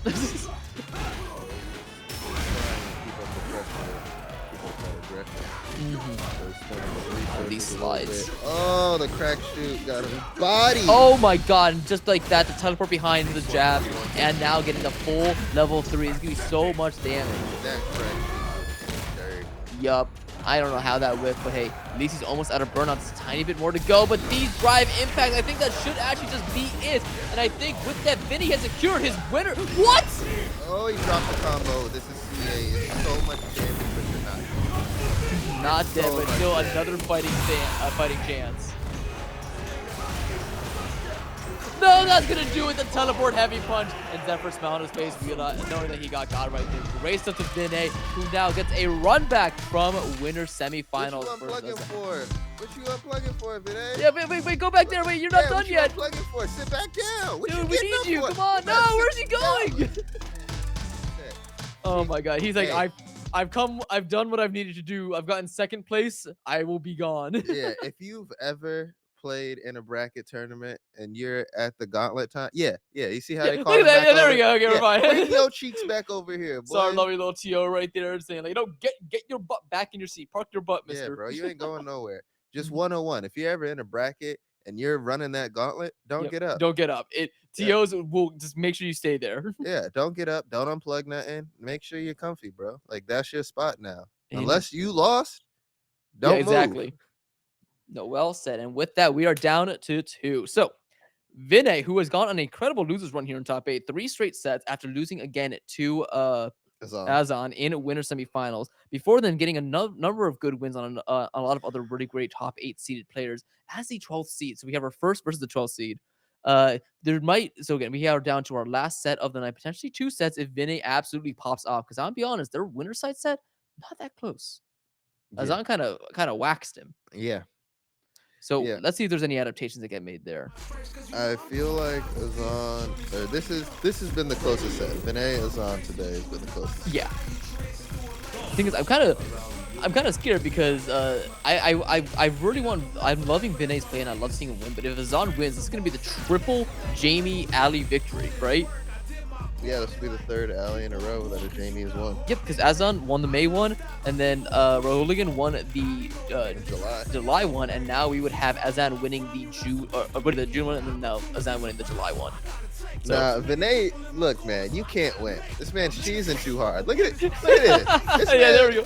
This man He's is locked in. leaking aura. Like, you can't be smiling this much. Yo, and then look at that. We just saw Vinay mess up. He tried to fist bump a handshake. That's how you know the aura's on. Yeah. Oh look, no, that's like the worst omen to ever have. It's Is if not- you mess up the fist bump. look, man, it's not like he's just. You gotta play it calm, cool, and collected, bro. You showing too many emotions on your face. Yeah, exactly. And Look at his on. I don't think Calm, he's cool, and showed especially happiness since the man showed up. I don't know if he's happy to be here. I don't even know if he likes the game. bro, I don't even. Yeah, exactly. He probably left like a negative review on Steam, but he's still here. Yeah, exactly. He's still playing Street Fighter 6. Mm-hmm. He's the guy that has over 1,000 hours and leaves a 1-star with Yeah. All right. Well, either way, Vinay kind of answering back in a way right now. We saw a big Jamie combo get him to Half-Life, but Vinay then keeping him in the corner was really nice. Oh, goodness, see, great that's what I punish. mean. If you get a hit, there's no reason that should have disconnected. Like, my Mhm. man didn't do anything wrong to drop that. Oh, already burning the level 2. Just getting max stacks on that, and that is burnout now on the side of Vinay. Great teleport to get out of the corner, though. Ooh, that should be it. I saw that punish counter with the heavy kick. I was like, yup, nope, that's gonna be projectile into something else. I didn't actually think all that was confirmed. I feel like it's the first time I've ever seen that. It felt like it was really close to not confirming, or maybe even was like Azan not blocking it properly. Ooh. That's probably a punish counter exclusive. Yeah, I have to assume.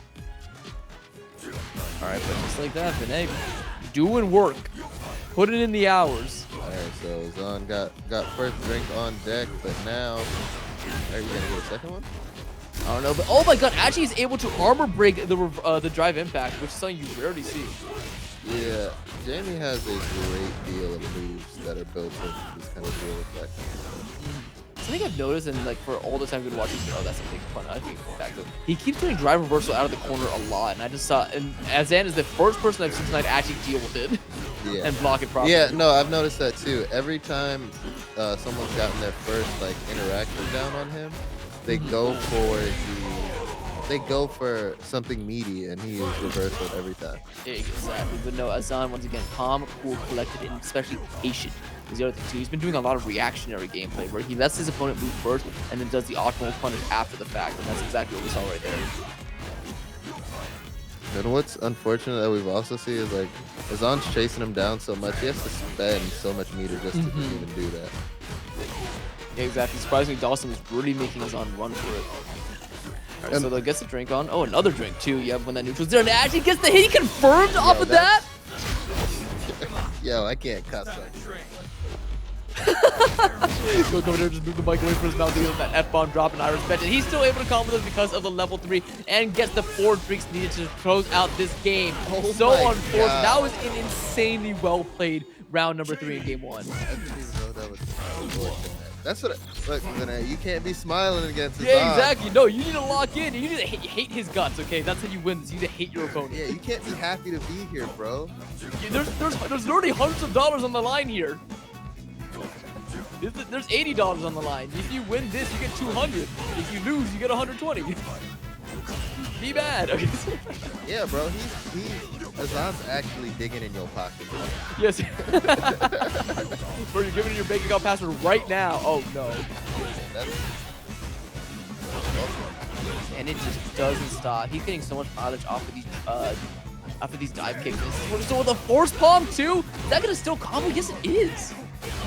Okay, let's put the cheek in. Dude, it is crazy just the different tempo between Dawson and Jamie combos. Because Dawson combo is like a solid 80 BPM, Jamie's like 160. Just how many hits happened in such quick succession. That should be it, right? Went for it again. Also, great idea to capitalize on the fact that my man wants to keep doing reversal. You were burnt out, so you weren't going to have a fast enough button to actually punish it. So oh no, not again! Not again! This is the exact same way that the round 3 of game 1 started. I think Azan just actually has it down. I feel like he's reacting. I have never seen that counter. That is an insane thing to go for. That you can punish counter on the heavy. Is that heavy punch for Dawson, like the really long move, or? I think it's probably some like heavy. Yeah, something like that. But for Jamie, he's literally countering it with crouching heavy punch, which is crazy. Which is an anti-air. Like my man. He's anti-airing a crouching opponent. Yeah. I guess another drink in there, so has access to that dive kick that has been so potent. Against not another drink, got a first drink. Oh yeah. Okay, there's the second one. Oh, that's it, right? Yeah, you know you're actually good. Goodbye. The level 1 to seal it out, and that is on now. Just one game away, and we got Vinny hitting once again the thinker pose. I haven't seen him do this since winter semifinals against the same opponent. That's what Jamie does to you. It's like, oh, he doesn't do that much damage. I think I know what's going on. It's like, why am I just watching this character keep hitting me? No, we call those the cutscene combos, don't we? And unfortunately, like, Jamie doesn't have any there's no long cutscenes. So it's just like... It's like the ad break before a movie starts. Just a bunch of trailers in quick succession. That's all it is. Yeah, John actually just has good awesome play. Absolutely. Great parry, though, from Vinny. Still, though, I'm impressed with Vinny's corner gameplay, but that dive kick, he is so good at calling that out. And finally, the punish counter working in his favor. Oh, my goodness. And that's going to be the wall splat. And I think this should be it. Gets the drink in. What does he get out of it? Oh, my goodness. Optimal combo. This is art right here. I'm gonna be honest. I'm loving watching everything string together right now. Azan, as you said, character specialist, understands this character better than most other people I've seen. This is crazy. Yeah, so Azan, looking down the game point right now, my man has not lost. I think he's lost 1 round in this match so far. I think he's only dropped 1 game. Oh, I think he's only dropped 1 game the entire tournament as well. All right, but hey, Vinny still fighting back, getting the corner pressure again. This is where he excels at here. I like the feint attempt he went for, but once you get that jab, that's going to be a big derby combo, putting you back to center screen and in close range, exactly where you don't want to be. Nice. The movement is so crisp. It actually is crispy clean, Mr. Clean. That's what they call him. That's what I like. That's why I be getting bodied so much. My movement is not clean like that. He didn't even expect to get that punishment. The movement too, but I really had to commend the reaction time, and that's going to be a level 2 for matchmaking, and that's going to be a lot of damage. Oh no! Oh no! You don't have to do all that. You don't have to do all that. That was actually crazy. Oh my goodness! That's how the tournament ends. Look at Vinny. He's like, dude, you're cracked. What was that? Oh my! Did he hit that? He hit that little boop twice. He hit the little nose hit. So he did OD the first hit. Yeah. Then did nothing. Did the second grab. The second and third one weren't OD. That's why he did the little flick in front of their face, because the regular one actually does no damage. Mm-hmm. That was mean. We told you that he was the most disrespectful player here. We did not lie. And with that, that is going to be Azan taking your first place spot as the first seed. But this has been a fantastic tournament. A lot of great storylines throughout. Of course, we had Zephyr and oh my god, I just forget his name. The Dalsum.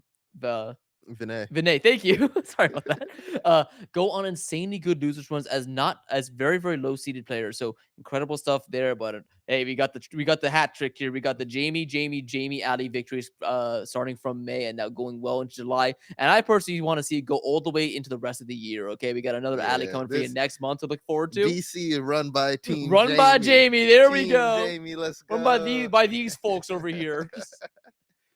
But that is all the Street Fighter we have for y'all for tonight. Next up, we've got Guilty Gear and Tekken. So we will catch you guys shortly with those. Indeed. Just real quick, though, thank you all so much, because we're going to be bowing out. You'll be back for Tekken, though, right? Yes, I'll be back a little bit later. All right, guys. That's going to be it for me. Once again, if you want to know anything about me, I did just start streaming recently. I do a lot of Smash, and I do a lot of actually Hollow Knight recently, which has been fun. So you can find me at IRLC_Kirby. You can also follow my socials at IRLC_Kirby for any information right there. Thank you almost so much for watching, and I hope you enjoyed. I want to commentate on a lot more fighting games like this, because this is my first foray into that, and it was so much fun. Welcome, man, and I hope you had a blast. Dude, I did, because I commentated with you. So where can they find your socials at? You guys can find me at King Fuyoshi. All I'm doing right now is actually building Gundams. So if you want to see pictures of Gundams, come check out your boy. But that's all I got for you. Awesome. Thank you all so much. We'll be right back at you with Guilty Gear Strive. Have a good night.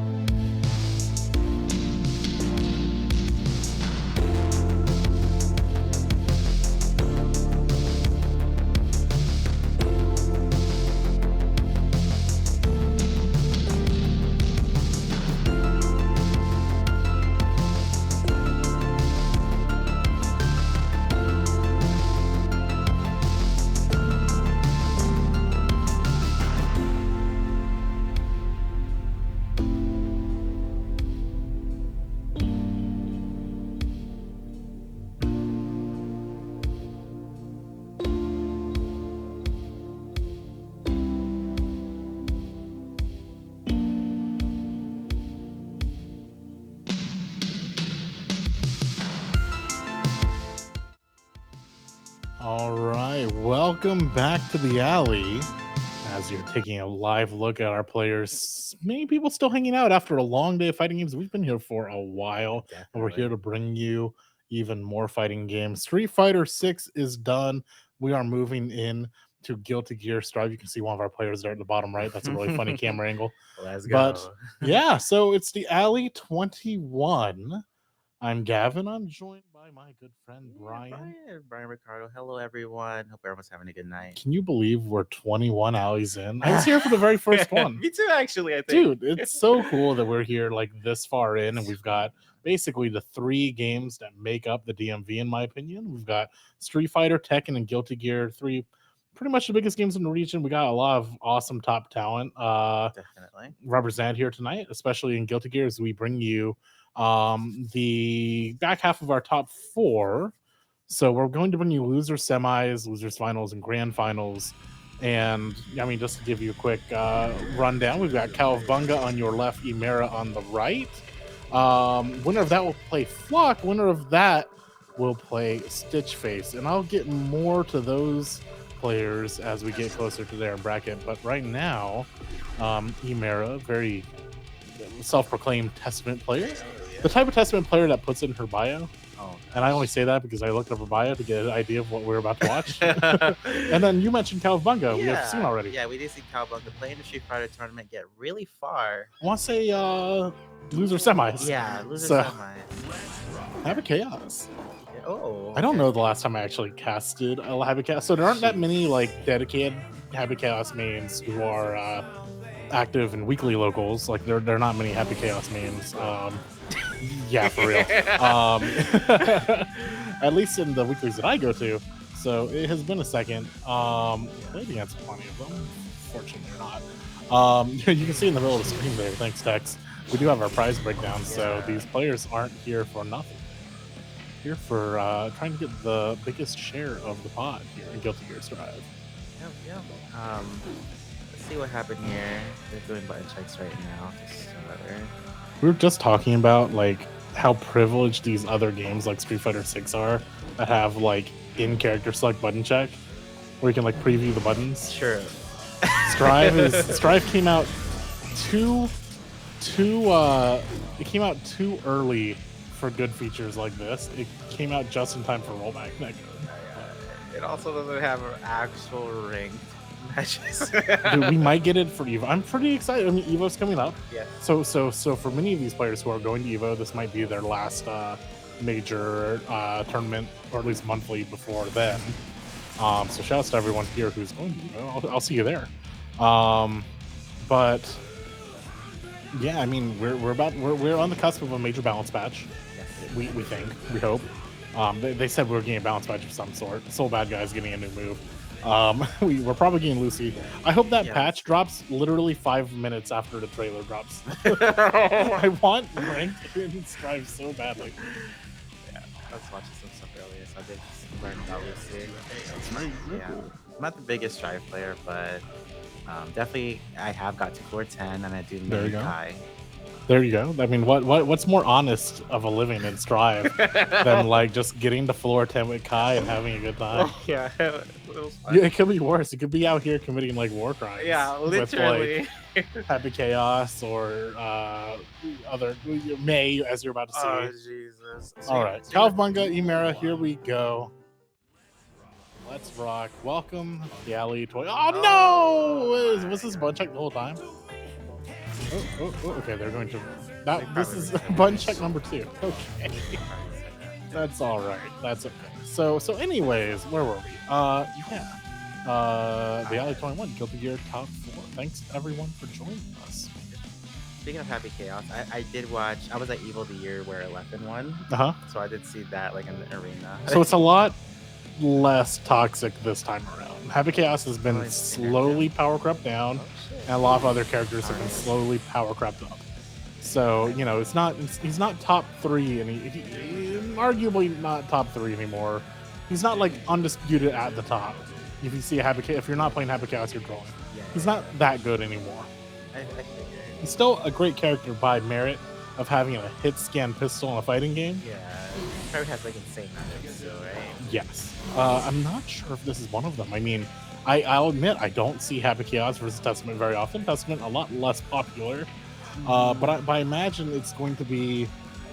I mean, who stains who first, right? Does Testament put debuff on Happy Chaos, or way around? I think they'll both kind of play a kind of grounded game, and Emera will probably kind of play a footsies range, like try and just. Even if I get hit by Curse, I'm close enough to like punish you before Yeah, doing the crazy. that would definitely sounds like the ideal way to play. Testament can be played in a couple ways. Right, but you're not going to be Happy Chaos in like a zoning round. Yeah, Right? So that's right. most of the time Testament's happy to stay full screen and just like fire fireballs at you until you get bored. But Yeah, Happy Chaos yeah, is not literally. going to get bored of shooting that. Literally, yes. I was actually watching a video earlier today about Testament, and they were like, "Yeah, she's the premier zoner of the game outside of Happy Chaos." That makes sense. Well, they can just do it so effortlessly, to say the least. Like many characters aren't happy. Like the thing about zoners in general is that why do most zoners don't have an upward fireball, like a diagonal upward fireball? Because the way you deal with zoners is you jump over fireball, right? Yeah. Testament has an upward fireball, so Strive does not follow rules. no, it does not. One thing I'm sad we didn't see, and I know why we didn't. I haven't seen outside of my good friend Azra Halcyon, great player on my team.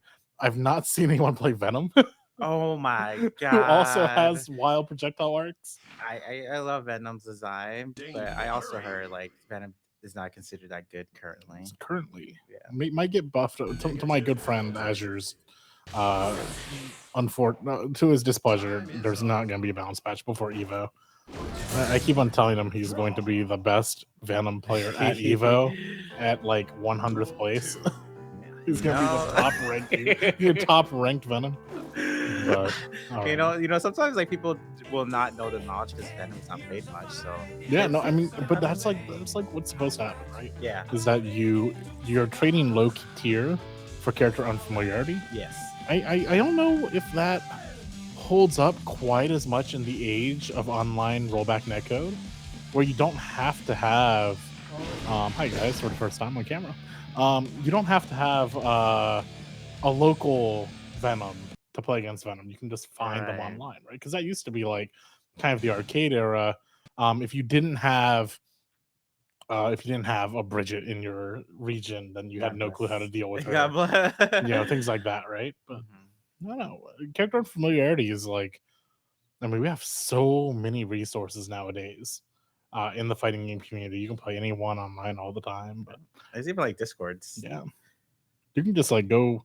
You can go find the Testament Discord, or go find the Testament Discord and be like, "I'm a Happy Chaos main. Come fight me."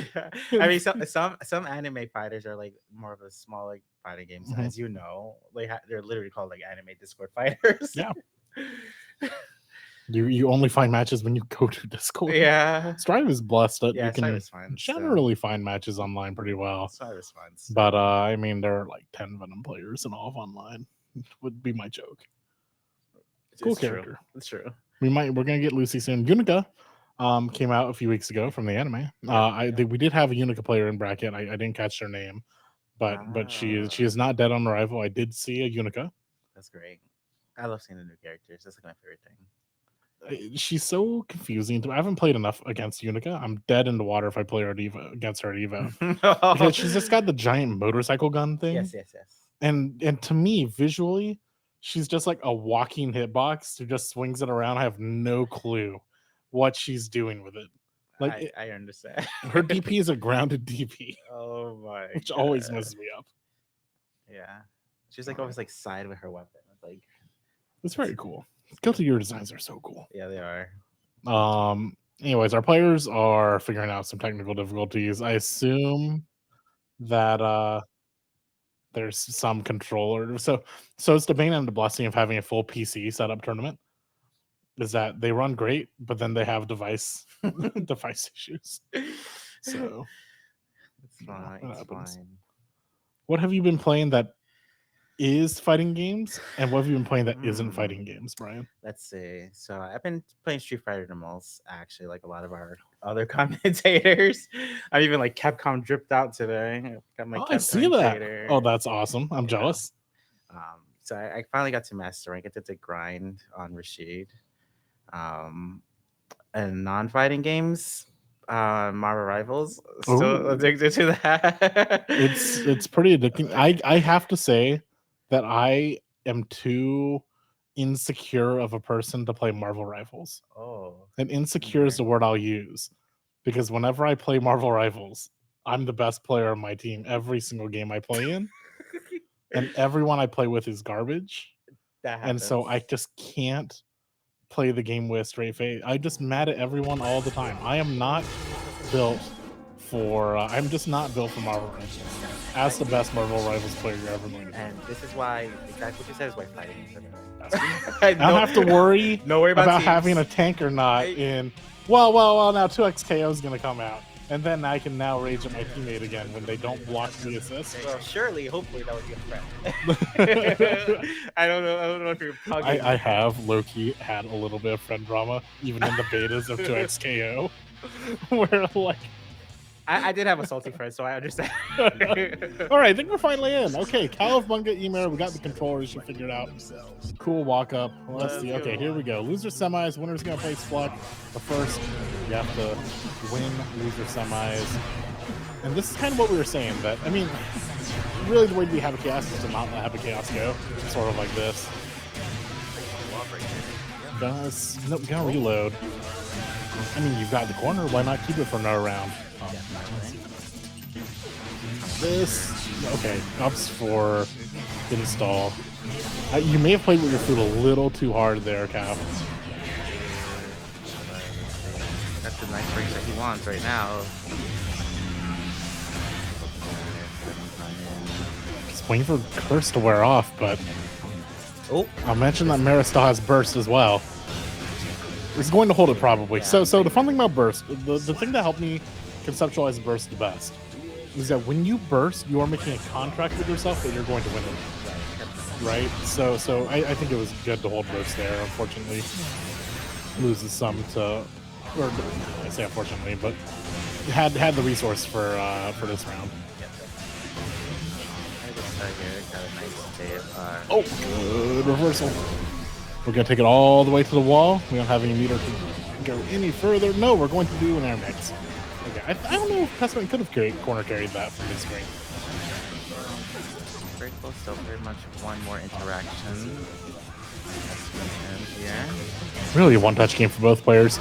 Cal has meter, so any touch is going to turn to an RC and maybe a kill. So Mira, okay, good chip kill. Yeah, that was Mira's game to lose. Way to find the way to end that one.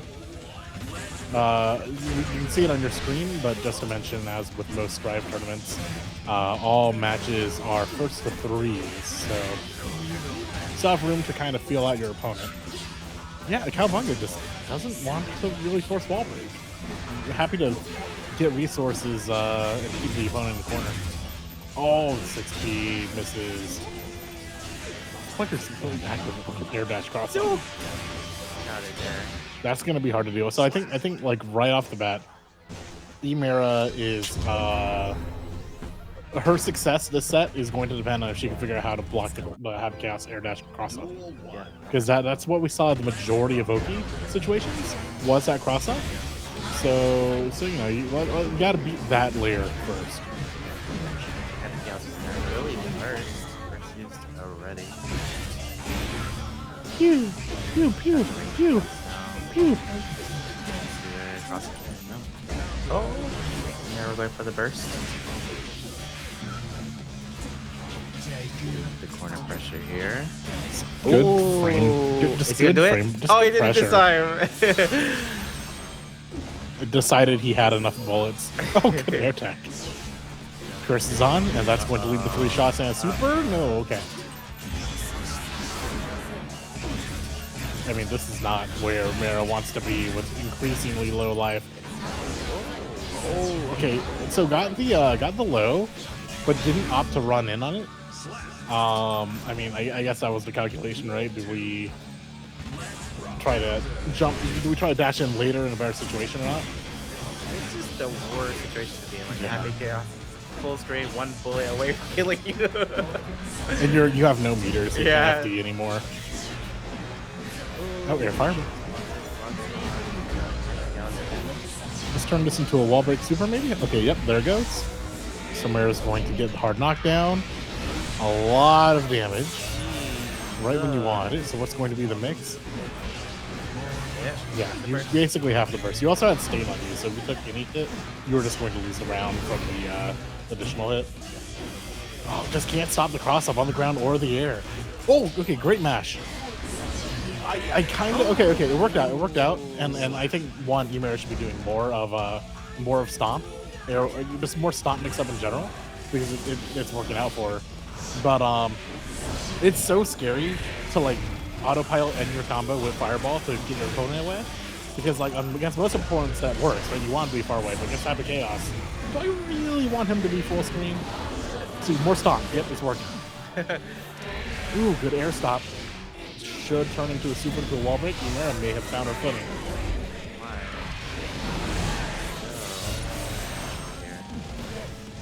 Stain is on, so any hit, okay. Where's off? I'm really close to having burst. Oh, Can you do it has burst safe? Okay. I think yeah. I think Cow, you could be mashing burst, but it probably doesn't work.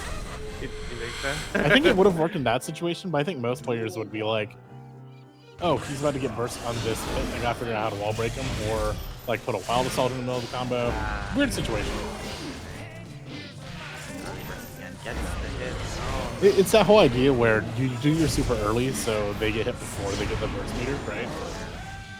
Oh, fights out. 2 Cross up works. again, cross up hitting in the air. We're gonna stop playing with the corner reload. Oh, okay. BRC is visually confirming the low kick, but not having anything to stop it from hitting you. BRC or YRC rather. Cross up. It Got works. it. Oh my. No meter to follow up, but I mean the corner is its own reward. That's already low, so. Good mash out again. Oh no, Oh, the the grab grab. lives, but didn't get punished. But I mean, back in neutral, you have to reload the cross up again. It's so scary. I think both players have kind of figured out what they need to do to win the match. Now they just need to like win neutral enough times to do it, right?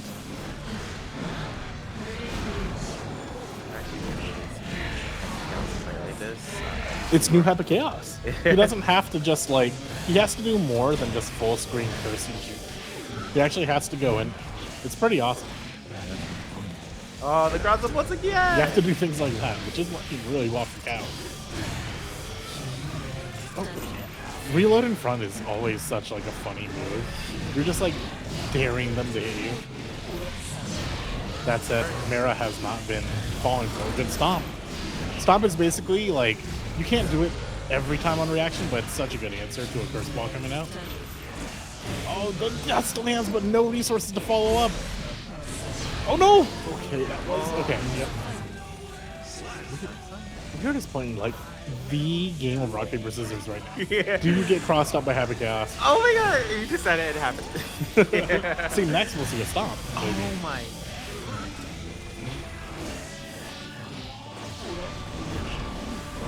Oh, great air combo.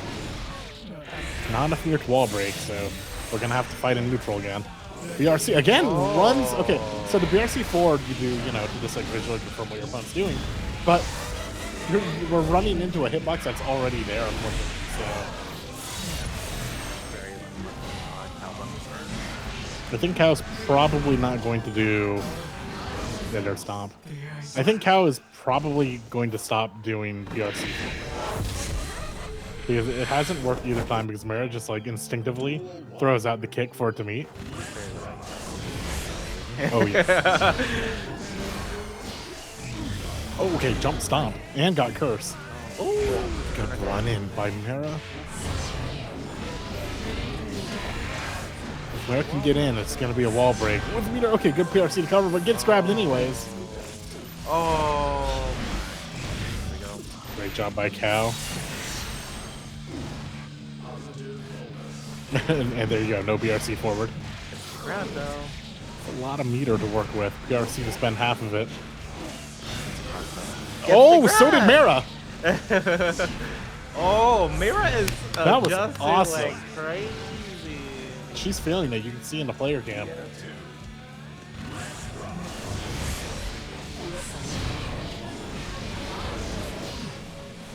Don't count Cow out though. Cow has room to adjust. We just need to win this situation right here, but 6P keeping him in the corner. Oh, but again, it wasn't like it was a reaction to stomp to the ball, but if you do both at the same time, the stomp wins every time. And that's it. Perfect to end it. Emera takes it 3-1. That was, like you said, Brian, so much adaptation in the middle of the set that we could watch in real time. That was very, very impressive. And to end it on a perfect as well. What? Strong. Yeah. Especially after the start. That went really, really, really well for Mera. Great adjustment. Cow, thanks for coming out. That was great play, Insane. not just in Strife, but also Street Fighter 2. Oh in my Street Fighter. god. Yeah. Insane. I wish that I could be talented in one game, much less two. I'm a tourist in many games. I don't know if you feel the same way. Well, I'll let you know after Evo. How many games do you think I'm entered at Evo? 3. Higher. Oh shit. 5? Higher. Oh, you must be doing like the I'm small not games. proud of this. Oh, the production got it right. I don't know if they're cheating or not, but it was a good guess. It was it was a total guess. He just yelled out from across the hallway, "What? I got it right!" Yeah, I'm entered in 8 games. 8 games. Now, am I going to Wow. play them all? No, but maybe we'll see. But a lot of nostalgia this Evo, so I signed up for a few extra games. That's Like awesome. I have no right to be in the MVC2 bracket, but it was my very first fighting game. So I was like, well, I've never been able to play it at Evo before, so this will be That's very the cool. Evo I do it. I think when I was last went in like 2022, I think, and I played in like 3 games. Mhm. And yeah, I kind of ended up wishing I played it more. Yeah, It's like you have downtime. yeah, and that's the thing. Like, if you get all of your games on day 1, and you like, you don't get to play day 2, and you're like, what am I gonna get? What do I do now? My friends are a little sad because like this is our friend reunion every year. Oh. So which is really cool, but I brought all my friends to Evo just to leave them to go play in 8 different brackets. There'll be time. That'll be bad. I don't know if you enjoy Vegas. I enjoy Vegas. Nice. I do. You guys get to like. I don't get to enjoy Vegas either because of all the friends and brackets. Oh, Arguably the reason I'm going to in Vegas in the first place. But, okay, here we go. Okay, Mara stays, and now we have Flock, who I was just chatting with. I was just chatting with in the lobby a little bit, and we were just mentioning. Man, it's been a long day. It's a little tired. A little. I think the line is, I'm too tired to be tired. So it's funny into this matchup as well because we keep on talking about the air fireball, the diagonal fireball. So basically for Mara and for Testament, the the strategy goes: I hit him with a low fireball. If that doesn't work, they jump. I hit him with a air fireball, and if that doesn't work, I hit him with my best with the 6P of the gods that Testament has. Air dash can clear at the right angle the low fireball? Question mark. If you do it from far enough away, I don't know. It's very. You have to kind of pick your air dashes in neutral. Flock's end goal though is just going to be not. Yes, so you saw it right there. Mara has to adjust. It's basically you're playing against Guile. You're playing Jumper Boom. So just a really, really violent version of it. Yeah. So Mara is going to get no more chances this round, but in future rounds is going to have to decide, okay, if I'm not ground fireballing, how am I stopping the dash? And then Flock doesn't even want to play the game. Flock wants to just get in and never have to guess a fireball ever, which Flock is doing fantastically here in Losers Finals. I was going to say, yeah, so air fireball caught the air dash that time. It's funny because I actually do know this matchup quite a bit. My best friend. Oh, fun. So if you were, against or as Testament? I know how to play against them. So what advice would you give Mara here, who's down? Okay. See, the thing, I don't really know what Testament's answers are other than like Who do you play? not high. I mean, So I just 6P. Yes, like, Okay, good kill. here. If I really wanted to, I could do DP. So Testament doesn't have the DP, but as I said earlier, Testament does have 2 great anti-air options, the 6P and diagonal up fireball. Paid off that round. Wild Assault to take us all the way to the corner. Has enough meter to hard knock down through. And Flock, who was in real command of game round 1, is going to have to find a way to make a comeback here. That's a good start. Has resources. Wild Assault. We're going to go all the way across town with a hard knockdown. Mara has all the resources. What's she going to do with it? Oh, it's good 6P. Another one. That's it. Flock kind of like, what just happened? Okay. All that from 6P? All that from losing neutral once? Yes. Especially is a very overwhelming character when you let them just... If they get a small whiff of good neutral, they keep it. Oh, double air dash feint didn't work because they're mashed. Okay, yeah, now Flock is kind of trying to decide, like, how do I jump in? We saw kind of an empty jump dive kick there. Oh, good patience. No, 2 good patience. Got the first hit. Flock has so much meter too, but now has to waste it to go to YRC. It's paying off. No wall break, but good reset. Okay, good 3rd reset. Whoa, just win the round! Okay. Wait. I don't think that was intentional. Okay. I'm thinking this strategic. Like what? I think the round is usually the best strategy. Oh, we gotta get some more. Oh, once again, okay, we just, today, wall breaks, we're just not getting it. This is a risky backdash, but it paid off. I mean, Flock is respecting Mara so much all of a sudden.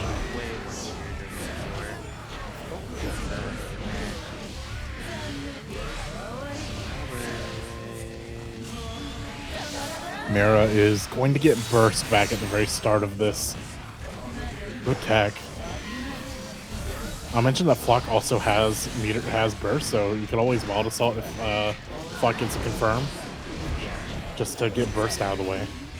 Oh, okay. That's alright. I'll mention Flock is up around here, so this is wall break. It's not a kill though. Oh my god, yes, yeah, and that makes sense. I don't know if Flock had a route that would take immediately to wall break, so you know, maybe it was a drop, maybe it was intentional to reset and kind of try to just get 2 interactions.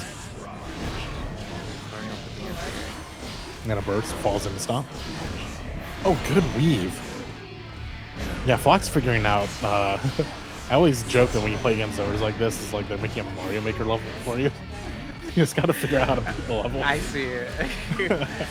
Wall break again. At this level, we're more playing just Kaiser Mario. Should be super into wall break into round. Oh, slash. Pretty even match though. It could go either way, so. As you saw earlier, Mira is just so good at adjusting, so. I believe. Able to play out of range now for once. Because Fox is just being way more respectful and patient. Just giving Mira room to play longer fireball block strings. Keep up the pressure. Finds the low, can't convert it. Oh, Flock gets out, but loses to a mash, and that's 6H to kill. All right, 1-1 in game 3. I would just I know that the scoreline is even, but I would hate to be in Flock's situation here, where I'm just having to be so patient, work so hard to get in. just to run into that, like, it's such a difficult situation It for me. is. It is actually stressful. I almost feel like, oh, this I mean, as I said, Flock Oh. has tools to figure it out, and once Flock is in, Mira's, again, going to have a hard time, but, I mean, eventually the zoner kind of figures out your pattern, and Eno, by merit of being, like, an air dasher, only has so many options to get in, or at least has, like, slightly more predictable options. That would prove it. That was a great fly-in by Flock. I say predictable. That's not exactly true. Eno has many ways to get in. They just all start the exact same way with air dash up. So if Mira predicts it right, she can like cover a lot of options just by deciding to toss an up fireball.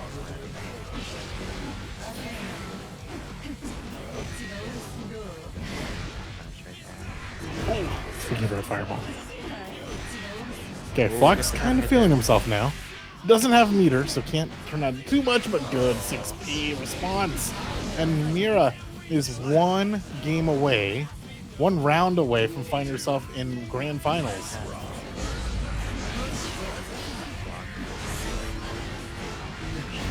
And Flock gives us game 4, or game 5 rather. And Mira's feeling it. She's going in right now. All patience has gone away. Mira wants this win ASAP. Flock has a chance to stop it. It's going to get meter on a confirm. I'll turn into a hard. No, it's not. Okay, holding the meter. So what are we going to do with it? Both players. We're going to see into a visual confirmation. Okay, yep. No. Okay. Yeah, Flock held meter just in case, and it worked out. Also, most again. It's not. Shouldn't kill. But we're almost there. Oh my god! I am flabbergasted that attack made it out in time. That was an amazing amount of awareness by Mira. Flock fought valiantly right there, but is going to get stopped in third place. And Mira is going to make it from all the way to loser semis to grand finals. Now, I talked to you a little bit about this player prior to the stream, but I think Stitchface meeting Emira in grand finals. I mean, she is the final boss. The final boss. As far as the DMV goes, she is the hidden DLC boss at the end of the final expansion of the game. That's great. Like, she is kind of undisputably the tournament favorite at the majority of tournaments in the area that she enters. Doesn't travel too much nationally. Would absolutely be a threat if she did. But for now, we're going to be blessed to watch her in grand finals on the winner side, Stitchface, that is, against Emira, who they're both friends, chatting a ton. So they're very well acquainted with each other. But that's awesome. Yeah, the May. May. You know, I have mixed feelings about like. If I had a nickel for every time a top May came through the DMV, I'd have 2 nickels. So apparently, this is kind of the kryptonite of the scene: is fighting against top May players. Yeah. Aesthetically, it's like kind of mean with the dolphin shenanigans, but at the same time, it's like it's not gonna be the anchor. It's not gonna be the dolphin shenanigans that you'll see, but you're about to see some nasty counter hit confirms with the anchor. Like you're about, I'm just gonna sit back and let the next part play itself out because I quite enjoyed the first time I played against Stitchface. I was like, I didn't know you could do that, and 80% of my health is gone. You know what's funny? I watched Trace play online here before. Yeah. And she was just like this person's trash. And I'm like, oh shit. Oh no, she's a great shit talker. Oh, I can't say that. No, she's a great trash talker. I was like, slay. Oh my god. Okay, what are we playing? Surely May. Just May's theme on blast. No. I meant on the music. Oh. What are we playing? Show it to the camera. May's theme, blasting on repeat, full volume. Disaster of Passion. I kind of like this song. I know some people have mixed feelings.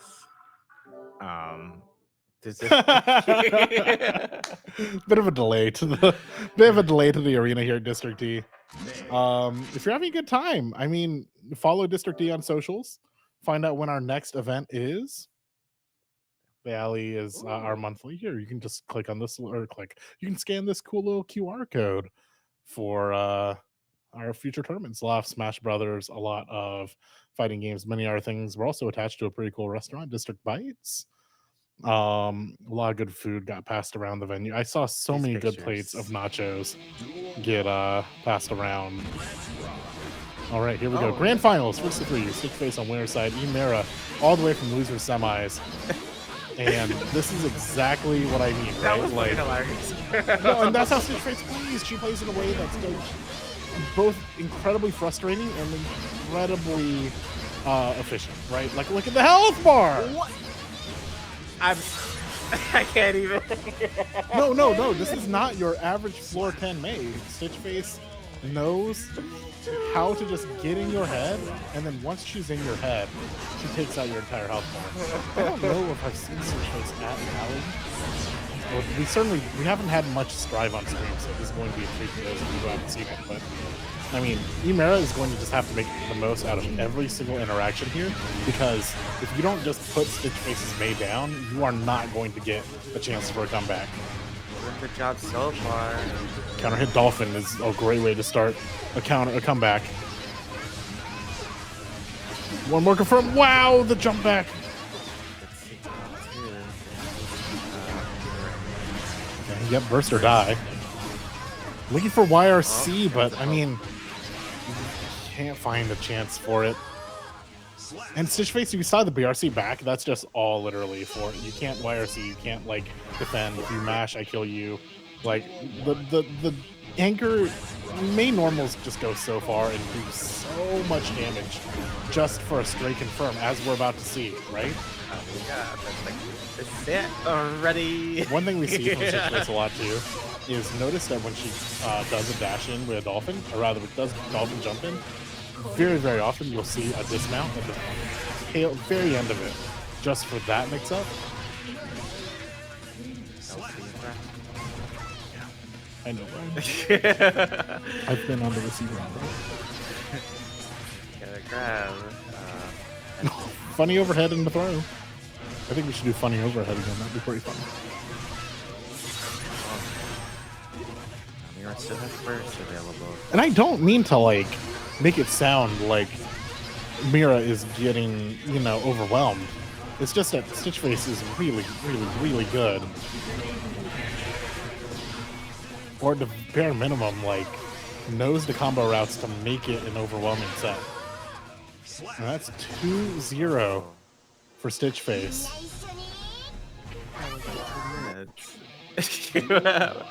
Very fast. Here we go. Made damage so Oh my gosh. If you miss one fireball, and it's especially pronounced in a zoner matchup, where if May gets in once, you can't peel her off, and you lost the majority of your health to this whale.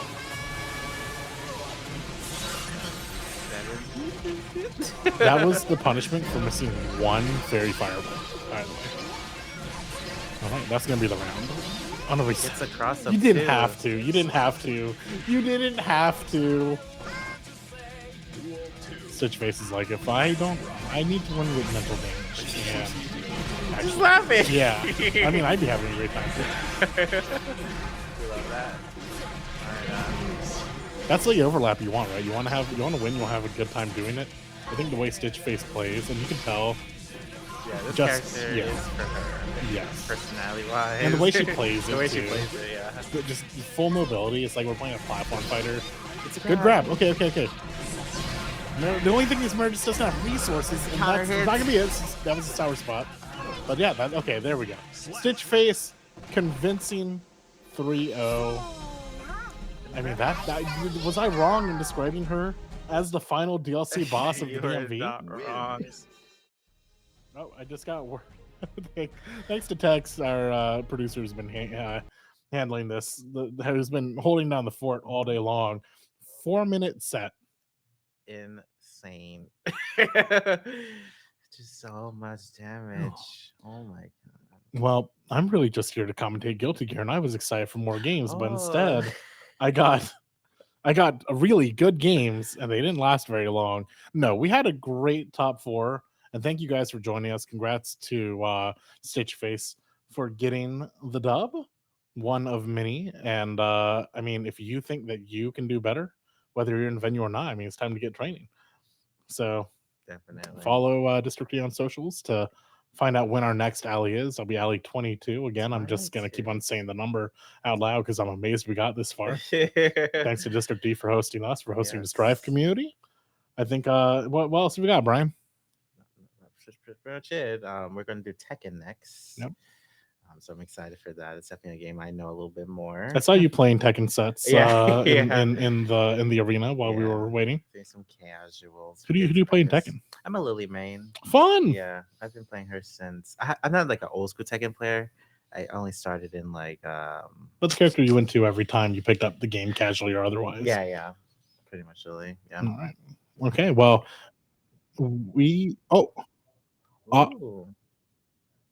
ooh, that's good information that just came to our ear. August 24th will be the next alley, so write that down on your calendars. It will also be another Street Fighter, Tekken, and Guilty Gear alley. Yeah. So we'll be with you on the 24th, hopefully. I think we'll go ahead and send you off to Tekken. Thank you guys so much for watching the alley. Stay tuned. See you soon.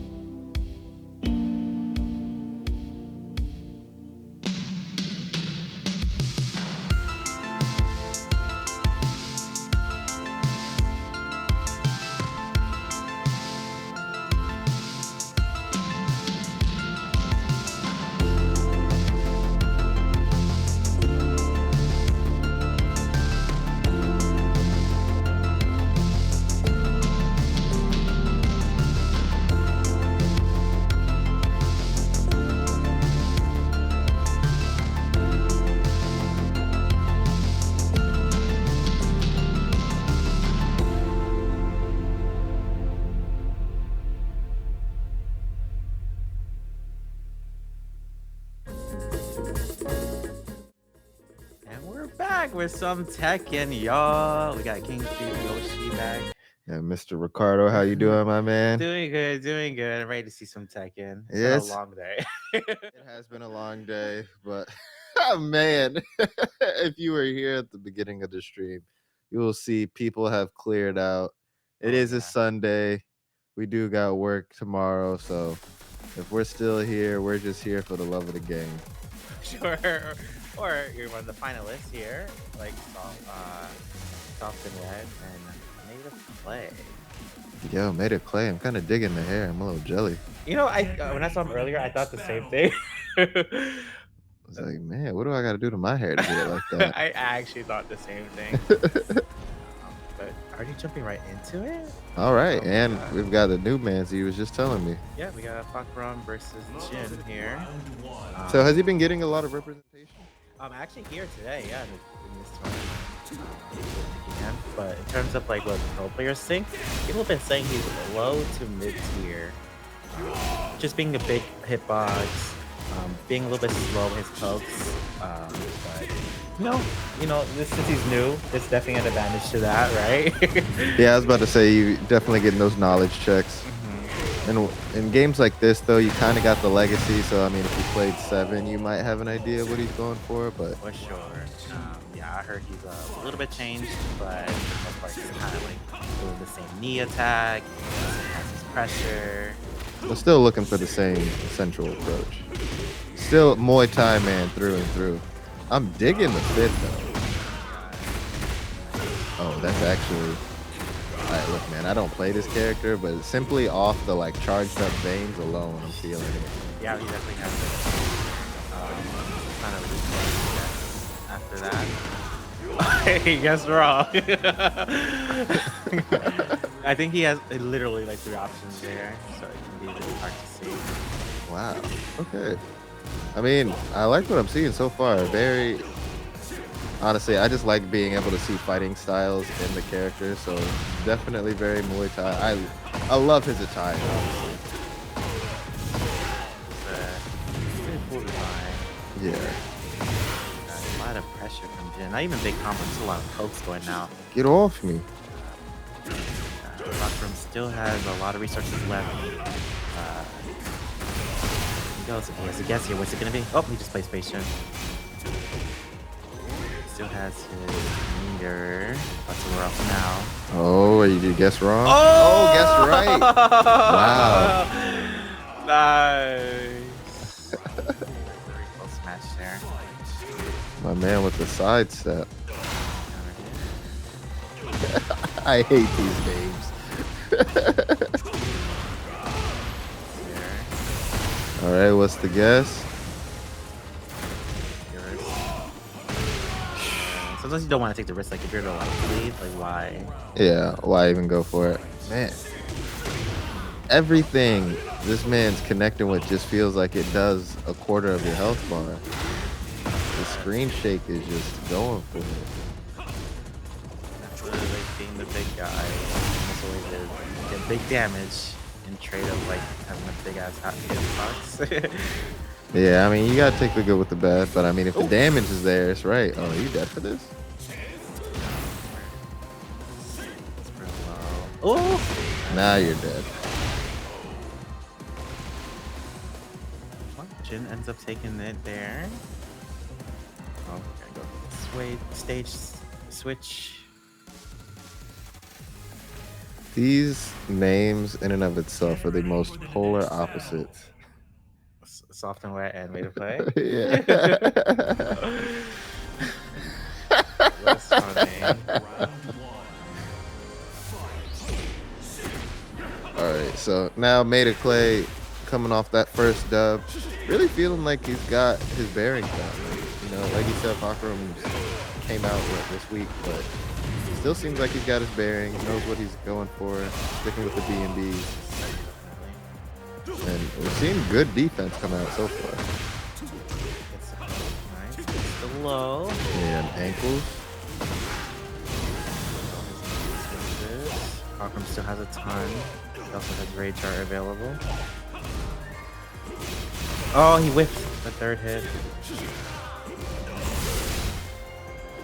Dang, my man going in straight elbows. I'm talking bows, my man. You ain't getting up from none of these hits.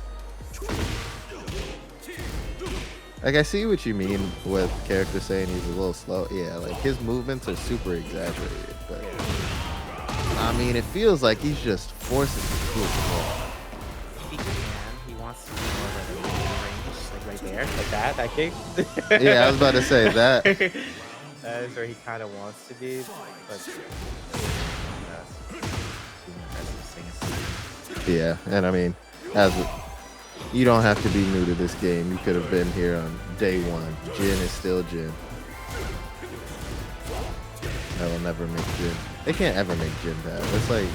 That's like Street Fighter trying to make Ryu bad. You make your poster boy bad, the game's bad. He's like really good right now. Yep. They gave him a gun. Oh my god, not the gun. That's what I keep hearing. Okay, well, Falcon is doing much better this round. It's 2-1.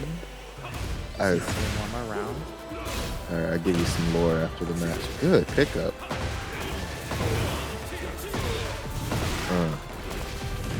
Put him down. Goodness, that damage. Okay, that here. Oh! Not That crumple was filthy. even a second to break. 2 lows in a row. Okay. Oh, he whiffed the high. Big launcher. Yes, launcher punish. Restand. I'm not done. Oh. Got another. Did you guess wrong? Nice. With the low. There's a knee attack. Oh, that's Damn. going. Made it play is moving right now.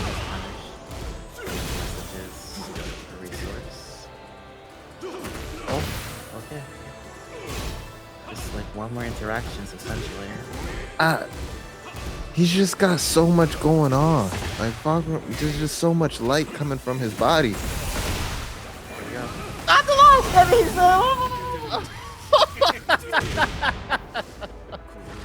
Oh, what a call out. What a call out. And you just gotta sit there and watch it. Hand on hip. Feels bad. Oh my god. Oh my goodness. So you can clearly you can react to it. I see that. I mean, you have to be a god though. These Yeah, things are good. my goodness, that was disrespectful. There's no way I'm low parrying that. Yeah, no, absolutely not. I'm holding that block. And just before we get into this match, to give a quick background, Tommy Sky King, shout out to him for hitting us with the knowledge check. Soft and Wet is a JoJo's reference, which I am not well versed in, unfortunately. Yeah, I'm not. It's so funny 'cause I just came from Anime Expo like 2 weeks ago, but I know way more animes. Brian, I actually want to throw hands with you. Like, that don't even make no sense. You said Anime Expo, but I don't watch anime. I work too. I'm sure you did. Yeah, that makes me feel better. Stop talking to me, bro. What are you even saying? I don't watch anime. I just work the expo. What are you saying to me? Oh, whoa. I'm sorry. Are you flexing on me? That's what it feels like. Good God. Yeah, my man's just. That's so fast. I'm gonna say, watch this cutscene real quick. Bro, it just looks like, hey, I'm looking at Bachman and I'm just like, I don't even want to attack him. I feel like you get hurt if you were to hit him. Like, he is just, my man doesn't know what a gym is. He's over there in the jungle lifting trees. What is he like? What do you think he's like 6'9"? Like, what No, he's definitely Sagat. Sagat recently got he's our next character coming out in Street Fighter 6, and homeboy's 75. 7'5". Yeah. So Man. I mean, Tekken's more like actually human, so nah, homeboy's probably like 6'8", at the very least. True. I'm definitely gonna Google it. Well, after. kinda, because like Tekken has like demons too now, like demons. Yeah, but they're still, proportionate. It's not a Tekken 7 versus Basil or whatever it was called. You're right, but Street Fighter has like Exactly. Like Sagat's over there carrying trees in the intro, and I'm like, I understand you're 7'5", but that doesn't justify. You can't carry a tree trunk. That's still at least like 5 times your weight. Bakram though, he's carrying a tree trunk. I believe that. Jin takes this one. Jin's a set. Yeah, it's been weird. I feel like Bakram's been having good opportunities, but then you just all of a sudden you tune back in and it's still the Jin show. Yeah. It's not like he might take the win here. Oh yeah, no, that's G's. Oh. It's like the combo never stops. It's like it doesn't matter where I am. I'm getting to whatever edge I'm trying to go for. So, but that will be the end of winners finals. Made of Clay will be sitting there, sitting pretty in grand finals. We're gonna wait for the people to come up and play him. So with that, he's just gonna sit down and wait for the gauntlet. He's got more waiting to do. I'm sure that's what he was waiting for. Very excited. Oh my god. It's been a very long night for all of us. Definitely. I think I got here at like 5:30. So, did you get here earlier than that? You got here at 5:30? Mhm. Dang. Yeah. There's no way. Yeah. Because my call time was like 6. Yeah. But I swear you were on the live look-in when we started. But I showed up literally like 3:50. Like 10 minutes before my call time. So I feel you. So I have a little bit more energy. I'm still okay-ish. I am debating. I'm supposed to go into work early tomorrow, which means I'm debating on whether I'm going to wake up at 3 a.m. or 4 a.m. I just heard a what from production. I didn't hear it from my headset, but I heard it from outside. Yeah, if we get out of here any later, if we get out of here before 10, I'll probably go for the 3 o'clock one. But if we get out of here after 10, definitely going in at 5 o'clock. It'd be like that. But that's okay. We're here to see some good ass Tekken. And who is it?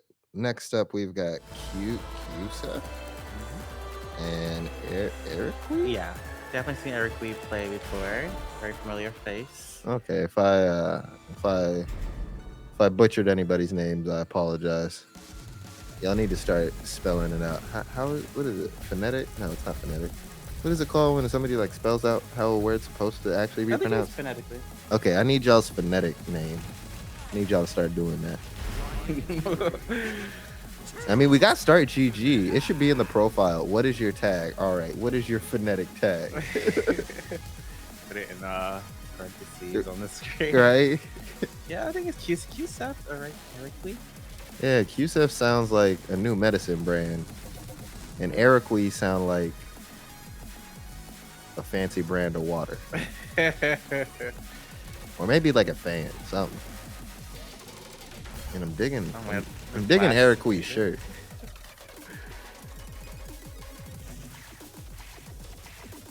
Massively fermenting dregs. And she's biting on a guitar. Interesting. Oh, wait. The name's swapped. Oh, okay. So Cusa. I'm rocking with Cusif shirts, not Eric Lee shirt. Blacksinated. I don't know what that means. What? I think like blacksinated. No. Yeah, that's what I said, right? Yeah. I don't know what that's in reference to. If that's like just black people getting vaccinated. I don't know. I don't know. I don't see no I don't see no like www dot nothing. It ain't. You know what I mean? STM is trademarked.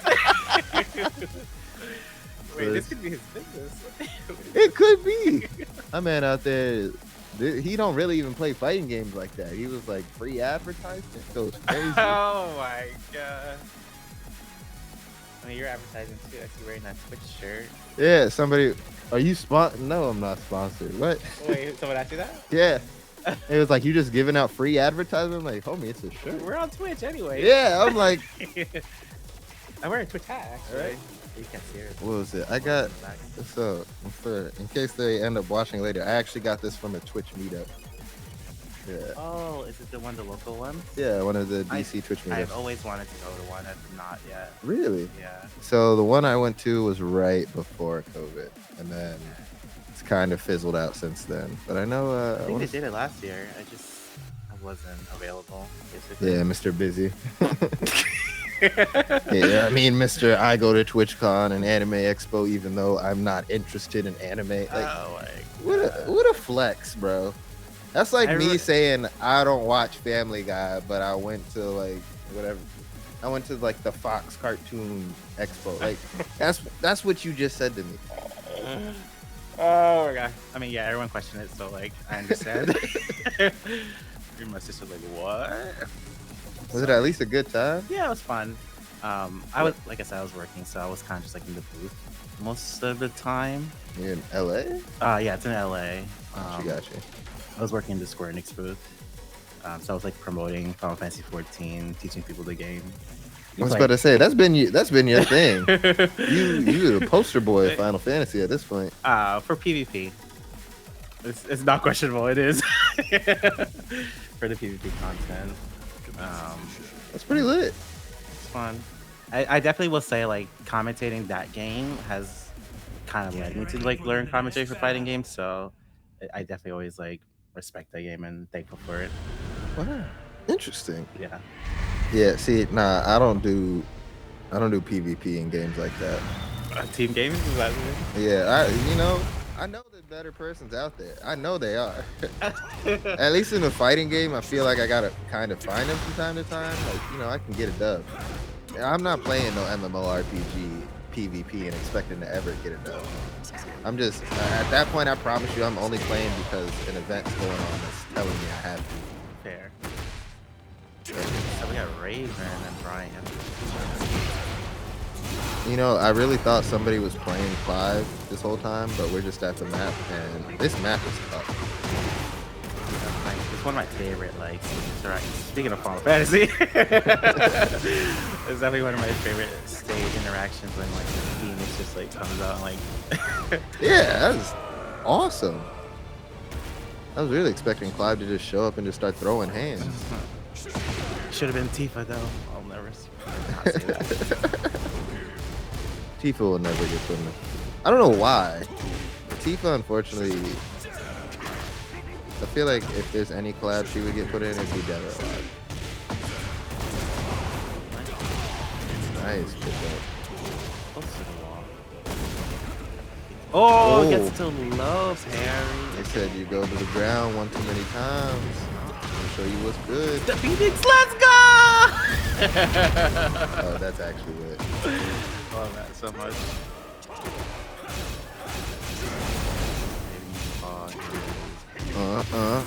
Oh, okay, good grab or good break. Don't matter though.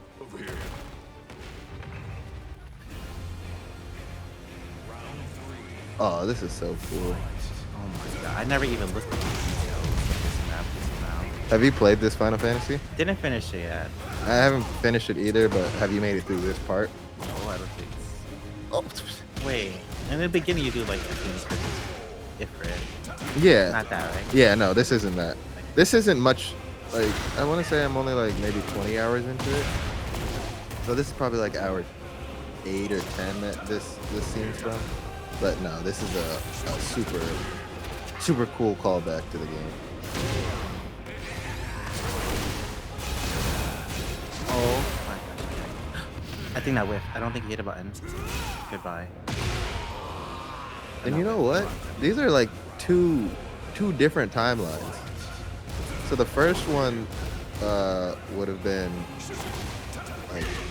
like you played with. It would have been a flashback. It would have been young Clyde. This version that they're in now, it would have been adult Clyde. So that's interesting that the stage transition also transitions time, but I'm not complaining. That's really cool. Give me them ankles. Man, what is up with Brian's fit? I feel like every time I see Brian, he always got something on.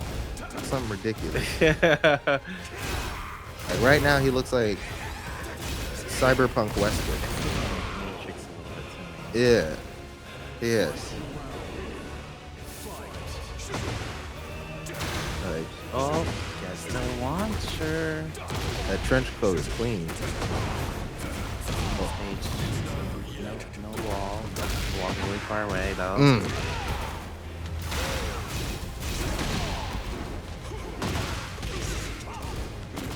Still have Brian with heat available. There's the clones for the chip damage. I was about to say, I can't really make it out one way or another. They're both so even. They're both really just taking turns. People tech grab. There's the heat.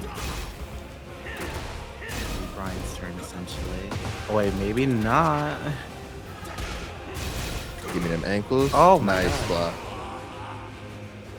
Yeah, Qs have been going to the ankles a lot when they had those little gaps in between each other. So Eric Wee making that right adaptation, making the quick adjustment and getting that punish. Got it. Okay. We're switching stages. It's a close match. Is that Pac-Man? Oh yeah, there's a Pac-Man stage now. You know, Bandai owns Pac-Man, so this is a collab they did recently. Oh. Free stage.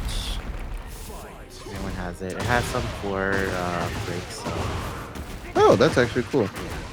I actually recently started playing the old Pac-Man platformer. That was actually a good time, so. It's nice to see all these little nostalgia kicks that they throw in games for us. It's what we're really here for.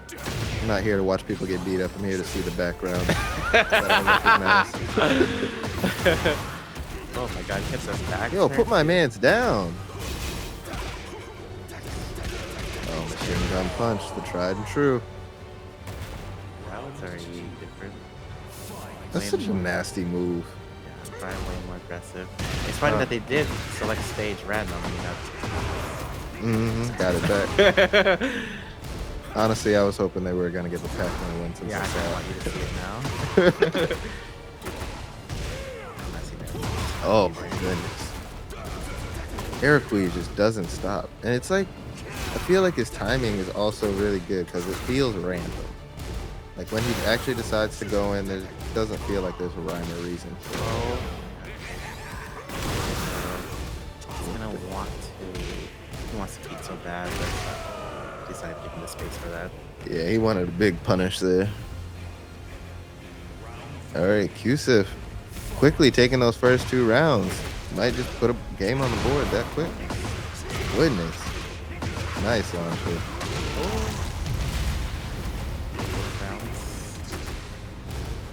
That's also a sick stage interaction. Eric Wee, I've seen him play several times, and what he likes to do is go into heat, spam the clones, and it'll give you just a ton of chip damage. Yeah, okay, so I've seen Eric Wee's. Here it comes right now, there's chip damage. But just one into. Oh, that launcher. 1-1. My man said, I'm gonna send you to the moon. Pac-Man stage, let's go. We're actually watching one of the Street Fighter players was taking homeboy to. There's no way they got this stage again. Kept taking homeboy to training stage.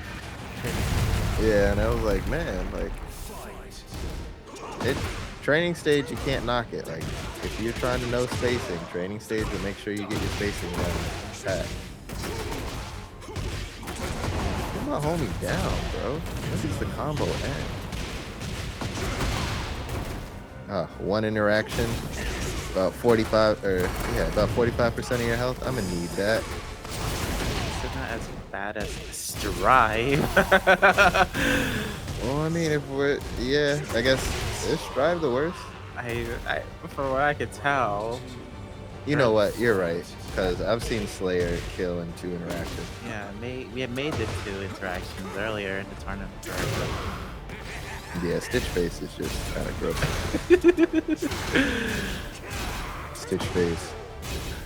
Going from Smash and now over here just being disgusting and Guilty Gear. Gotta love it. Oh, he Good gets the grab. grab. That was a good one. Yeah, the no, that was grab would actually- answer if he used heat there. That was really nice. They both roll forward. That's so funny. That's how aggressive they are. I was about to say, QSF is like, nah, bro, where are you running to? I'm still trying to talk to you. What is that?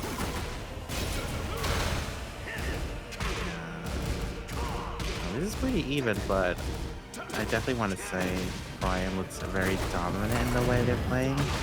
Just not letting Erkley do what he wants. He's a very good player. I see what you mean. I don't think QSF has Ericles number down just yet. I feel like I feel like you're right. The neutral coming from QSF is better, but Ericles is still able to throw out a good enough offense that QSF just can't run him over. Nice. Oh, I'm not done. I'm still not done. And we going to the wall? Oh my god. This stage is just crazy. Oh, let's get a launcher Nice. too. Probably gonna go into the heat there. Yes, there it is. Big advantage. We can see shadow clones. Oh! Oh, this game is so crazy. I think he's dead. Should be. That's actually sad. Oh, they're both. All right, this is what I really like to see in long sets, but both of them are so even. Like now we're just really starting to see the adaptation. Like who's making the adaptation call out quicker? So far it's been QSIF, but Ericui not out of there yet. This is game number 4. If QSIF takes this game, that will be the end of Ericui's tournament set, or tournament life. And right now the Brian's always been that guy. He's got the good pokes, he makes good damage. He hits like he's Falcon. I don't know what Brian's lore is, but that man hits like he's at least 4 sizes bigger. 4 sizes bigger than he is. Like Android or something. That's what I thought, right? That's why he has that machine gun punch and stuff like that. Yeah. But that's how he's able to. Not I'm able. not really He gets- sure. I don't play fighting for war. Yeah, facts. I have not done the story on any of them. Really? Oh, actually, that's not true. I did Street Fighter 6 World War stuff. I think it was Street Fighter 5 was my first one. But actually, that used to be my favorite part of fighting games. I'm actually a little sad that they got away from it. But I grew up with that Soul Calibur 2, and that I guess closest thing we had to story mode, but that story mode was you lose yourself for hours. Be in the trenches for days. Now, what we got? Extreme Battle in Street Fighter 6. What do y'all even have in Tekken? Story. Well, like, what other fight modes do y'all have? Not really sure, but the beach ball thing is here. or Bro, I kid you not. That was like after they showcased that the one time, I completely forgot that was even a thing. yeah, think about it in this game. Yeah, it was a cool idea. That was something they could have kept. Could have kept that in development. Yo, Ericui, don't. It's not free, bro. Fight back. Fight back, please. Oh, nice blocks on the machine gun punch. Oh, gets so low. Nice Got block. hit by that, and Okay, so we got one more round needed for QSEF, and if that is it, that will be the set. gets the launcher immediately, gets the wall. And as I say that, Ericui's getting all the damage. And he's in heat, which a lot of these matches he has not been a chance to do that, but as of now, get some chip damage. Almost there. Ryan has a lot of recoverable health right now, though. Dang, that is crazy, my man. And now it's even, or not even even. Yeah, I was about to say, my man is just good now. Oh, okay. Well, pretty much one hit away. Ooh. Oh, the blocks are good. Oh no! It takes it. Man, we had a great start in that round, but it just turned around so fast. Hey, and you weren't here when I mentioned it last time, but if y'all looked, y'all see that Qsif knows that he's in the gauntlet. He won and knew not to get up from the seat. Oh. When we were watching Street Fighter 6, I want to say it was Vinya won, and then he got up, and there was like, we're both just sitting here like, where you going, bro? Like, it's grand finals after that. Like, you obviously playing, homie. Like, what you getting up for? He's playing Dowson, right? Yes, honestly, that was the farthest showing of any Dawson player. Yeah, he So that was interesting. I was getting secondhand anger, but I didn't have to play it, so it wasn't too bad. But that was looking like the online Dawson that you just kind of put your controller over to the side and you're like, well, he'll get the job done eventually. Like, I don't know what he's doing. I don't know how to counter it. Everything I've tried, I've either got punish counter hit for or just held a whole fireball. So for me personally, Dawson's always like easy because I play Rashid. I feel like I always like get trades off of him. He can't really like do what he wants because I can just like anti-air and poke him out and throw out a whole cyclone. Yeah. Whoa. Dang, so this is it. This is the. Did we miss a match? I think this is grand finals now, right? For the next battle. No, we didn't miss. Oh, this is losers final. Yeah. All right, so the winner of this match will get to go up against Made of Clay for all the marbles. Which I'm happy to see. I just really want to see. Yeah, I wish I would have gotten to see some more Clive representation. That was 10 seconds. He's almost there. Oh, what's it good? Oh, the grab! Did my man? What did I just look at?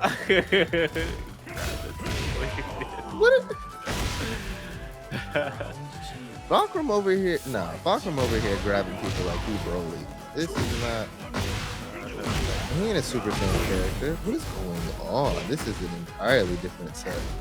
I mean, obviously, Made of Clay sitting in grand finals for a reason, but I now see how Soft and Wet got where they were.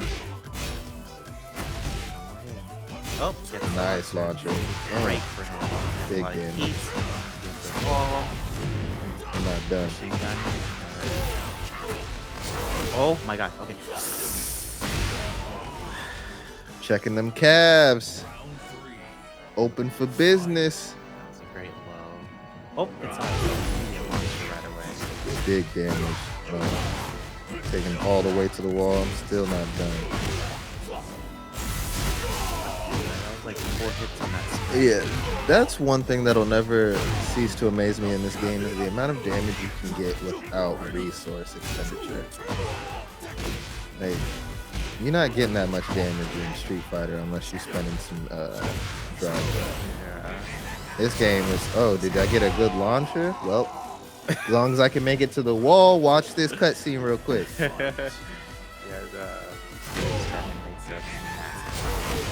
Yeah, that's true too. Other games, the stage doesn't make an inkling of difference.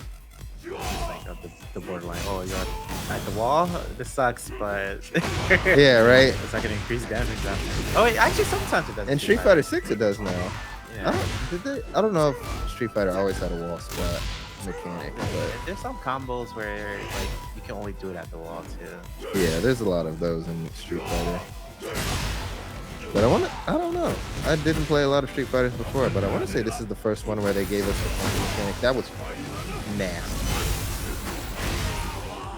Yeah, nasty. Over there just laughing about it. Homie was like, you blocked it. But I'm just do it again. Yeah, bro, that's disgusting. What am I looking at? That's gross. That should come with This is how I react to when I win like that. For the next battle. Just happiness, pure joy. happiness and laughter. See, maybe I'm just playing the wrong game because when I be winning in Street Fighter, I still be mad sometimes. Fight. Like, why did this work? Why is this what killed you? Why did you jump 6 times in a row? Like, I don't understand. Oh, Ooh! that was, Got yoinked out the air with a swiftness. But you are not cleared for this flight zone.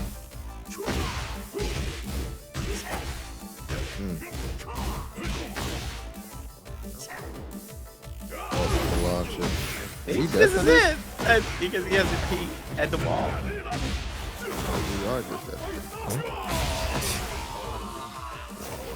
My man's just I'm cursing a lot today. I don't know if that's okay. my man pulled that knee from the depths of hell itself. So watch this real quick. Bro, relax. What? This is Relax. Yeah, for sure. Look, bro, if it's not anime and I'm watching a 6-8-2 fight, there's something wrong with the game. This simply lets me know the game was made correctly. here. Oh. Alright, what's the guess? That was a high thing.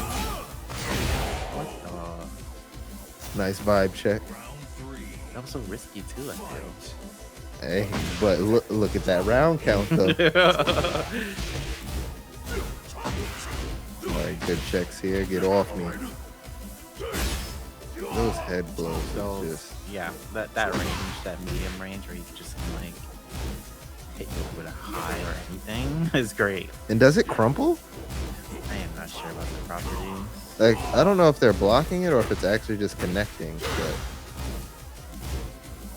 Oop, got a trade there. yeah, man, for all that help, that was a good trade. Both max range heat.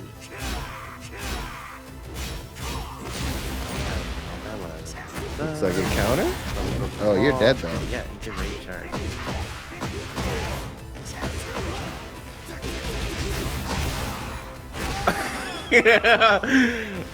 My man said I'm gonna save it for a rainy day. I don't even feel like it scales like that. So that was just pure, I'm gonna kill you with this combo. Rush him down. I'm surprised he didn't go for the low. Respect my kicks. I don't need no tens. All I got is feet, phalanges, and rope. Elbow to the head. Like his animation is just Yeah. oh, he killed with it. What do I need to go into it for?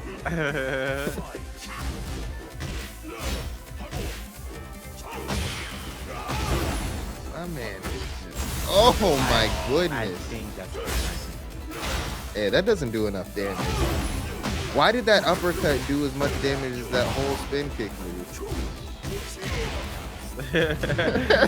Balance is crazy. The wall splat. I'm still not done. Machine gun punch. What's the vibe? Let me check them ankles. They're open for business.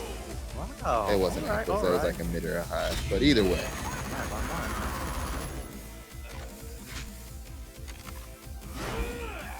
I could definitely look at these players thinking, what should I do? I just like how in this game, well, it's always the stage's fault. For the next battle. It would seem so. Right? They never go to character select. They always go to stage select. Nobody's happy with the stage. Nobody's like, this is where I want to lose. Like, I think it might be part of the role. oh, I think, really? Yeah.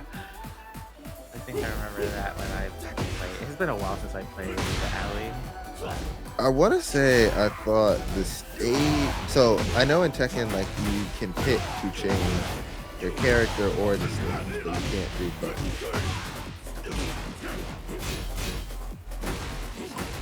oh my god. Honestly, that's like this is the most exciting part is when he does the stats. Yeah, I was about to. Just thinking about the sheer, like, I'm just watching a tree trunk come from this dude's leg, and just hit you 3 times in a row. I'm just like, the sheer force, like your whole right side of your body is obliterated. Like there's nothing left. Like I understand Brian's a cyborg. The whole right side is soft metal. Like look at that man is kicking you like you owe him money. I do like to see all the different options we're getting trying to deal with this Drekka, I guess. Why is Brian's arm smoking?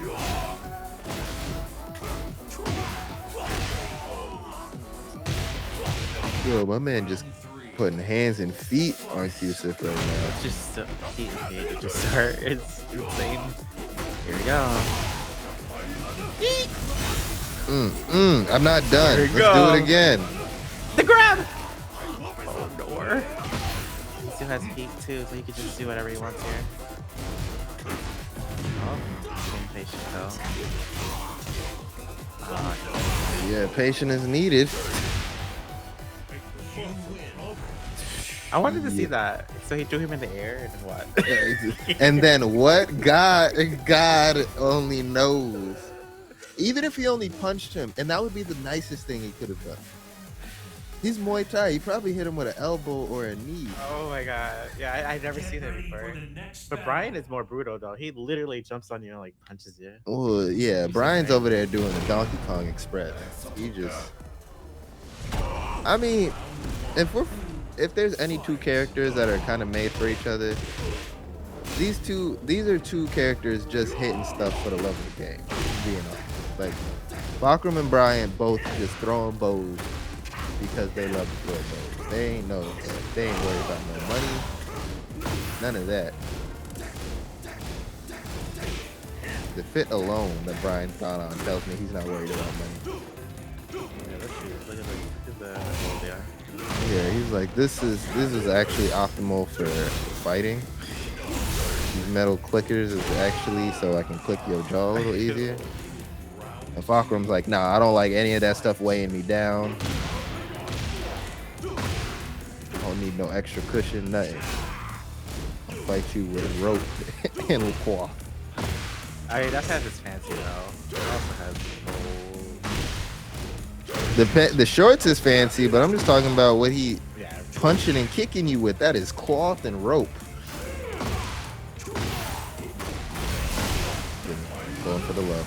Wow. I was wrong. Wow. Fakram is ridiculous. Now that I'm being able to see it against a different character, you're right. His mid range is uncontestable. Feels like. Oh, Good backhand, nice crumple. beautiful kind of hit. Yeah. Hey, let's play a game. Front hand, backhand.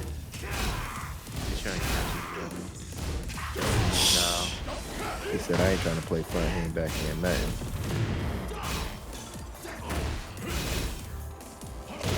What the? Oh. Don't even know what to say about that. Yeah, I was about to say, Fakram is just covering so much space and so many big buttons.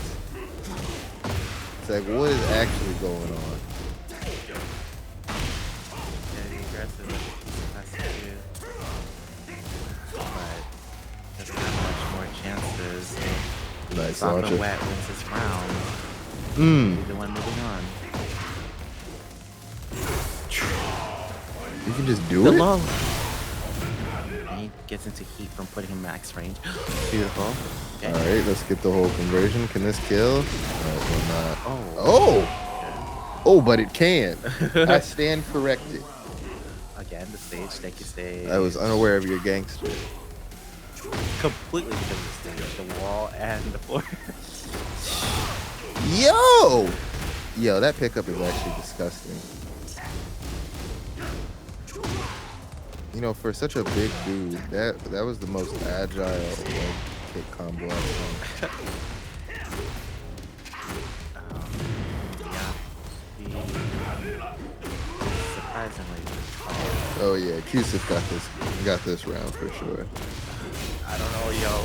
This is Get off me. This is Tekken! you dead? It's dead! No way. Commentator, I'm blaming you. There's no way. Oh, what the fuck is he? Did he just punch him through the wall? Dead. No, he's been dead. Dead for sure. He died when I saw the rage art. You can't lift a man by the cranium with a kneecap and expect that man to be alive. Very There's, true. Factual. there's simply no way that He's a works. cyborg. It's okay. He's okay. Oh, I forgot about that. You're right, but I don't know, man. Fakram ain't human.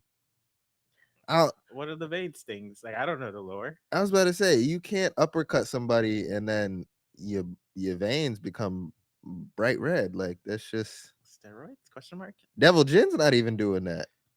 Steroid, yo, if steroids did that, I think there would be more people that did that. If I'm being honest with you. I don't know. I don't know. It doesn't look good to me.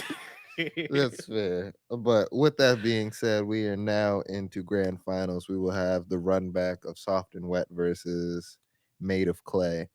So I know Made of Clay was already a little tired before we even started Tekken. So I'm sure Made of Clay is just like, look, man, I'm trying to get my bands and get out of here. Almost there. Almost there. Excuse me. Are we gonna, let's see, ladies and gentlemen, what time is it? Oh, we did not make it in the under 10 o'clock. Soon. Yeah, we made it to the final bracket, or not final bracket, final set starts at 10. So that's not bad. Not too long of a night. And we see the newest characters in grand finals. That's awesome. No, that is true. Always love to see that. I wonder if we'll see any. Sagat comes out August, I want to say 5th. So we'll have a good probably 3 weeks of practice for the next alley before Sagat will be here. So I'm expecting to see a lot of representation from him when he comes out.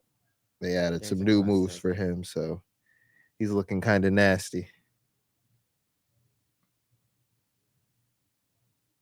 Made of Clay. Made of Clay is it's played the least amount of matches today at 4-0. Man has not dropped his set. What else? Made of Clay coming out of Baltimore. Oh, got the deets. Oh, yeah. Pulling up their start GG.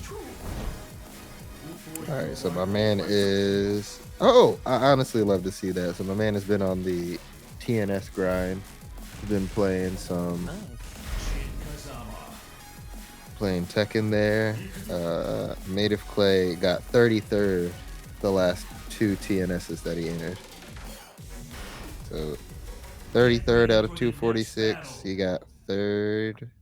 I'm always rooting for DMV players. I feel like there's not enough of us. So, I feel shout that. out. Okay, so last month, Made of Clay actually got knocked out at 3rd. So, oh, and was it 2 Soft and Wet?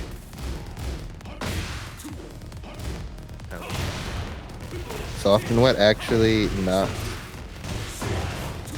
knocked him out of bracket last month. Soft and Wet was actually playing Victor last month, so that is the difference. That lines up. He wasn't out yet. Yeah. I was just saying before. Okay.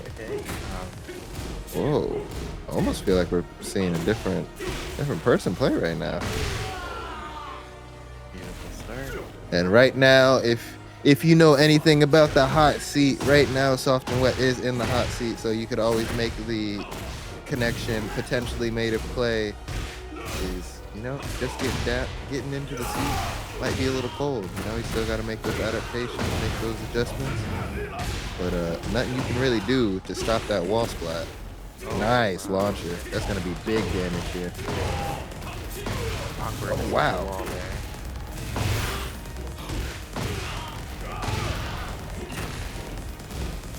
nice punish, but unfortunately, nice catch, but unfortunately was unable to punish there.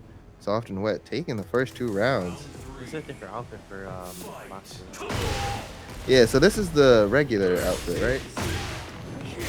I want to say this is, or at least when I saw him in 7, this is what I thought he was wearing. I like the other one better because I like the headband. Yeah, I want to say this is what they would wear fighting in Muay Thai, and what he has in the other one, I want to say is the traditional garb that they would wear leading up to the fight. I want to see that. Nobody wants to see that, bro. If you're playing against that, nobody wants to see the character you just played get disrespected in the cutscene. Let's go! Pac-Man! Gosh, finally. Pac Pixels, let's go.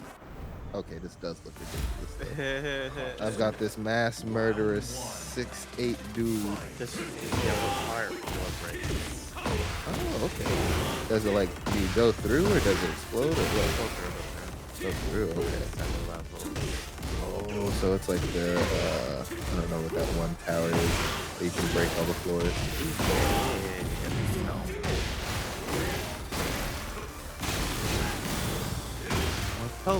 I'm vibing with this one. This is really, didn't they have a like bit stage in Tekken 7?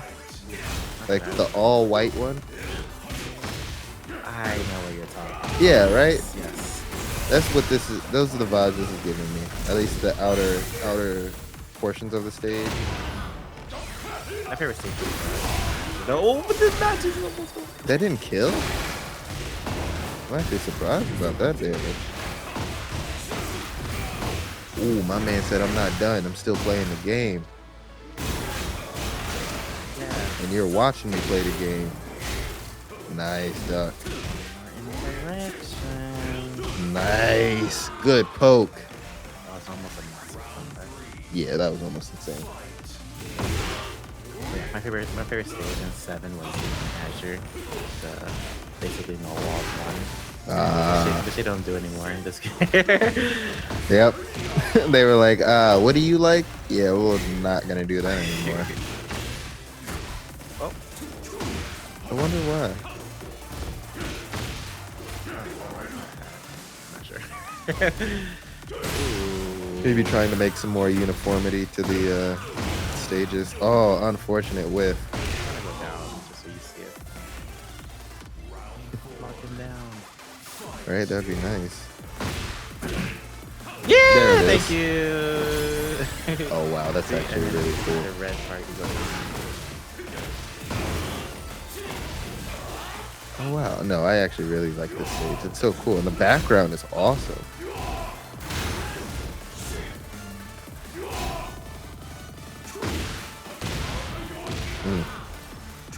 Tearing them ankles up. Get that nice mid-range. Oh, Tearing them ankles up. hello. No. Bro. Nice hit.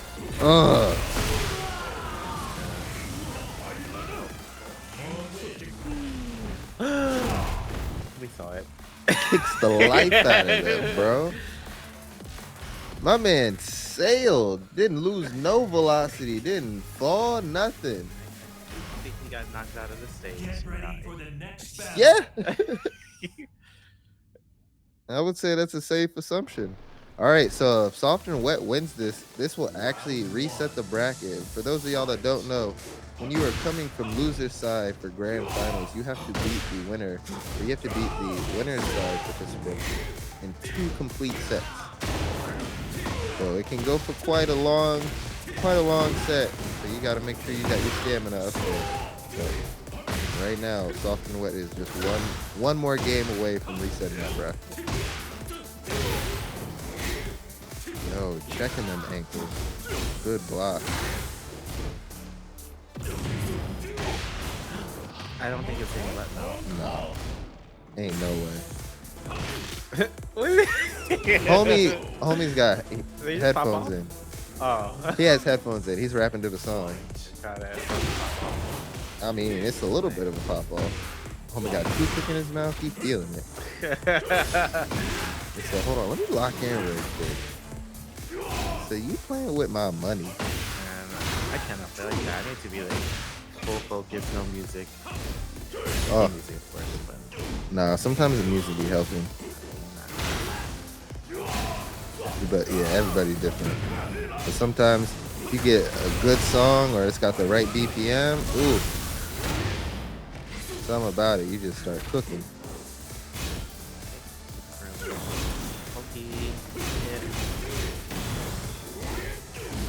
Are the ankles open for business? No, but the midsection is. 1-1. What's the launcher? Oh, no launcher, but dude. I got hit by that. I had no idea what homeboy was doing. I just saw with just elbows getting thrown around. Nice kick. Mid range.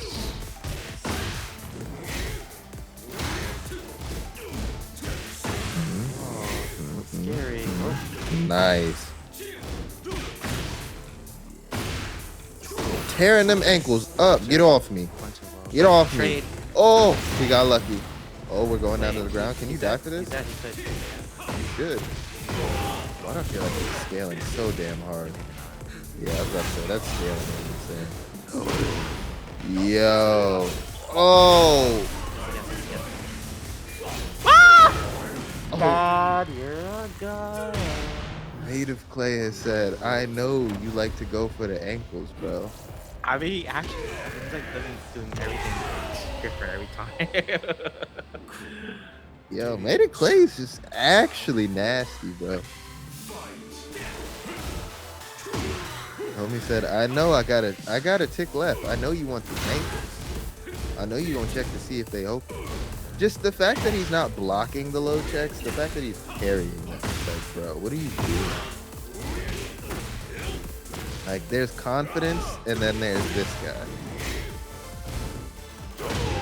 Oh, stay in this corner. Still my turn. I'm not done. Get off me.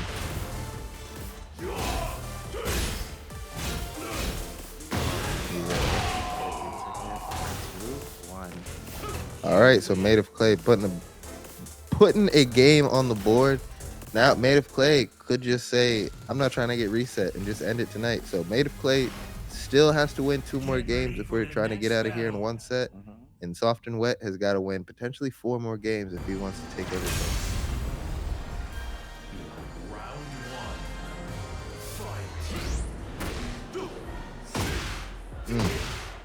Give me them ankles. Oh, that's what I'm saying. You are not the only one that can make some call outs.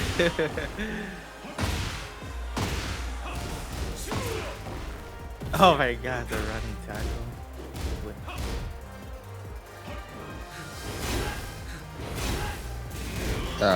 I got hit. I got hit for sure. Nice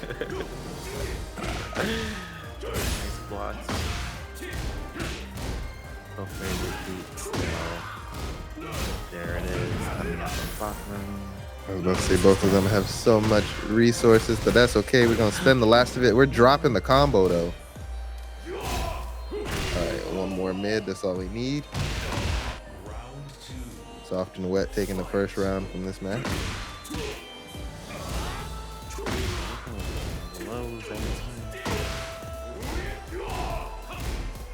Oh my god, he's actually getting every single.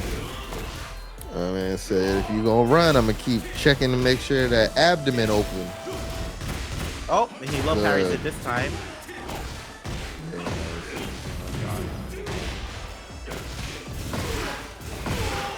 Whoop, whip. That was punished by too far and can't really take it from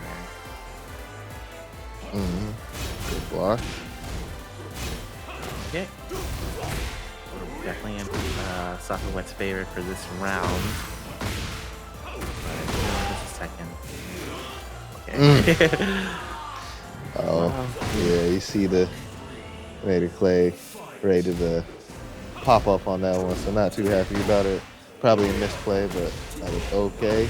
Not even worried about it. We're starting this third round, and we got the damage on deck.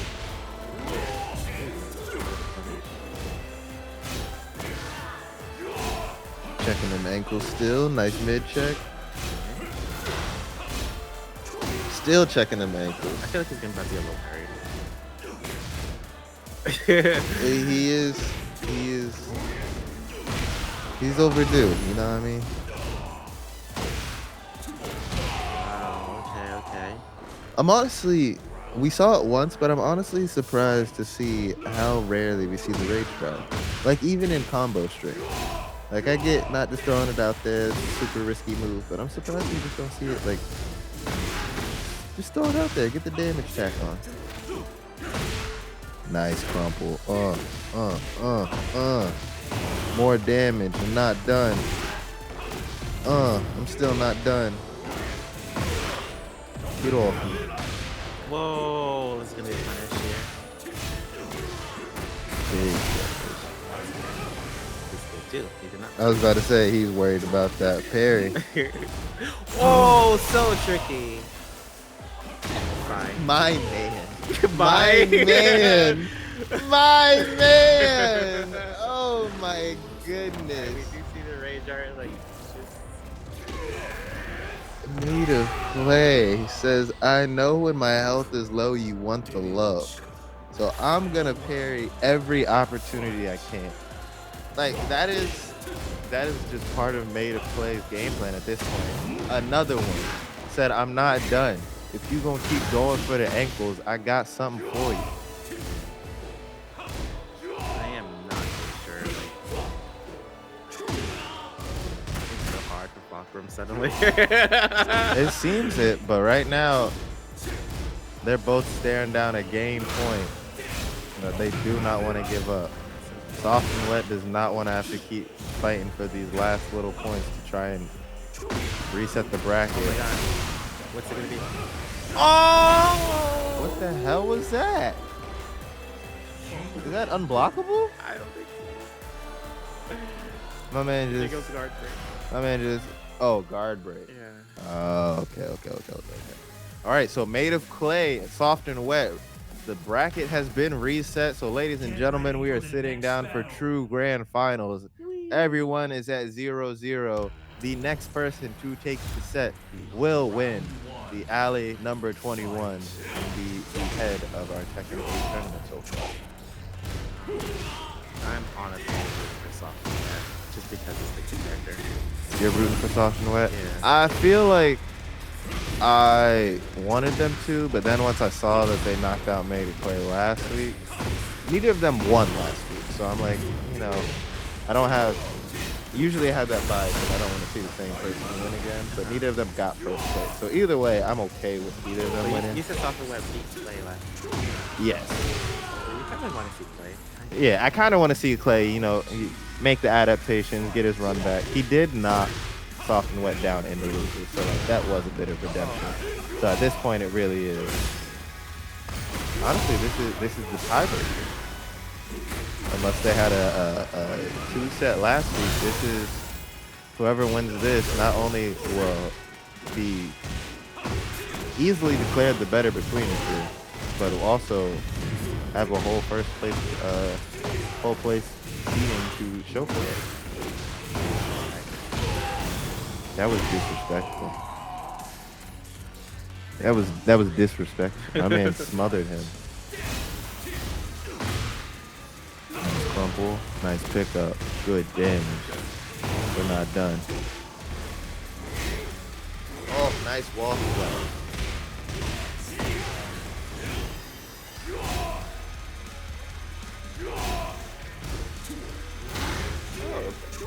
Got some more background knowledge from the Tony. I guess that white stage I was talking about was also apparently already packed in. Oh, it was? Yeah, that's what Atomi was saying. So that's why it felt so reminiscent.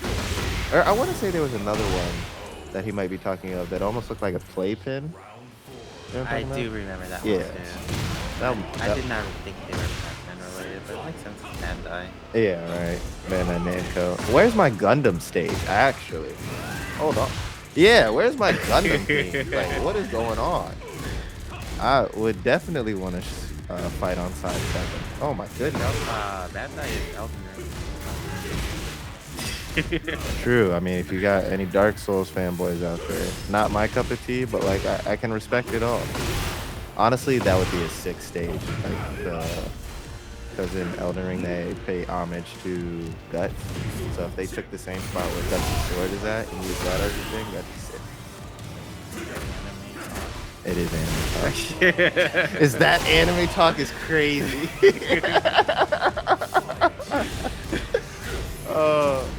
Honestly, that is my. Oh my gosh, I'm gonna quote that. Straight or something. That was the best thing I've heard today. Is that anime talk?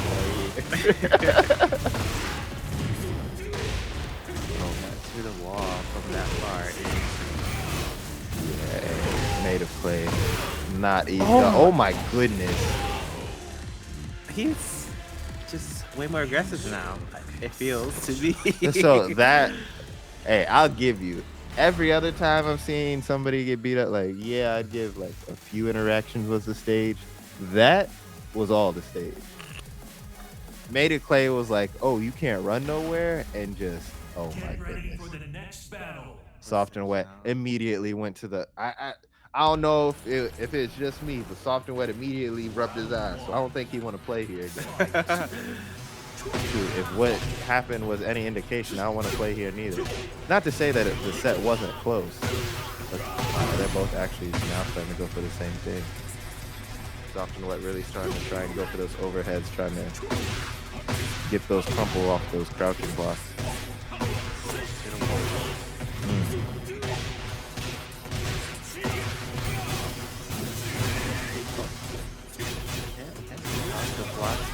Everything. Here we go.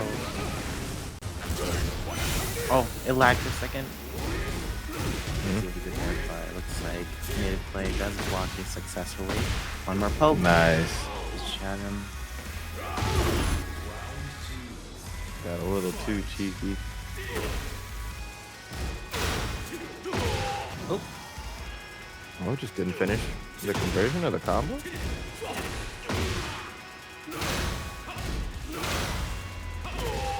Look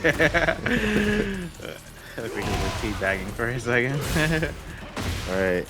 I do find it funny. It's like, oh man, don't teabag. And it's like, you know, at this point, I feel like some of the just messed up inputs look like teabag. Because I promise you, if I'm online, I'm not teabagging.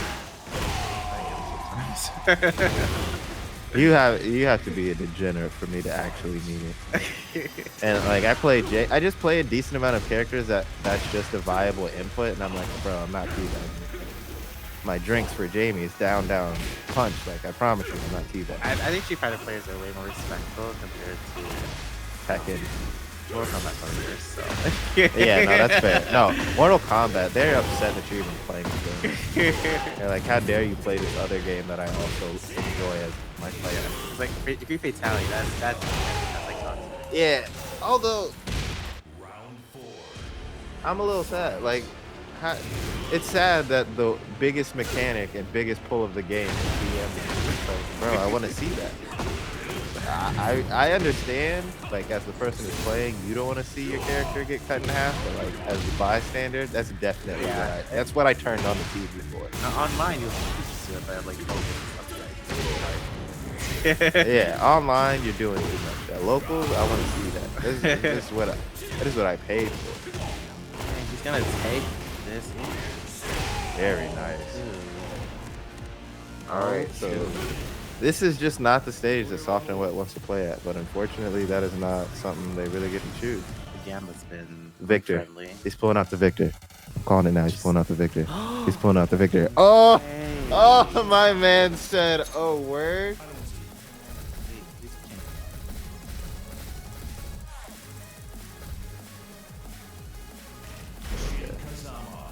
Man, okay, I guess maybe his mentality would be like, oh, he's adjusted to my platform too much now. I don't know, man. So this is, in my opinion, this is one of two calls. This is either I know I can beat you playing Victor, so it doesn't matter that I waited to the last minute, or like you said, he's truly called out everything. So I just got to go back to my tried and true. Yeah. But I don't know, man. I feel like it's so late. It's a little scary. Yeah, that's what I'm saying. I feel like that is a massive call out. Yeah.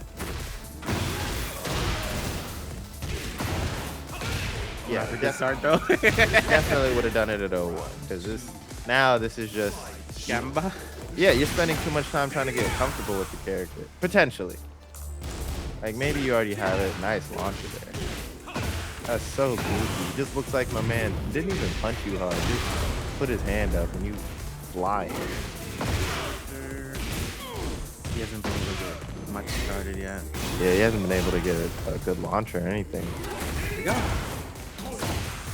Oh, asking you shall receive, I suppose. Well, he up here. You could just do the sword thing or that. Oh, are you dead for this? No. Could have been though. Yeah, I was about to say. Oh, you're dead for this, actually. Yeah, Made of Clay is the only person tonight that is. Hey man, I got it. Oh, you gonna watch this cutscene? Watch it. He's not dead. Honestly, I really didn't think he was gonna die from that. I was honestly thinking he was gonna do not the rage drive, but the heat burst. I thought he had it before he used it, but you might be right. I might have just not been paying attention to my resources closely enough.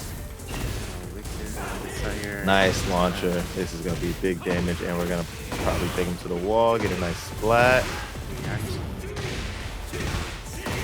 And now we're back at the wall. This is the situation that has gotten us bodied for this whole set.